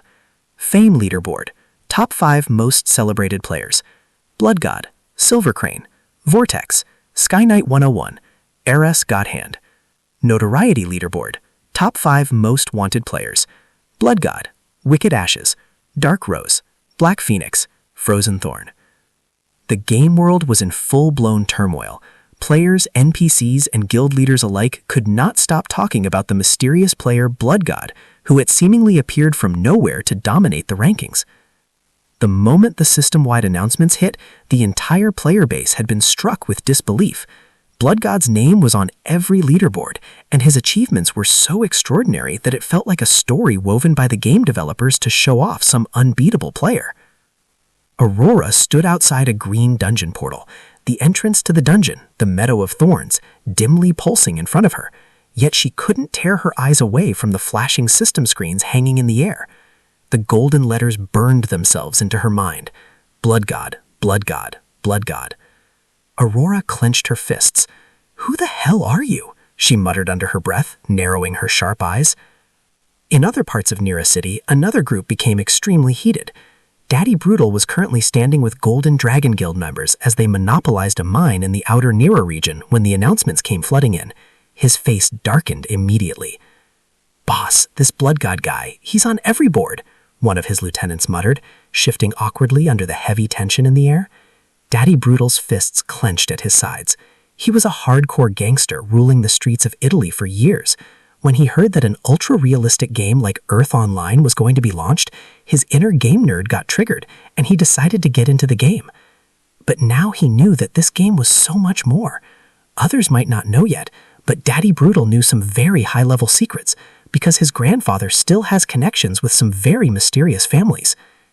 In a week, there was going to be a major change coming to this game. Currently, players can spend money to buy gold coins inside the game, but in a week they were going to update this feature. Players would soon be able to sell the gold coins and convert it into real-world cash. A beggar could become a millionaire overnight if he played the game right. Daddy Brutal didn't really care about such beggars. What he cared about was power, and this game was going to give him that. Among these gaming nerds who knew nothing about fighting, his mafia was going to stand out like diamonds.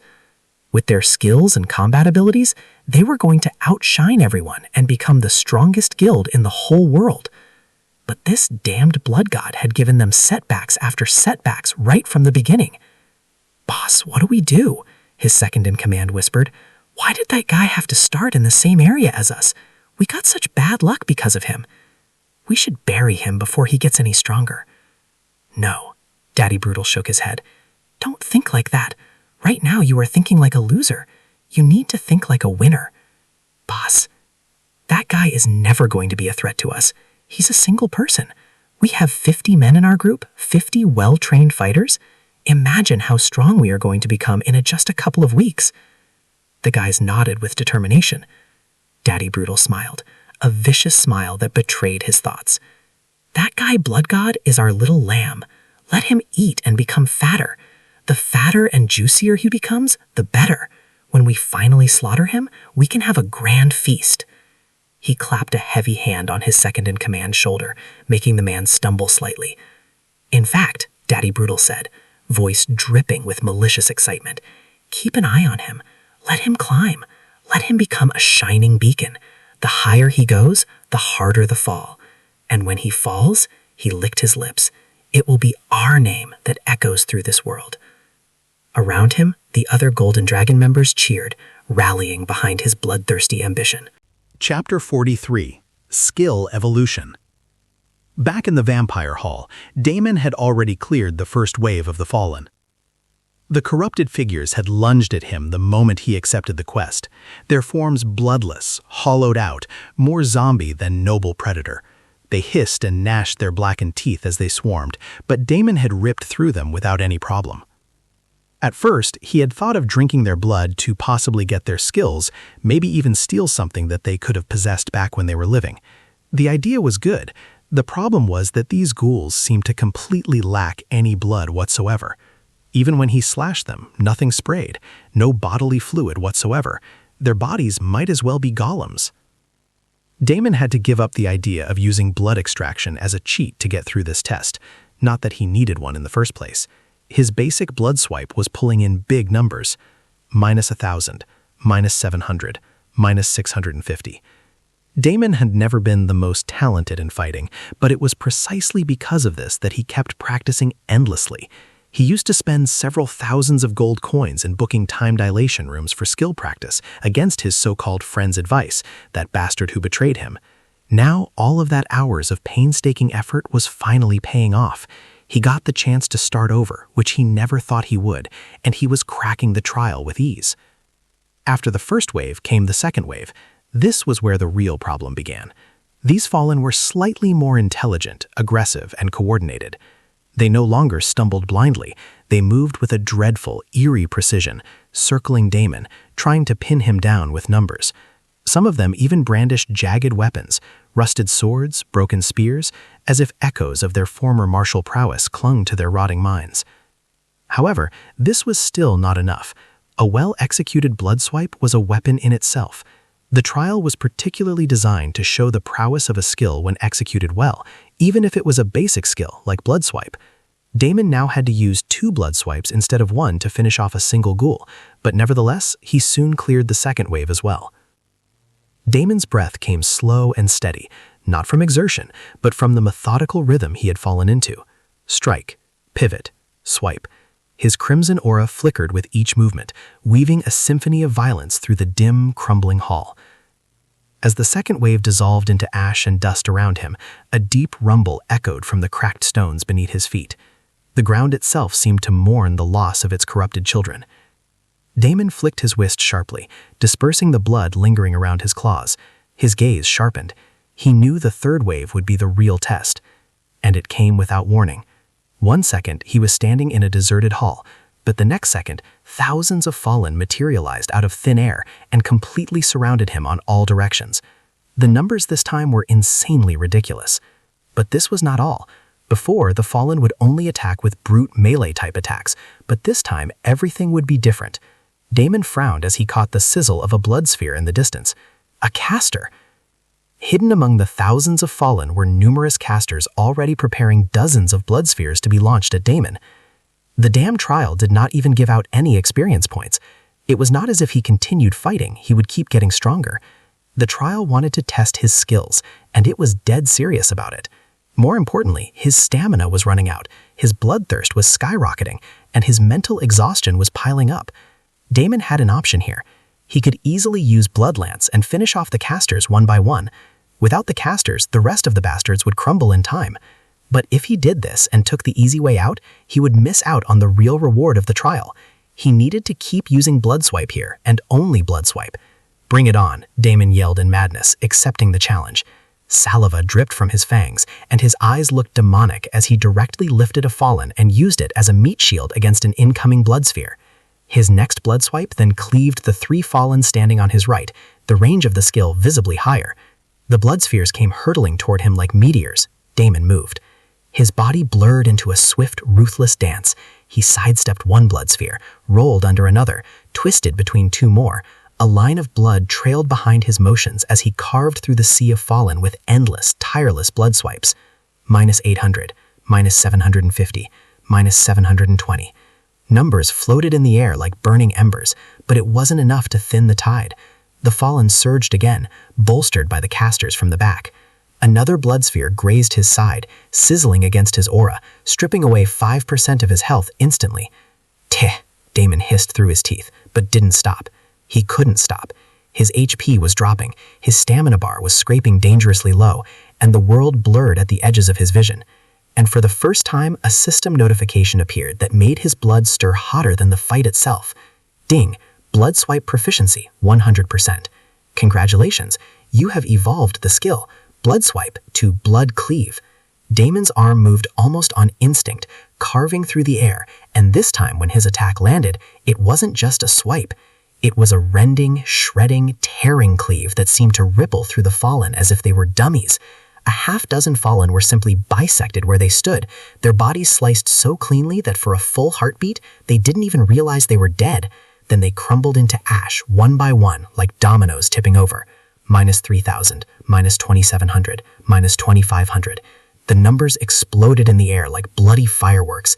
Damon grinned savagely. The strength behind this new blood cleave was on a whole different level compared to the old blood swipe. And he was only just beginning. Chapter 44. Gamble. Damon continued with his momentum and called down the horde of fallen using blood cleave. He was taking down 3 or 4 fallen every single attack, but it was still not enough. The numbers were simply ridiculous, not to mention the casters who were bombing him constantly. In the end, somehow, he got through the 3rd wave. Finally, the trial was completed. Expecting the notifications, Damon wondered what additional reward he was going to get for the trial completion, when suddenly a 4th wave appeared around him. Huh? Damon frowned. In his last life, the person who did this ritual only mentioned 3 waves. He personally had only ever attempted 3 waves. Now there was a 4th one? Was this because he was the first to attempt this? Or maybe there was a time limit, and maybe because he was well within the time limit, another wave started? Damon could come up with several theories, but he did not have the time at the moment to focus on things like this. Another wave meant another opportunity, an opportunity he couldn't miss.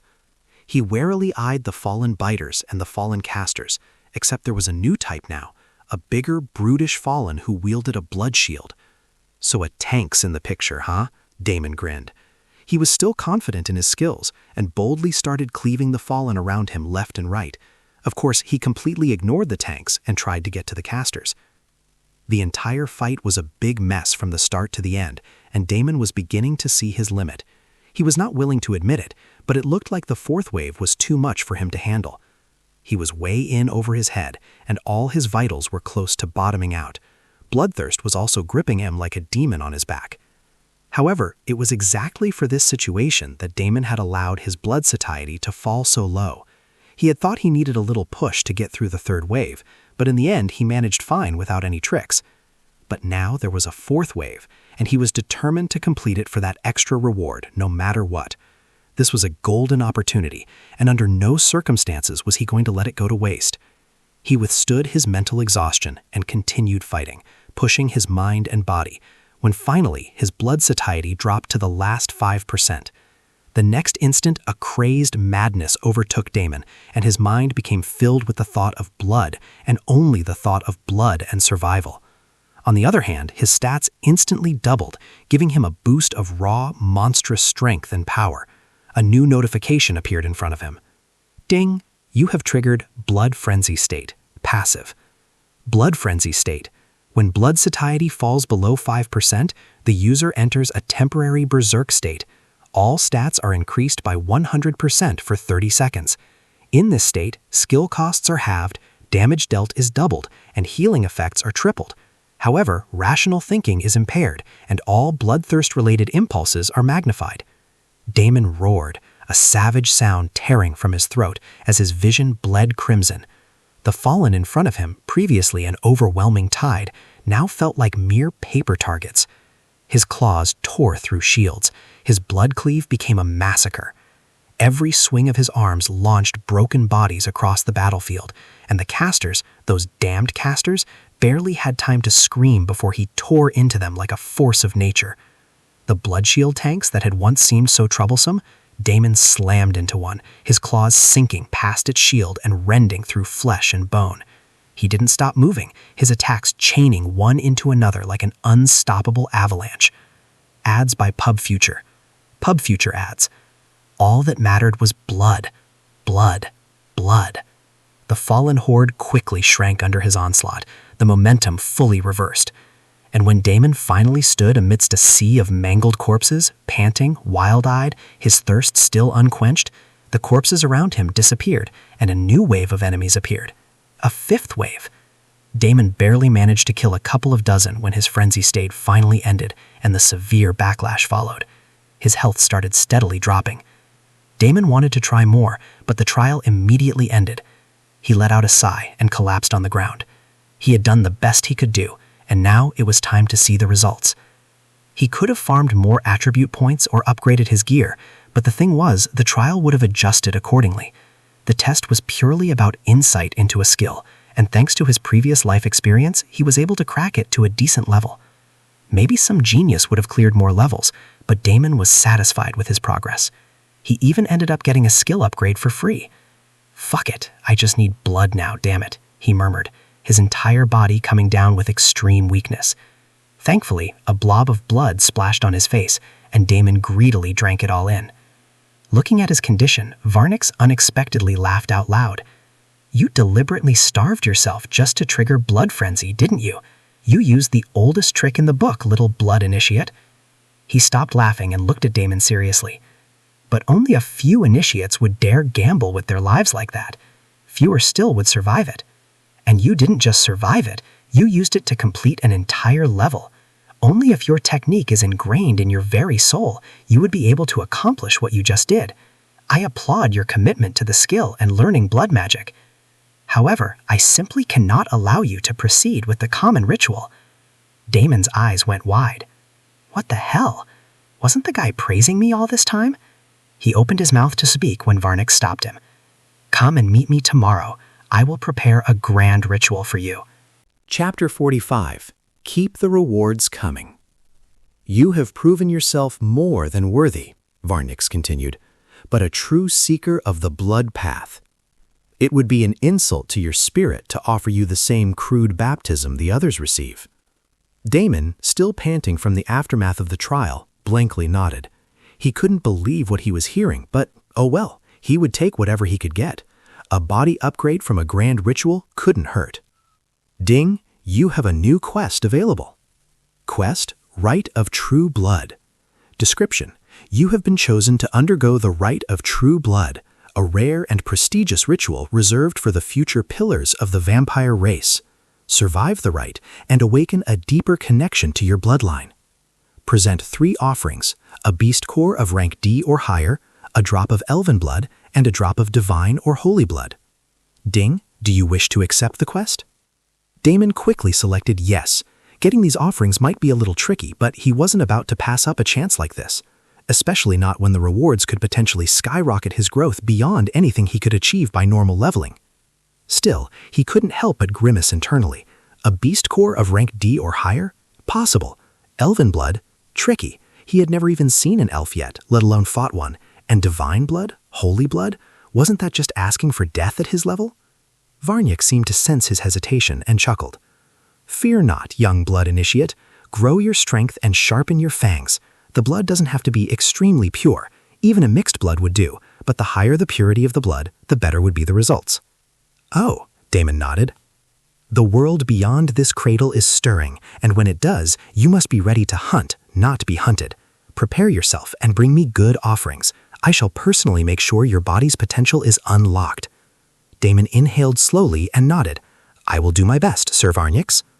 The vampire turned to leave when he suddenly stopped and tossed a skill scroll to Damon. Here, take this as an extra reward from my side. A vampire shouldn't be lacking for blood no matter what the situation. Varnyx disappeared somewhere, leaving behind Damon and the skill scroll. Damon's heart thudded loudly. What skill scroll was this? Wait, could he even learn from a skill scroll? Answering his question, the skill scroll disappeared from his hand and a new notification flashed in front of him. Ding, you have learned the skill Blood Archive. Blood Archive, passive active hybrid skill, C rank. Description: you can store excess blood energy into a separate blood reservoir. Stored blood can be used to instantly recover health, stamina, or trigger bloodline skills without needing fresh blood intake.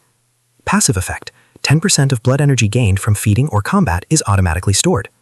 Active effect: you can withdraw from the blood archive anytime. Cooldown: 10 minutes. Current capacity: 0/100 units. Damon blinked once, then again. A crooked grin stretched across his face. This was way better than he could have hoped for. He no longer needed to desperately search for fresh blood in a crisis. No more risking losing control at the worst moments. More importantly, could he use this skill in real life? He was able to use Shadow Step, so what other skills could he use? This changes everything, Damon whispered under his breath. The last time he had rushed back into the game not wanting to waste his game time, but now there was only 1 more hour left for lockout. He had 12 hours left to test out every little theory he had. Damon quickly prepared to leave the hall and start working on his new quests when a few more system notifications chimed in. There are still more rewards for the trial? He grinned. Ding, you have completed 4 waves of the trial and stepped into the 5th stage. Ding, you have been rewarded 5,000 experience points for clearing the first wave. Ding, you have been rewarded plus 10 stat points for clearing the second wave. Ding, you have been rewarded with a new skill, Lesser Blood Magic, for clearing the 3rd wave. Ding, you have been rewarded with a skill upgrade token for clearing the 4th wave and attempting the 5th wave. Finally! Damon smiled widened as he got the reward he had come here expecting for, the Lesser Blood Magic skill. Even though learning blood magic had a lot of requirements, there was a secret shortcut to it. If he had enough proficiency with the Lesser Blood Magic, then he would automatically be able to learn Blood Manipulation, a high-tier technique that only a vampire of level 200 or higher would be able to use. Even though he was currently amassing a lot of skills of different classes, Blood Manipulation was a proven overpowered skill, and he needed it in his arsenal ASAP. Damon's gaze moved from the Lesser Blood Magic to the last reward. The moment he saw the words Skill Upgrade Token, his entire body tensed in disbelief. This wasn't just a minor boost like stat points or even a rare skill scroll. This was game-breaking. A skill upgrade token? It sounded simple. It wasn't. For a player like Damon who understood how this world worked beneath the surface, a skill upgrade token was a catalyst that could snowball into absurd power gains. His mind raced. Normally, evolving Lesser Blood Magic into Blood Manipulation would take weeks of grinding at minimum, even if he was obsessive about it. But if he used the skill upgrade token right now to instantly push Lesser Blood Magic to Greater Blood Magic, it would slash the proficiency requirements dramatically. The shortcut would get even shorter. In other words, he could reach Blood Manipulation in a matter of days instead of months. However, Damon decided not to do that. Though it sounded tempting, it was also a waste of a godly item if he used it on such a trivial skill. He had a feeling that this was going to be a huge deal for him in the future. He just needed to pick the right skill for it, and he was going to take his time with it. Chapter 46. Blood Wraith. Damon did not linger the vampire race hall any longer. With all his rewards squared away and his next quests waiting to be completed, he quickly got out of there. Where am I going to go for elven blood and divine or holy blood? He pondered as he walked.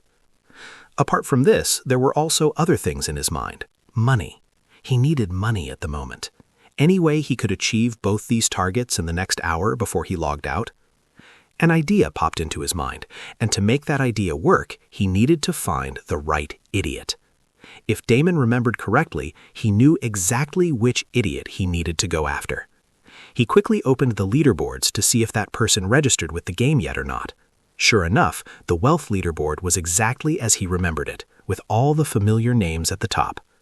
Wait, what? Damon raised a brow. Blood Wraith? Who the hell was this guy? The top name was supposed to be Goldblade, the walking wallet. But now, Blood Wraith was sitting at the #1 spot with an absurd amount of early game wealth, way more than even a pay-to-win player should have at this point. Something's not right, Damon muttered, narrowing his eyes. He had an idea and opened his in-game mail. Naturally, almost all of them were hate mail. People had called him all sorts of things. Foxtail. You cheating bastard. You think you're so smart finding a bug in the game? You won't last long. People are already lining up to gank you, you motherfucking cheater. Scarlet Edge. Rot in hell, blood god. Better uninstall now before it gets worse. Gravewalker. Nice tricks, asshole. Hope you can pull more out of your ass when the real players start hunting you down. Damon skimmed through the flood of hate mail, barely paying attention. How could all of these people call him so many horrible things? Did he ask them to crowd around the world boss and get killed? With a smile, he quickly deleted the bunch of garbage mail.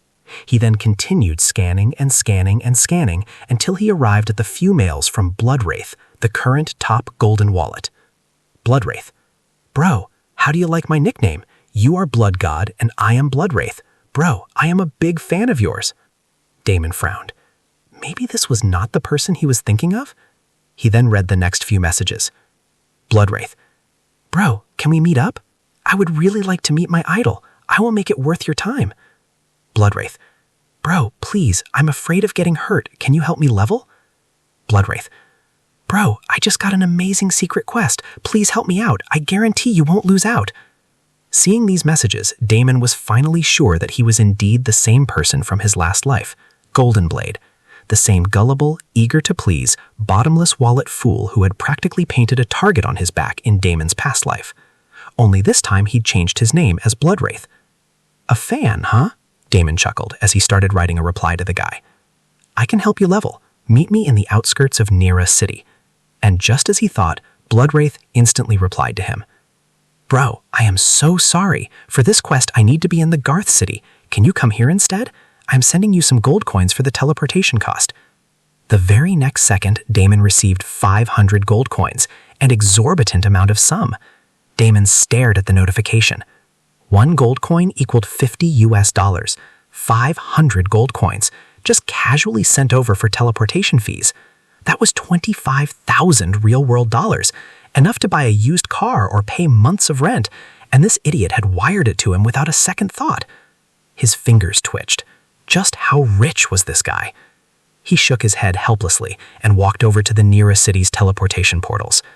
The teleportation plaza in Nira City bustled with life, players shouting in local chat, merchants hawking overpriced potions, newbies staring at glowing portals with wide eyes. Damon ignored it all. He walked through the chaos like a shadow, his mind razor-focused. He reached the teleportation crystal embedded into the ground, its surface flickering with options. With a flick of his fingers, he selected Garth City. The portal cost? Barely 50 gold coins.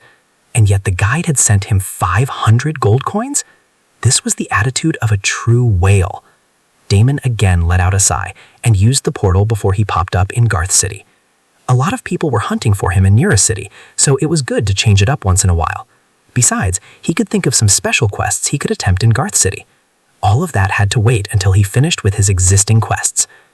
Damon barely took a step out of the teleportation portal when someone ran up to him with a big smile on his face. The guy was decked in sparkly gear from top to bottom and looked like a walking billboard for "Please rob me." It didn't even take a second for Damon to recognize him. Goldblade? No, Bloodwraith. Bro, Bloodwraith shouted, his voice carried across the plaza. Several players turned to stare. You made it! I knew you wouldn't ditch me, bro. Here, look. Do you want to see the amazing quest I got? Hee, you will definitely like this. Damon was dumbfounded. Was this guy an absolute lunatic? Why was he shouting like this in the public, exposing all of them? Before he could speak his mind, a hand came from behind and slapped Bloodwraith loudly on the back. Can you not shout like this? A woman with an incredibly fiery aura stepped forward, her figure and beauty off the charts. The woman had a lithe, athletic figure wrapped in dark combat leathers, reinforced with faintly glowing enchantments. A slender sword was strapped to her back. Her red hair, braided in an almost messy but battle-practical way, caught the sunlight like a living flame, and her golden eyes locked onto Bloodwraith with an irritated look. "You're gonna get both of us killed, idiot," she said flatly. Bloodwraith, sorry, sis. I got excited. Sis? Damon's expression didn't change, but internally he was racking his brain. Golden Blade did not exactly have any sisters. Did he remember correctly? Well, technically he knew Golden Blade only 2 years after the game launched. Until then, he had only heard of him, so even if he had a sister, it was all hush-hush. It was weird that such a top-tier beauty did not even end up in the heavenly beauty list compiled by some good person.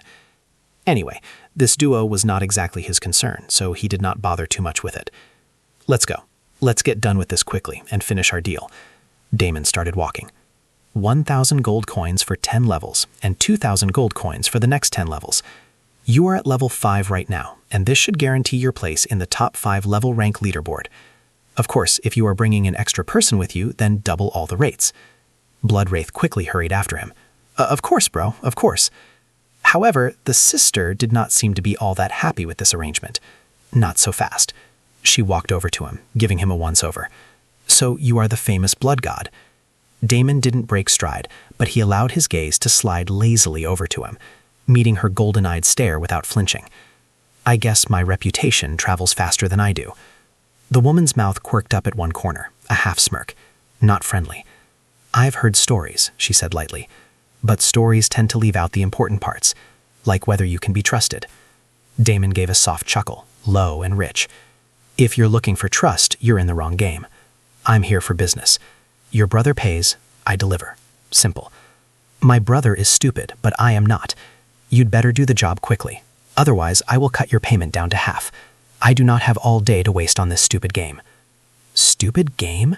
Damon raised a brow. Bloodwraith hurriedly explained. Sorry, bro. What my sister means is that she actually runs a company, so she doesn't have a lot of time to log into the game. She's such a workaholic, working all the time. A company owner? So young?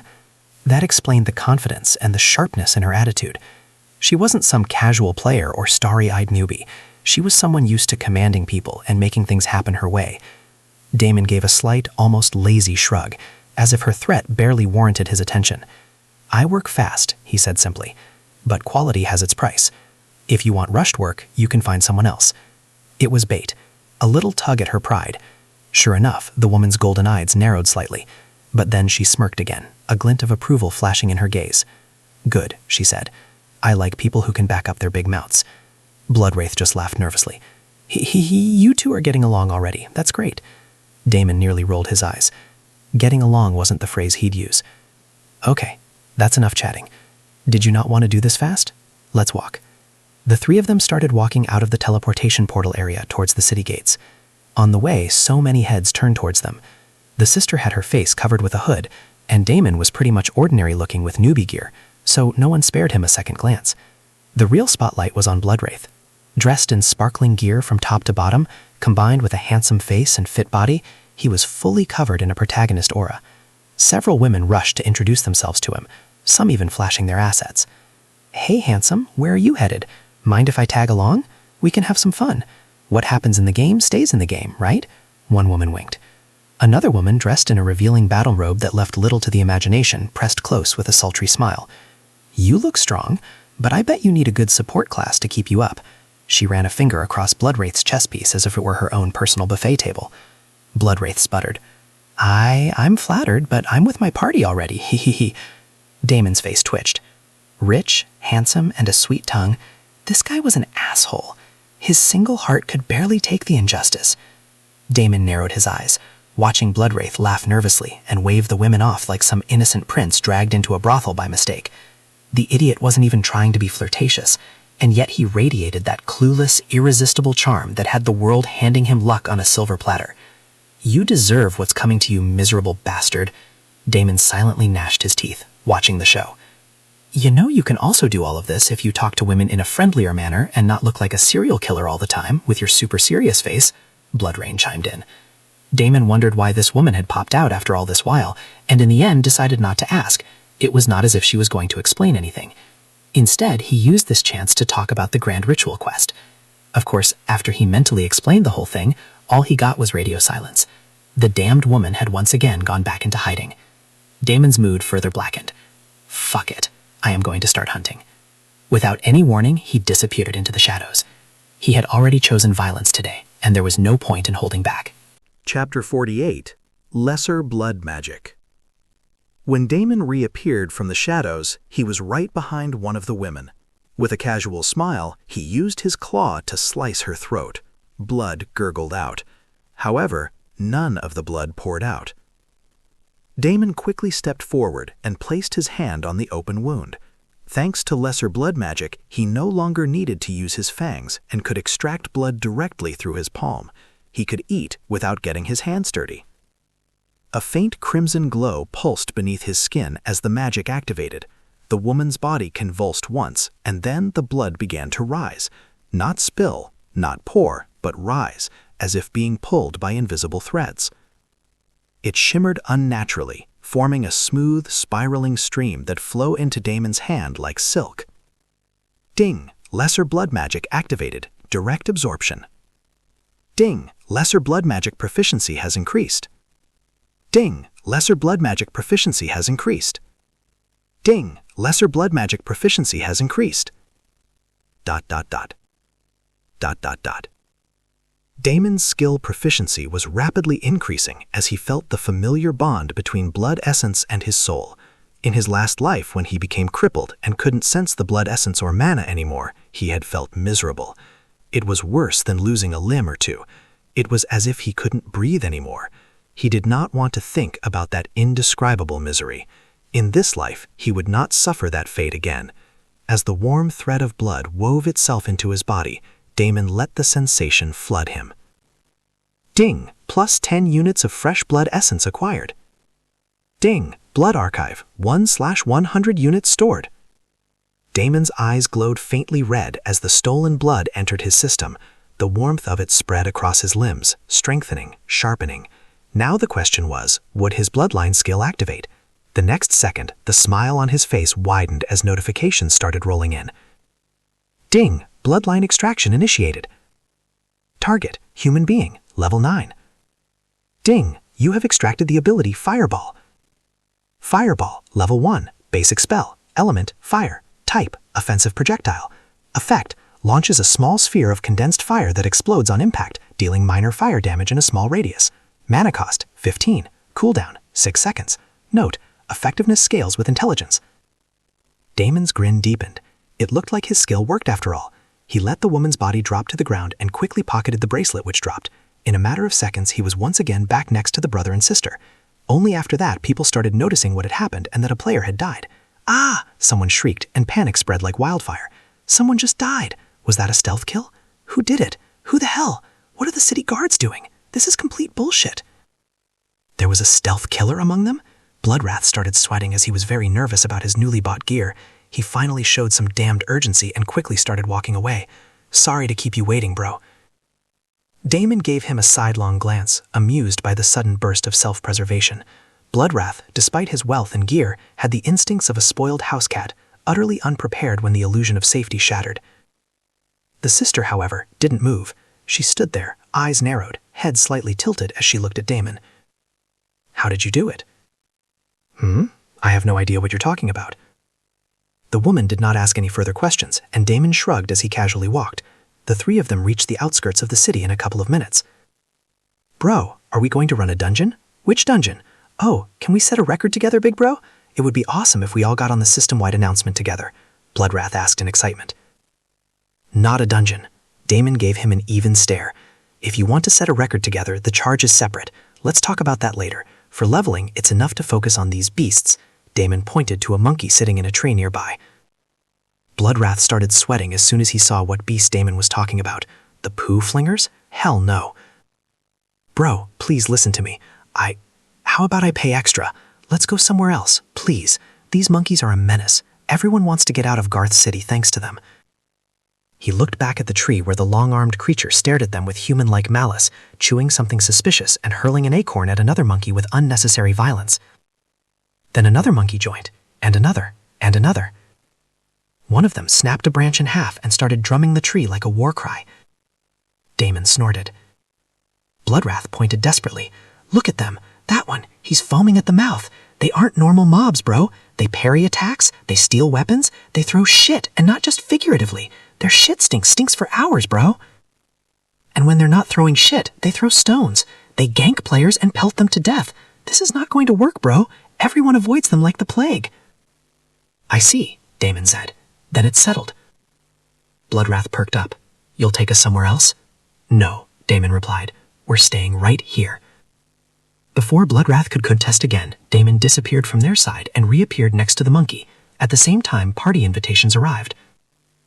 Ding! Player Blood God has invited you to a party. Do you wish to accept? Bloodwrath wanted to decline so badly, but he couldn't bring himself to do it. Saying a silent prayer, he quickly accepted the invitation. For several hours he had been waiting for such a chance to fight alongside the awesome Blood God, but why did it have to be these horrendous monkeys from hell? On the other side, his sister silently accepted the invitation. Her gaze was fixed on Damon's movement. And what she saw finally made her lose her composure. Her eyes widened as she started to pant. Just who the hell was this man? Chapter 49. Monkeys Everywhere. Damon appeared in a blur of shadows, materializing silently on the branch just behind the unsuspecting monkey. The creature, level 12 feral tree flinger, froze mid-chew, sensing the shift in air pressure just a second too late. Before it could screech or fling anything inappropriate, Damon grabbed it by the scruff of its neck and slashed its throat. The monkey flailed and twisted, its tiny eyes wide with indignation. Damon stared at it flatly, unimpressed, starting to absorb the blood essence using his hand. Within a matter of seconds, the monkey was dead. Damon did not bother to look at the notifications just yet. He simply moved on to another monkey. His shadowy form blurred again, and he reappeared above the next branch, where another feral tree flinger let out a warning screech. It was too slow. A blood cleave later, Damon was already absorbing its blood essence. 3 more monkeys had already begun to shriek from neighboring trees. A few more seconds later, these 3 as well dropped dead to the ground, but not before the last one shrieked loudly, sending out a call for help. The canopy rustled violently, as more and more monkeys started to appear from all around the forest. Damon stood on the branch, unfazed, even as dozens of eyes locked onto him from the branches above, below, and all around. The feral tree flingers, usually content to harass travelers with mischief and mess, now moved with a frightening coordination. Fuck, bro, we are screwed. Shit, these many monkeys? This is so much worse than I anticipated. Bro, let it go. We can go somewhere else and level. And leave this wonderful opportunity? Damon smirked. He already gained 2 points in strength and a skill to aim and throw projectiles. This was just the beginning. He cracked his knuckles and got to work. Dozens of shrieks filled the air, turning the once serene woodland into a war zone. The feral tree flingers, dozens of them, perhaps even 100, had converged on their location, jumping between branches in synchronized bursts, flinging stones and poo. From a distance, it might have looked comical, but not to the guy experiencing all of it firsthand. Bro, they're using formation tactics, Bloodwraith wailed from below, crouched behind a tree and clutching his expensive gear like a baby blanket. That one's giving signals. Are they allowed to give signals? Damon didn't respond. His attention was locked on the treetops. While the other 2 stayed and watched the show at a safe distance, Damon jumped from one treetop to another as silently as a rogue, but with stats better than even the best of the rogues. Shadow Step was an extremely useful skill, and that, combined with the level difference and the overall attribute difference, the entire forest quickly turned into a scene of massacre. Bloodwraith was chewing his nails, unable to bear the suspense. However, the disaster he expected never arrived. One monkey after another died, and yet Blood God was going strong. Finally, Bloodwraith's expression turned from nervousness and despair to utter awe. He watched, mouth slightly open, as Damon carved through the canopy like a god of execution. Each kill was a blur of motion and magic. It was brutal, yes, but it was art. This wasn't leveling, this was dominance. And Bloodwraith, once the pampered prince of pay-to-win, felt like a peasant watching a king at war. Whoa, look at him go! My bro is awesome! I am already 3 levels higher! No way! He's farming so fast, it's raining levels! Oh look, one here, one there, dead monkeys everywhere! Bloodwraith started whistling and dancing from excitement, shaking his hips. He would have never done this in public, but since there was no one here except for them, the guy happily danced while watching his experience bar quickly fill up. Even the sister, previously cold and skeptical, found herself captivated. She would have facepalmed at Bloodwraith's antics, but she had not peeled her eyes away from Damon even for a moment. Her gaze tracked Damon's every movement with laser focus. What class is he? A rogue or a thief? It doesn't make sense. Those attacks look so powerful, but he is able to withstand a couple of attacks here and there casually. How could his physical defense be so high? A rogue-type player's defense shouldn't be high.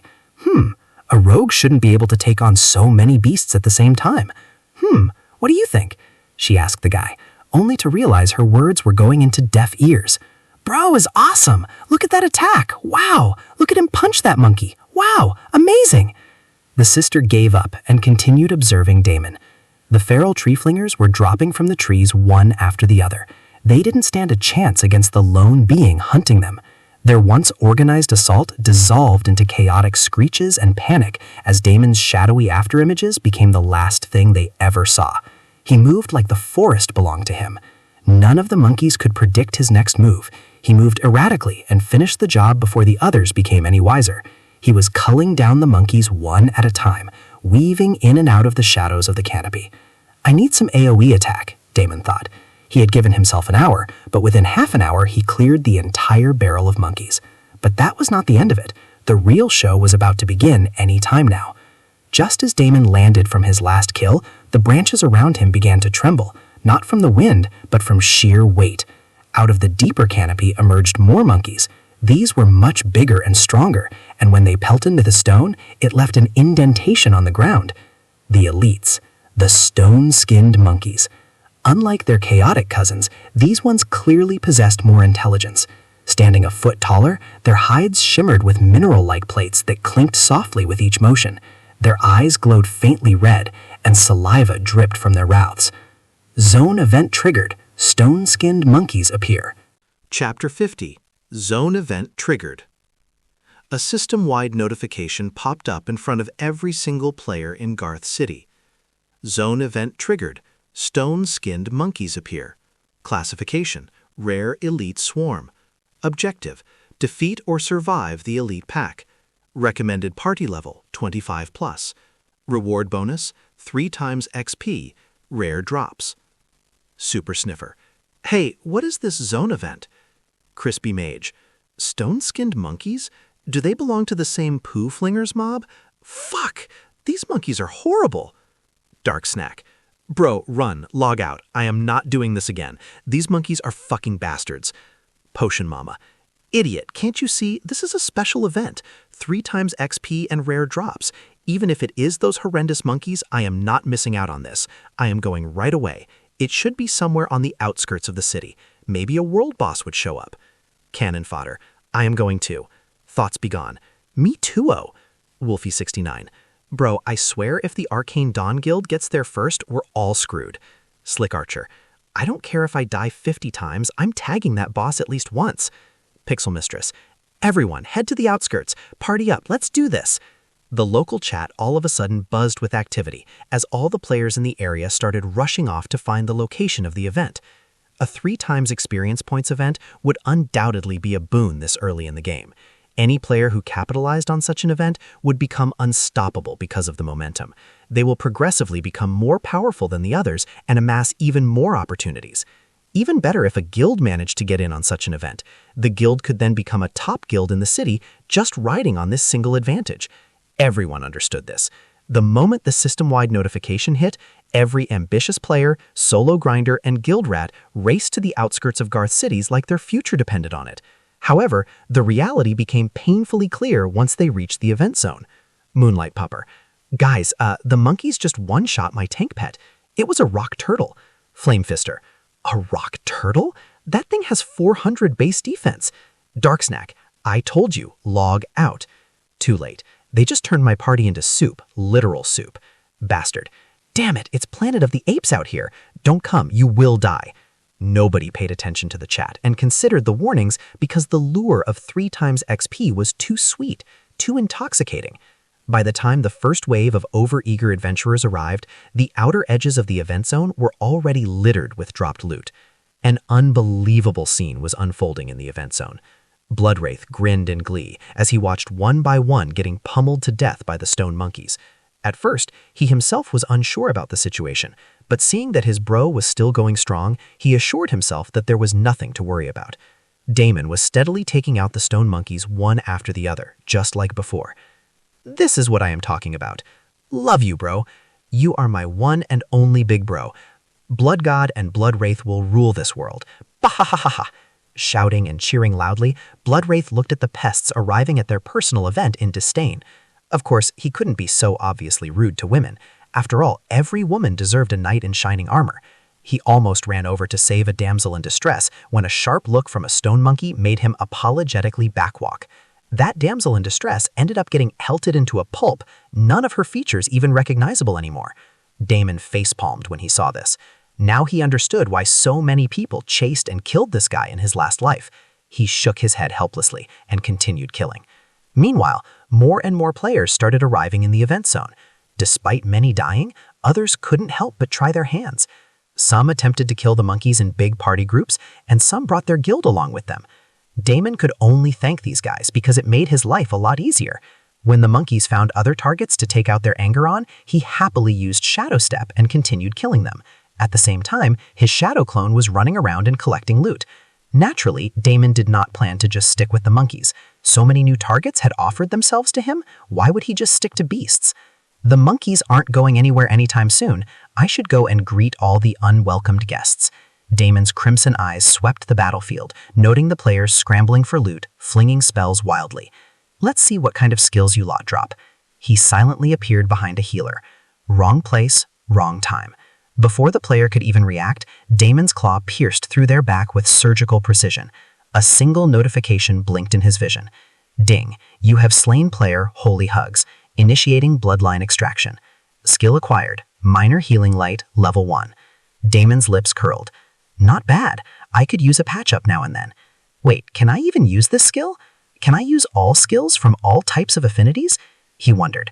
He had seen many vampires use shadow skills in his past life, and didn't exactly question it too much. Fire could be somewhat compatible, but holy and divine were completely opposed to his nature. Vampires were creatures of darkness, their bloodline steeped in curses and night. Holy and divine energies weren't just incompatible, they were actively harmful. Using them would be like trying to extinguish fire with oil. And yet, the system had granted him the skill. Not a warning, not a penalty, just given. Could he possibly use all the skills because of his unique bloodline? Damon decided to experiment this later. More skills were waiting for him now. The healer's body slumped and vanished into a puff of light, leaving a golden bracelet behind. Damon didn't stop. Shadow Step activated, and he pocketed the bracelet and vanished from sight.